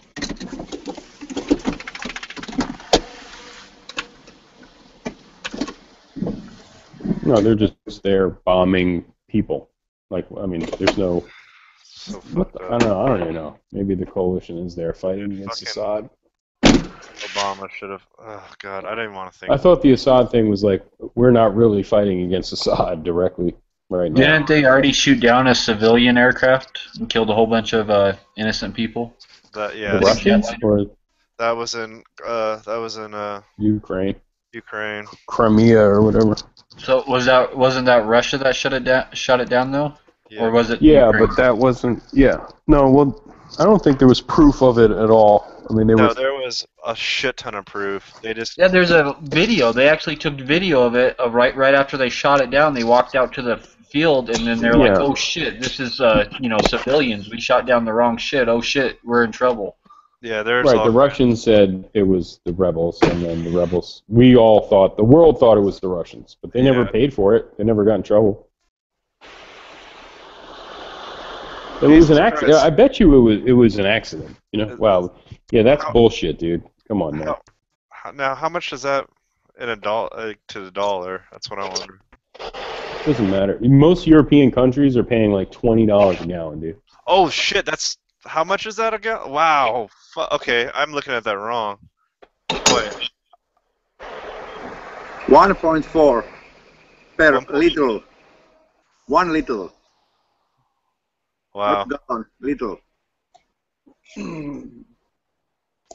Well, I hope your cars feel efficient.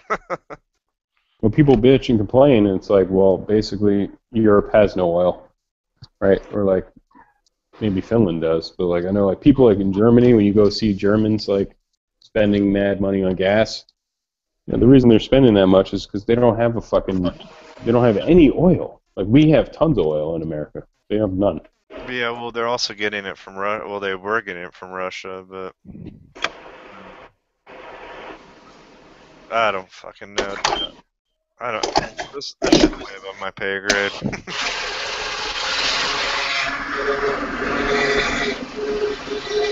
Okay, there you go. Wow. Oh my God, dude! Get a Cadillac Escalade. Your problems will go away.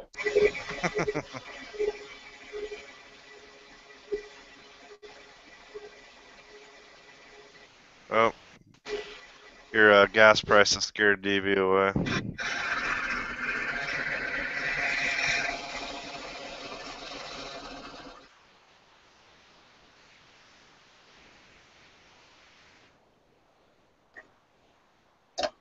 Okay, so he just put in like 20 euros. So how much is that in American dollars, and how many gallons?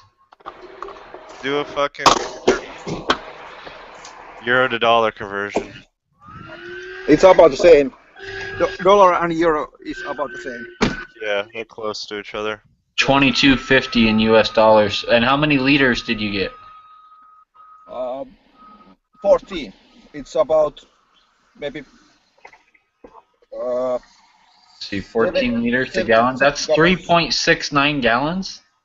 Wow. So it costed you $22 for 3.6 gallons. That's yes. That's like that's cheapest what we have here.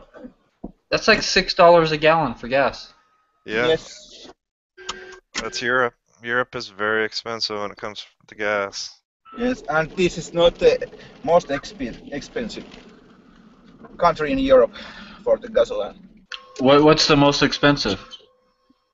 I think the Italy is right now, and the old East Europe countries are cheap ones. So many people drive to, for example, Estonia to get gasoline, or for Russia, because we are next to Russia, and there is about maybe half price is half. Wow. And now I'm driving to the nearest gun store.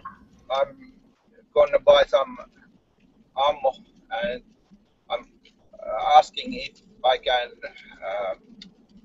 take this camera. Oh, that would be awesome if you can. Yeah, I would love to see the prices and what kind of stuff they have in a gun store over there. That'd be sweet. Yes, there is no. Okay, there is some prices. I don't even on, care on about the products, prices. but it's small. It's small, but it's local. I'm using this because this is local shop, and postal shops are cheaper, but I have to ask first. I love how everything looks a little bit different in a new place. That's one thing I loved about traveling to foreign countries, is seeing how everything's just a little different.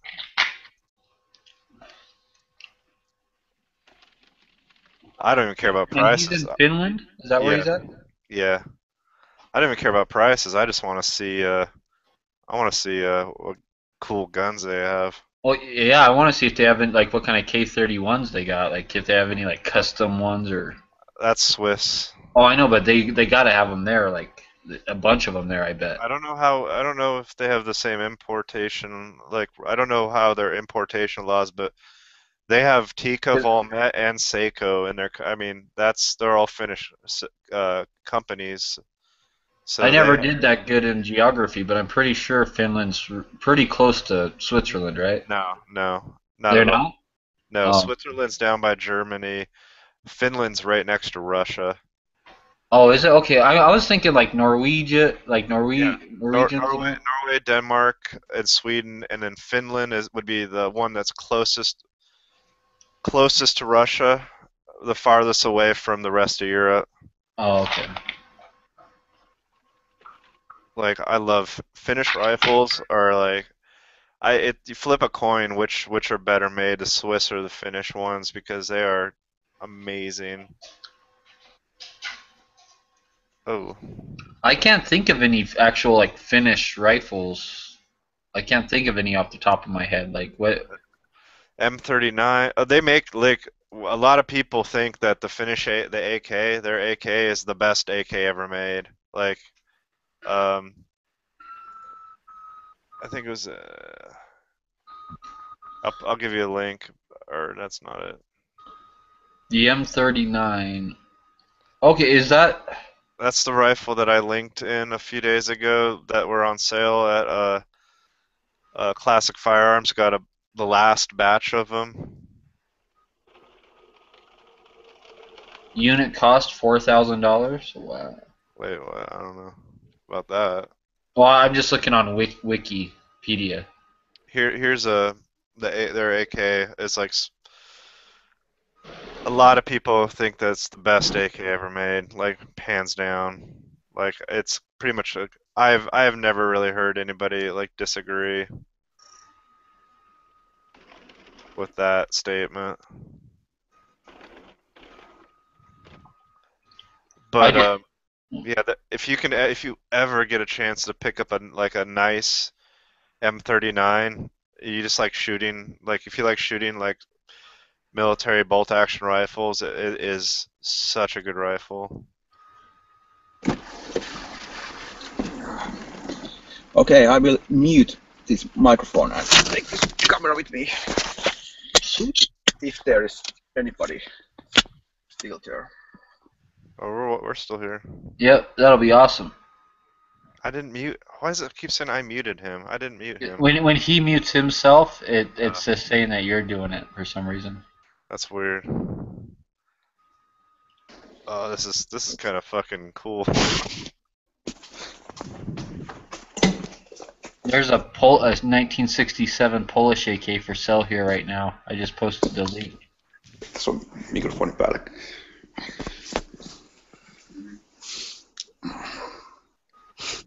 Very cool.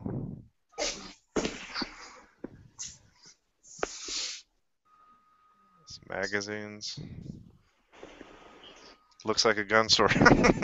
Are there any high cap magazines, or are they all like 10 rounders? I wonder.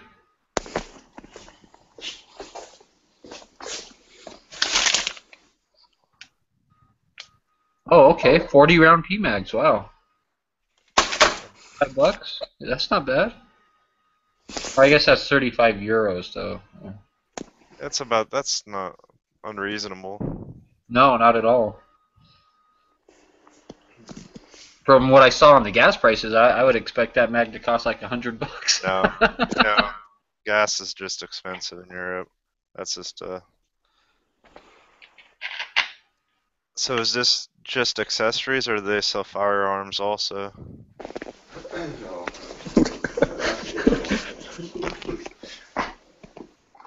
Oh, I just saw a bunch of break barrel pellet rifles. Oh, there we go. Oh, cool. So yeah, I mean it's. Oh, Ruger. Some Savages.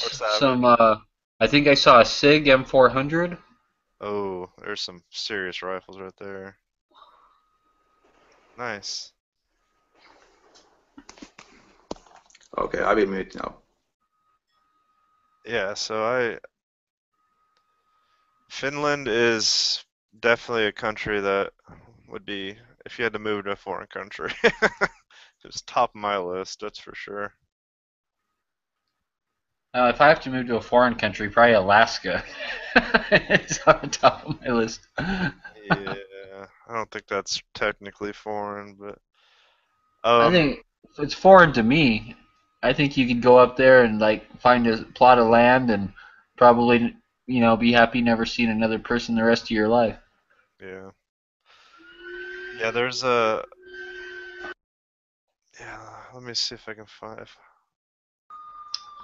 There's a new TV show out even about, like on Alaska. They said I don't know if it's true, but like on their previews of the TV show, they said like 1 out of every 5 people that go to Alaska come up missing. They have the highest. I don't know about that, but I know they have the highest missing person. They have like more missing people than any other state in the United States. People just go missing there, and it's probably due to the fucking remoteness and how dangerous it is. That's what I was wondering. Is it like wildlife, or is it like the terrain and the weather and all that kind of stuff? I would guess personally that's the terrain and the weather, that people underestimate their and they get caught out in the cold, and then you know scavengers get them. You know, their body, you know, they freeze to death, and then they just become food for some kind of animal.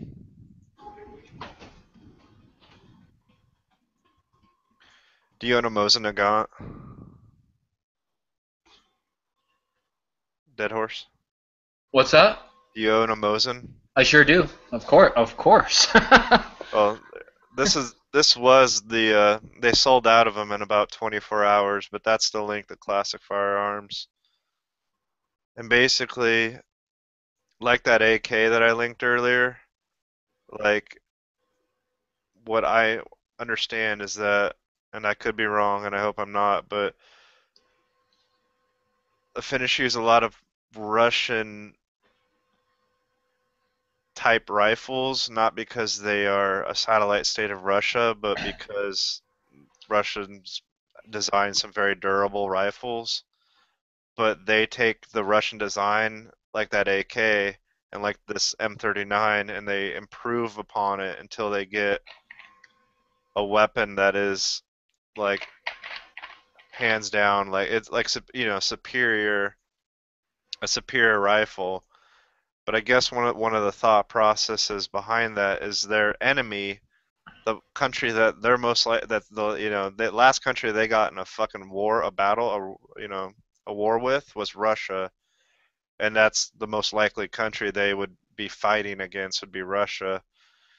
And so I think the thought process behind using Russian caliber weapons is that it'll make it easier to resupply their troops, that they can take weapons and ammunition off of Russian soldiers and, you know, use them against Russian soldiers.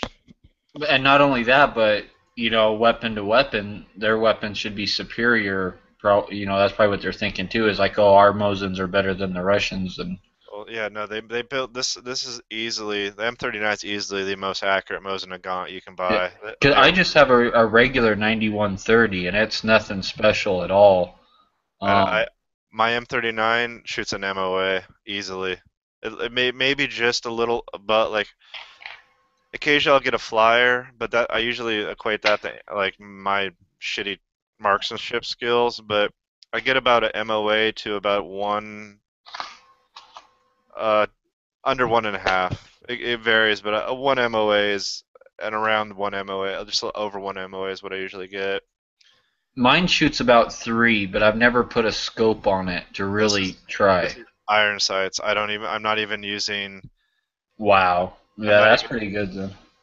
And they're from the when they took the receiver and the bolt and the magazine, they rebuilt.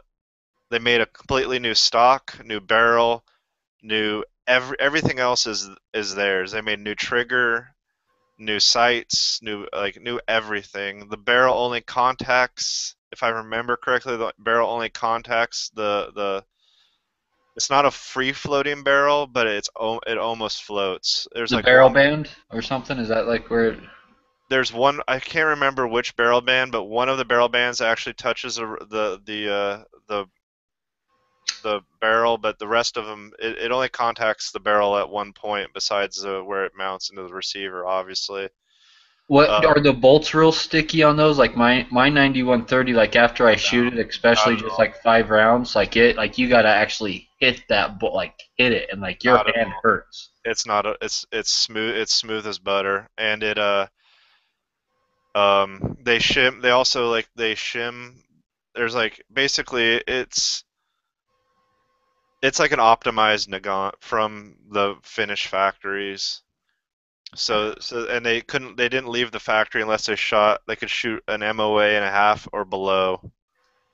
And any of the rifles that shot particularly well, they marked so that they knew that this rifle is a particularly good. Like mine is and they marked with a D. And so if you have a D marked rifle, that's one of the rifles that was considered a higher accuracy, like a better bore. Like I guess the tolerances are tighter. I don't know, but yeah, the Finns make really, really, really fucking good rifles. I mean, that's just the Swiss are the only country. The Swiss, I would say, would be a good either. I would say the Swiss would be like a second or a good or close tie for first.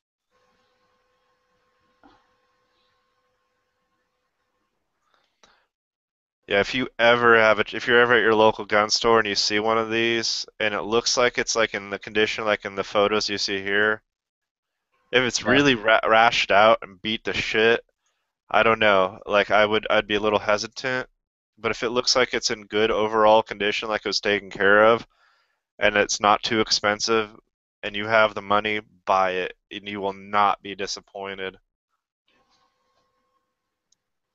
The rear sight is in like 25 fucking yard increments. It's like it's an amazing that's an amazing rifle. I'm trying to think on my Mosin. I think it's like 50 meter. Well, you can see the rear sight in that picture. All those little tick marks. Those are those are individual adjustments for adjusting the sight up.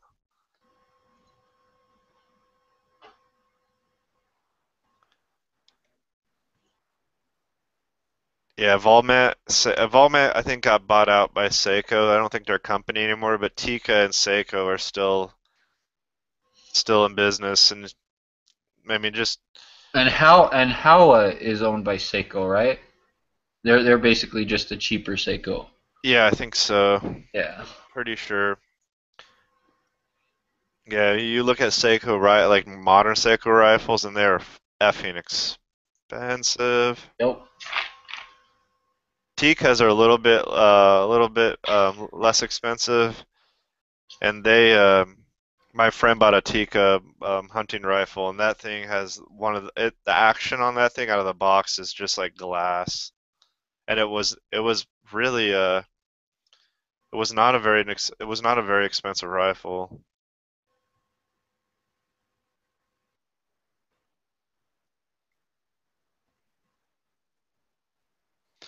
I like Swedish rifles are really well made too, but that's like one. I don't know about their modern stuff. Like I don't think they produce rifles anymore like they used to.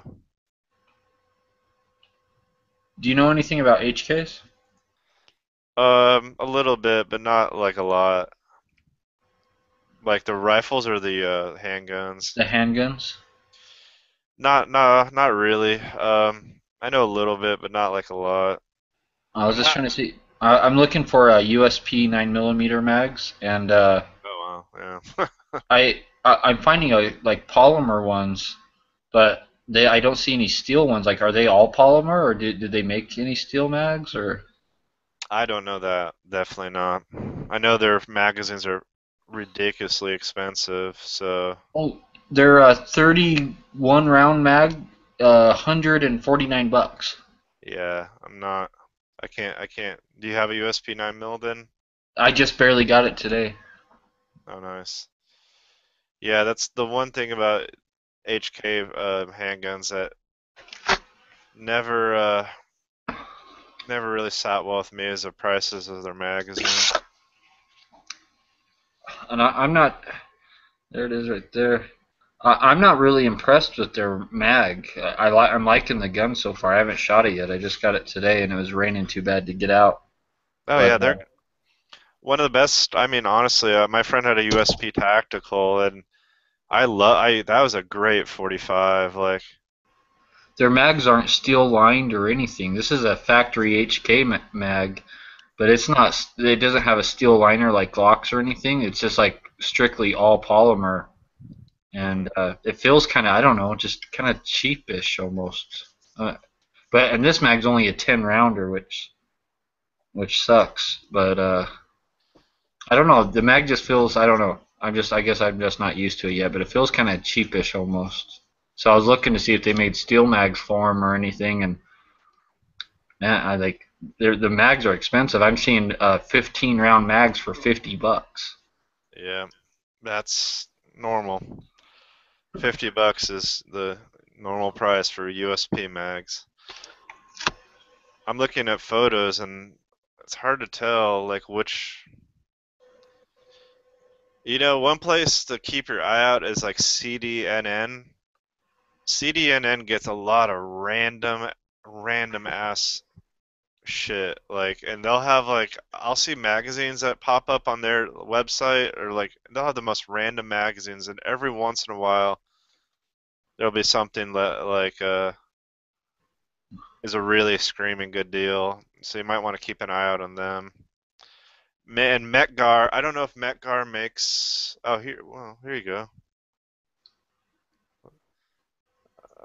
Here, I found you, hold on a second, I'll get you a link. Here they are for $40. Oh, okay. Google is your friend. Don't ever. Yeah, I'm looking on CDN right now. I just typed in HK USP 9 magazines, and I started going down the list, as clicking on the different links on Google, and every link was like, $50 or more so far. Yeah, they are flipping expensive. Wait, what the fuck is this? Like, how much does a 31 round Glock mag cost? Aren't they only like $40 or something, or? If that. Yeah, I was gonna say I can't remember. I don't own any, but I want to say like the last one I saw was only like $39. I can't believe they want $150 for an HK mag, and it's not even steel lined. That is always, that's HK. I mean, that's. Oh, here you go. Here's oh. Glock. I got. Cool. Right. I got some finished handguns. Does Finland make any of their own handguns? I'm sure one of the companies has to.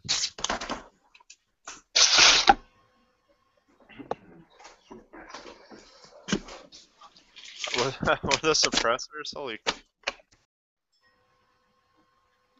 There's like a big old freaking box of suppressors. That was awesome. Oh, I just found you USP magazines for $37. Oh, sweet. And they still look like they're all plastic, though. That's. Oh, if I order 82 or more, I get them for 35. Well.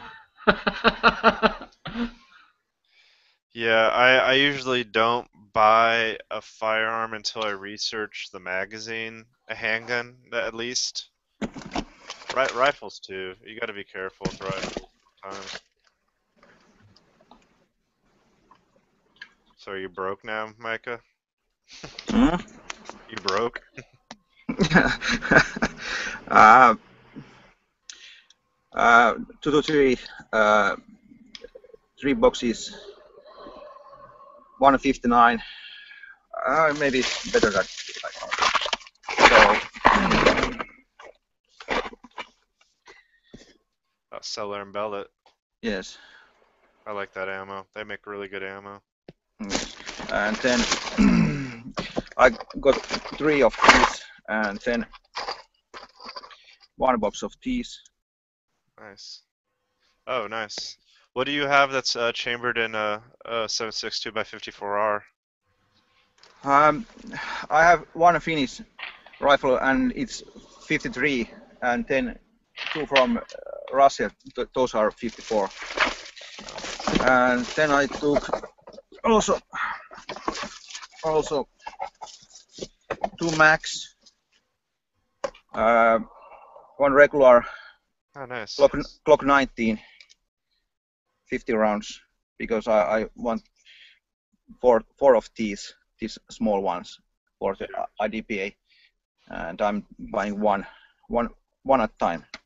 And then 1 Glock 17 mag with +2. Nice.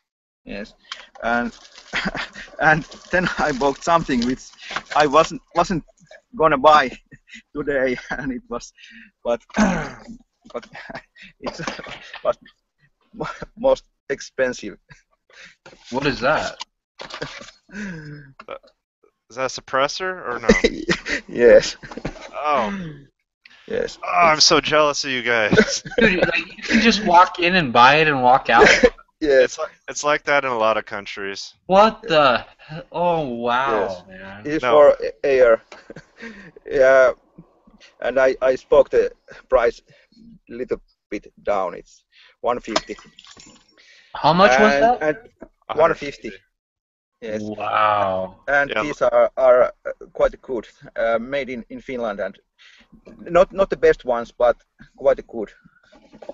A lot of countries you have to own a suppressor to shoot. Hunt. Yes. Yeah, in order to hunt and stuff. Yes. That's like a lot of European countries. You can just go into anywhere and buy a suppressor. Yes. I was buying this or similar someday, not today, but but I bought it. God, lucky you. But okay, now I'm putting these back to the back, and next job is I'm changing this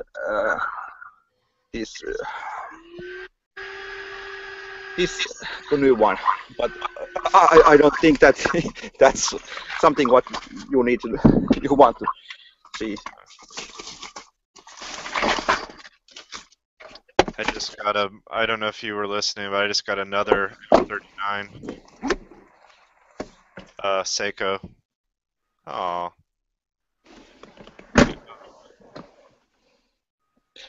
It's alive. Somebody's not very excited about your purchases. No.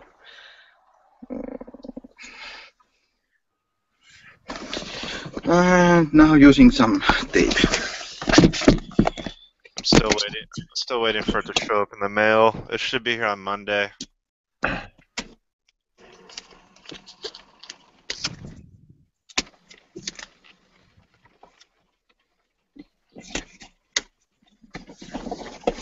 Monday I get to go pick it up.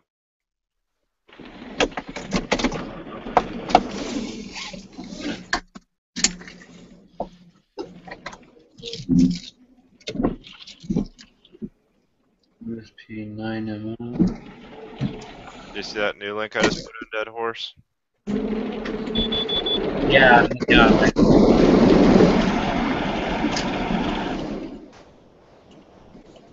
That impact 3129 yet, and I have an impact gun like their base static Colorado.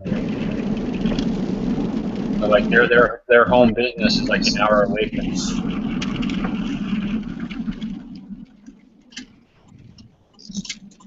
Or I guess their home store. They're like nationwide now. They're home stores right here by me. Oh, here you go. I found it. It's even cheaper on CDNN. I'm still scrolling through CDNN looking like $28.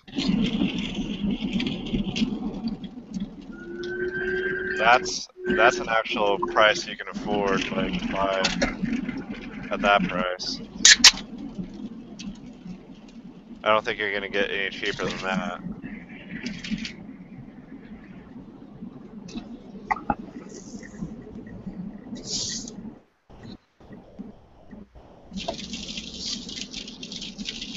oh wow, $27.99. That's the winner.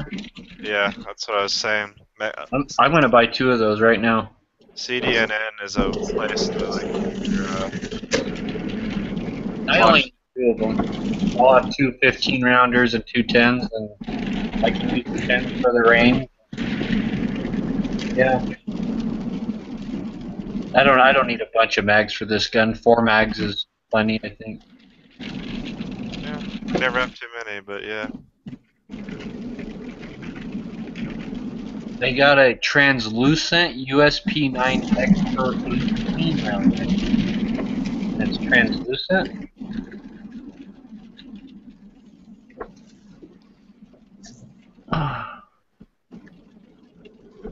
It's gonna start raining here soon.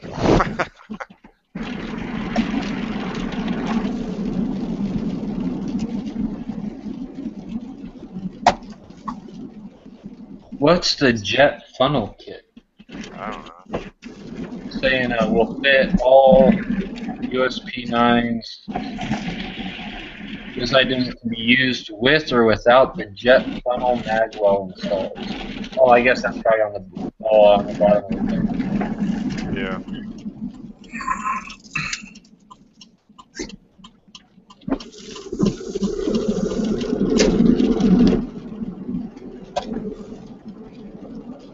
Finland looks just like Oregon.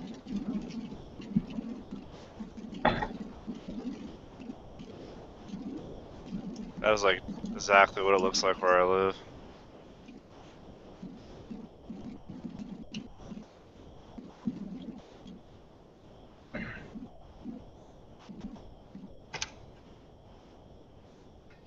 Except our signs are green, they're not blue.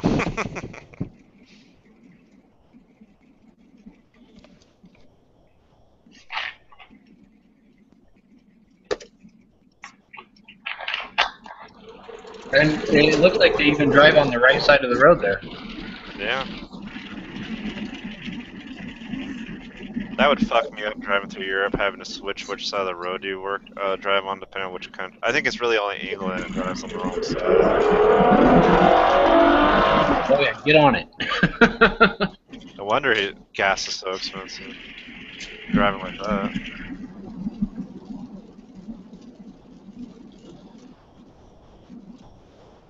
But yeah, I think it's just England that they drive on the wrong side. What are you driving there, Mika? Is that like a Land Rover, a Range Rover or something? No, this is old Hyundai Santa Fe. This is the first generation of Santa Fe's. Oh, okay. 2003, I think. It's 12 years old car.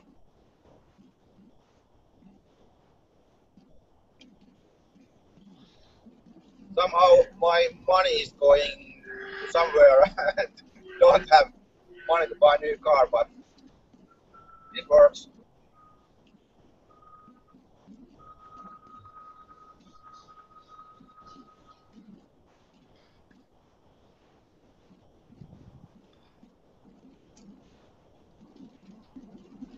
I hope my rifle looks like this.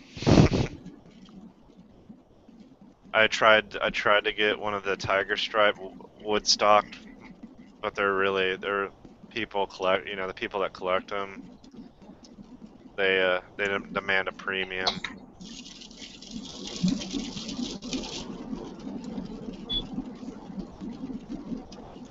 Oh, did you hear anything about that alien hybrid? You know that alien hybrid guy in California with all the guns?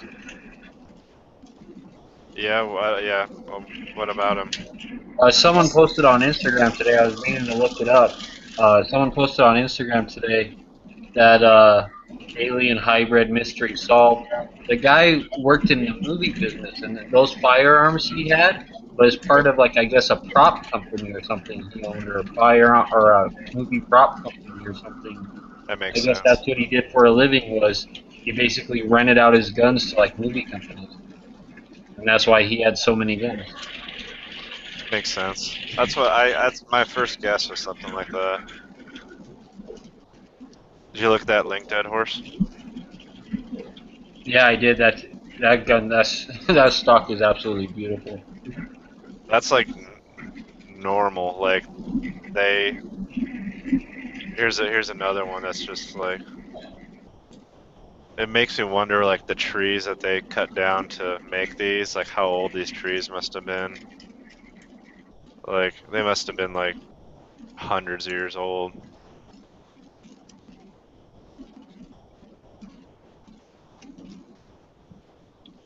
Wow, that is beautiful. I hope mine looks like this. I'm so, I can't, like, it's killing me. I want it here now. I hate waiting. Yeah, dude, after I buy something, I try my hardest just to keep it out of my head and just, because I wasn't thinking about it until Micah got on here and started driving around Finland, and then I started thinking about a new rifle that I don't have yet. Like the tracking will say, okay, it's going to be here Friday, and I know it's going to be here Friday, but I find myself every single day of the week up until Friday checking the tracking, and somehow magically it's going to get here sooner.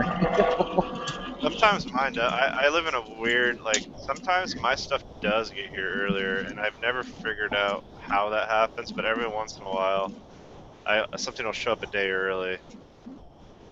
I bought those two uppers on the from Radical Firearms on the 14th, or I basically bought them on the 15th because I bought them like at 2 in the morning, right? They shipped them out that same day, basically before 5 p.m. Like the same day I ordered them, they shipped them both out, and they're supposed to be here Friday, so I'm pretty stoked about that. Cool. I'll get my 458 SOCOM. I'll just have to go somehow afford ammo for it now.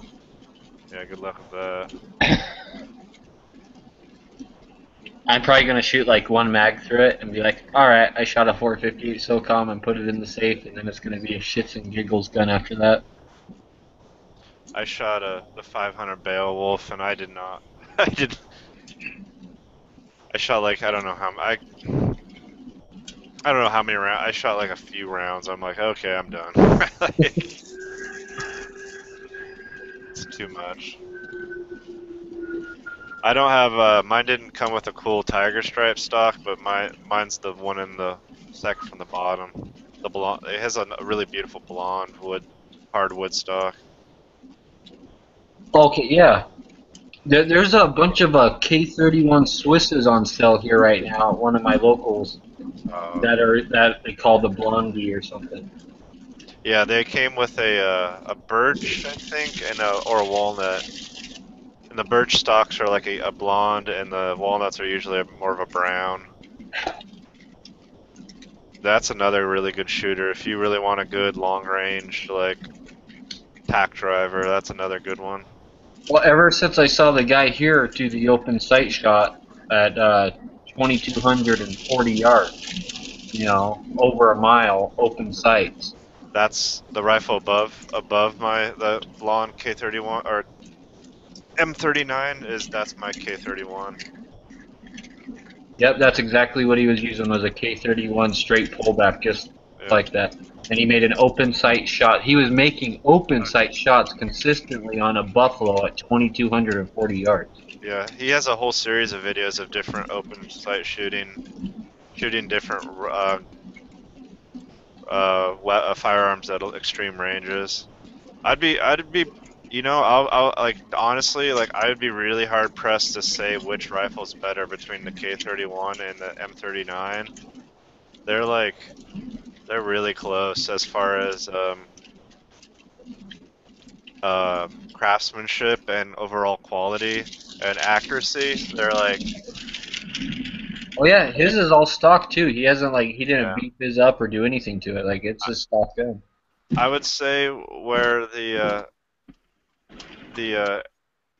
K31 kind of like is a little better is that it has a more modern cartridge. Like whereas the Nagant has, or the M39 uses the you know, the rimmed 7.62 54R.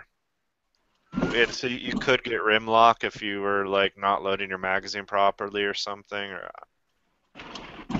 K31 also holds an extra round. And it has a detachable magazine, although you're not really.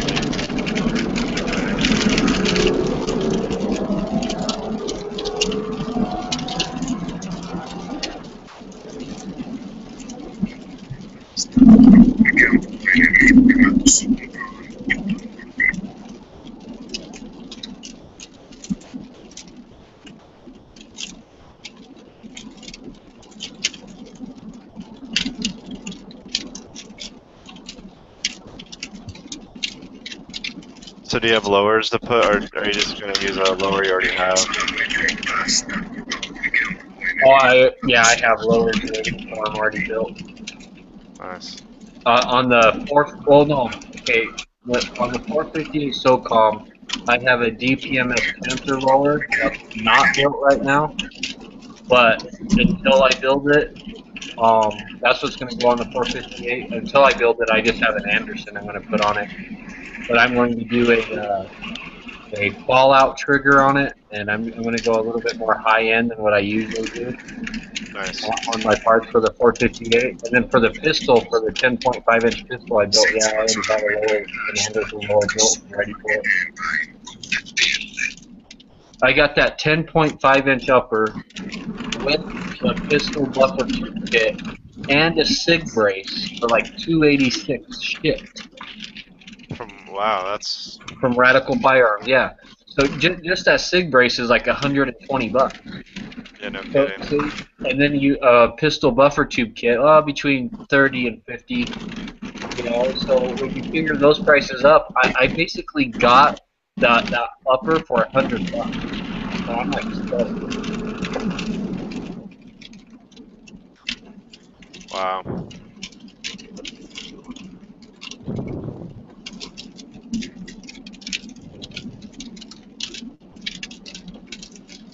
What the fuck?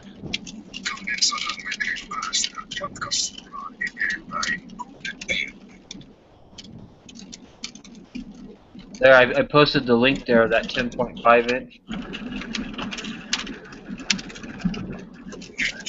I basically, the upper's 189, the brace and the buffer tube kit is only 79, and then the shipping was like 18. So it came to like 286 altogether. Wow.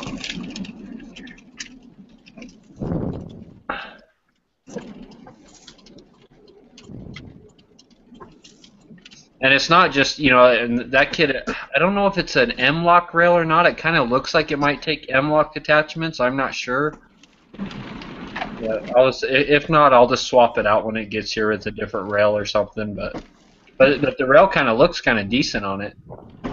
And then that next link, that's the 458 SOCOM upper I bought, and that came to 488 shipped, I think. Yeah. So that one was a little bit more pricier, but that one comes with the bolt carrier group and the charging handle and all that though too. So. Yeah.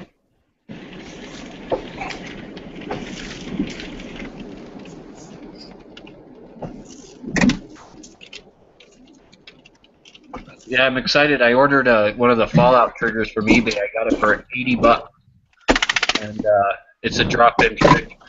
And I'm thinking that they're really POF triggers, and they're the blemished POF triggers that didn't quite make the final cut to be POF, and that's why they're selling them for $80. Is under the name Fallout. They're basically blemished POF triggers. I swear that that's what they are. So I'm gonna find out. I have a POF trigger, so I'm gonna compare the two when I get it.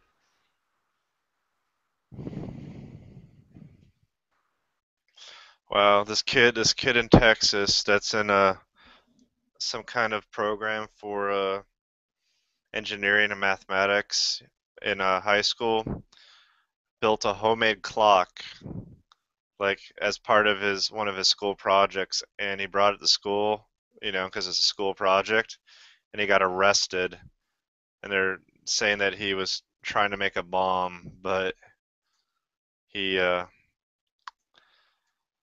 was not trying to make a bomb. He was just fucking building shit. Two kids got arrested here last Halloween. One dressed up as a terrorist, or not a terrorist, but like a suicide bomber. He had like road flares strapped to his chest and all that, and all these wires to make it look like it was a suicide vest. And then the other guy his buddy went like as an American soldier and had like an airsoft M16 and stuff like that, and that was like these two kids' Halloween outfits, and they actually looked really good. They both got arrested here just for that. Wow. And it was Halloween, like I could see like some other day guys walking down the road dressed like that. Oh yeah, pull them over, harass them, but on Halloween, I mean, come on. Next, if you dress up like Jason or Freddy, they're going to arrest you just for, impersonating a serial killer.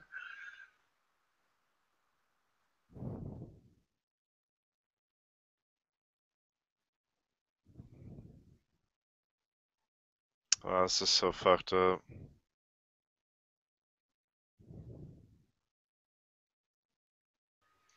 Oh, that's why he was arrested. His name's Mohammed. Yeah, that's no exactly shit. Right. If it would have been a white kid, he would have been okay. Yeah, there's some fucking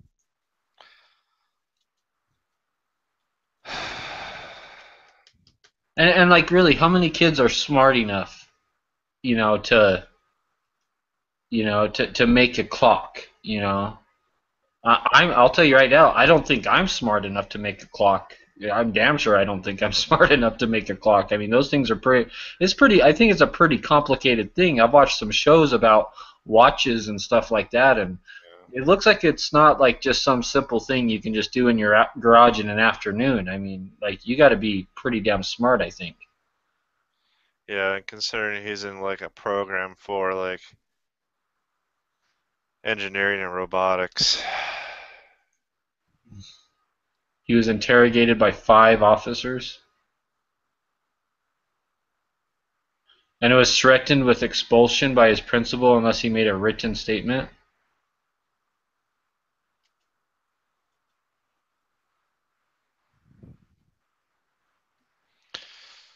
I don't know, man. This is disheartening to see, like, kids, chewing a Pop-Tart into what was perceived to be the shape of a gun.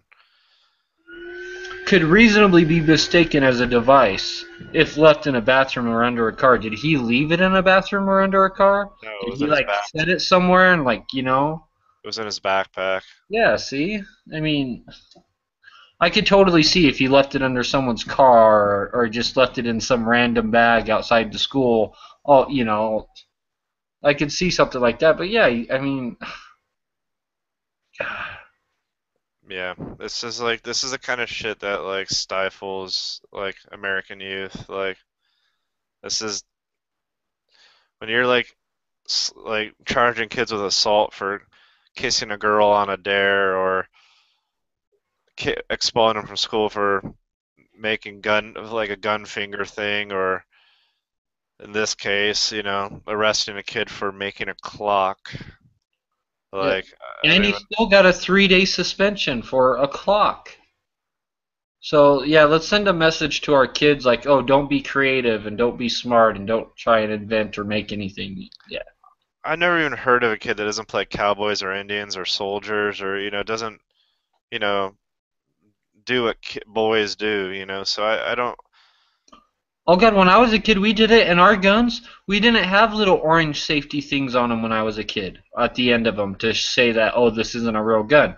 They looked like real guns from like 10 feet away. Our toy guns looked like real guns when I was a kid, and none of us ever got shot by police or anything. I mean, I'm definitely gonna say times have changed, and there are some things that we'll have to change with them, like orange tips on fake guns and whatnot. But at the same time, like there's, yeah, sure, I will admit that some things have to change, but at the same time, there are things that there's going too far, and this is like things like this are obviously an example of when things go too far. That kid did not do anything he didn't do anything wrong, but be creative, be creative, and I don't know.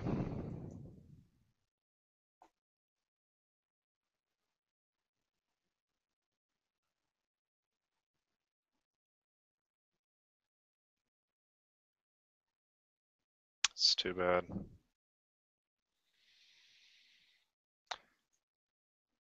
All right, I'm gonna call it a night.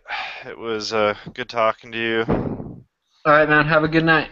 Have a good night, Micah, if you're listening. If you're not, well, enjoy the rain.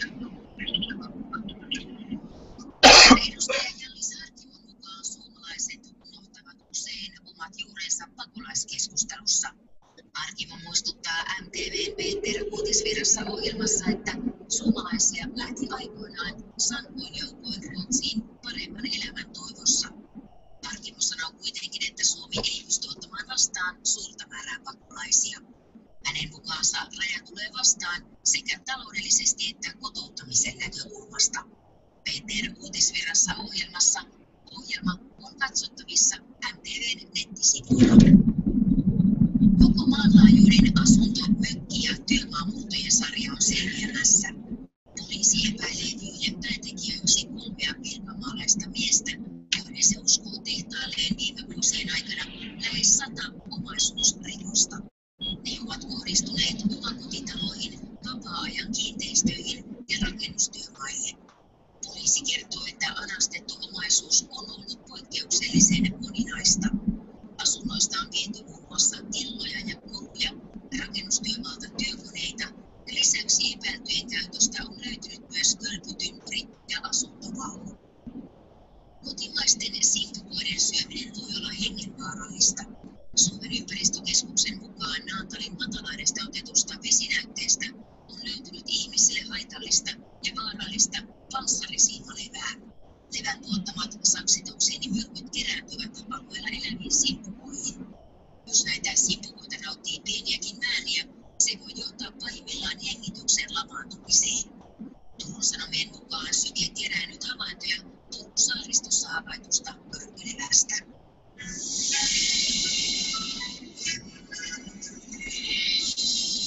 Paikalliset vesisateet ovat tänään mahdollisia koko maassa. Pilvisyys on runsasta, pilvipeite porakoilla lähinnä länsirannikon tuntumassa sekä Lapissa. Päivän lämpötila on 14–17 astetta, Kaifuussa, Koillismaalla sekä Lapissa 10–15 astetta. MTV kello 11 uutiset toimitti Jenni Kivessilta. Parasta uutispalvelua. MTV.fi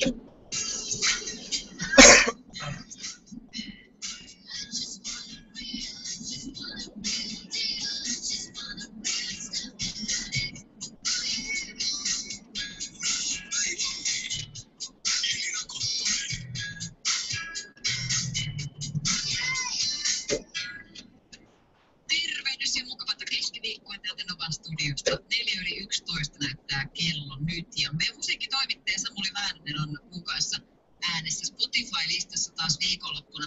Se kuultiin tuossa jonkun aikaa aamupäivisin lauantaina tuo Spotify-lista, mutta se on siirtynyt nyt lauantai alkuiltaan ja hetken päästä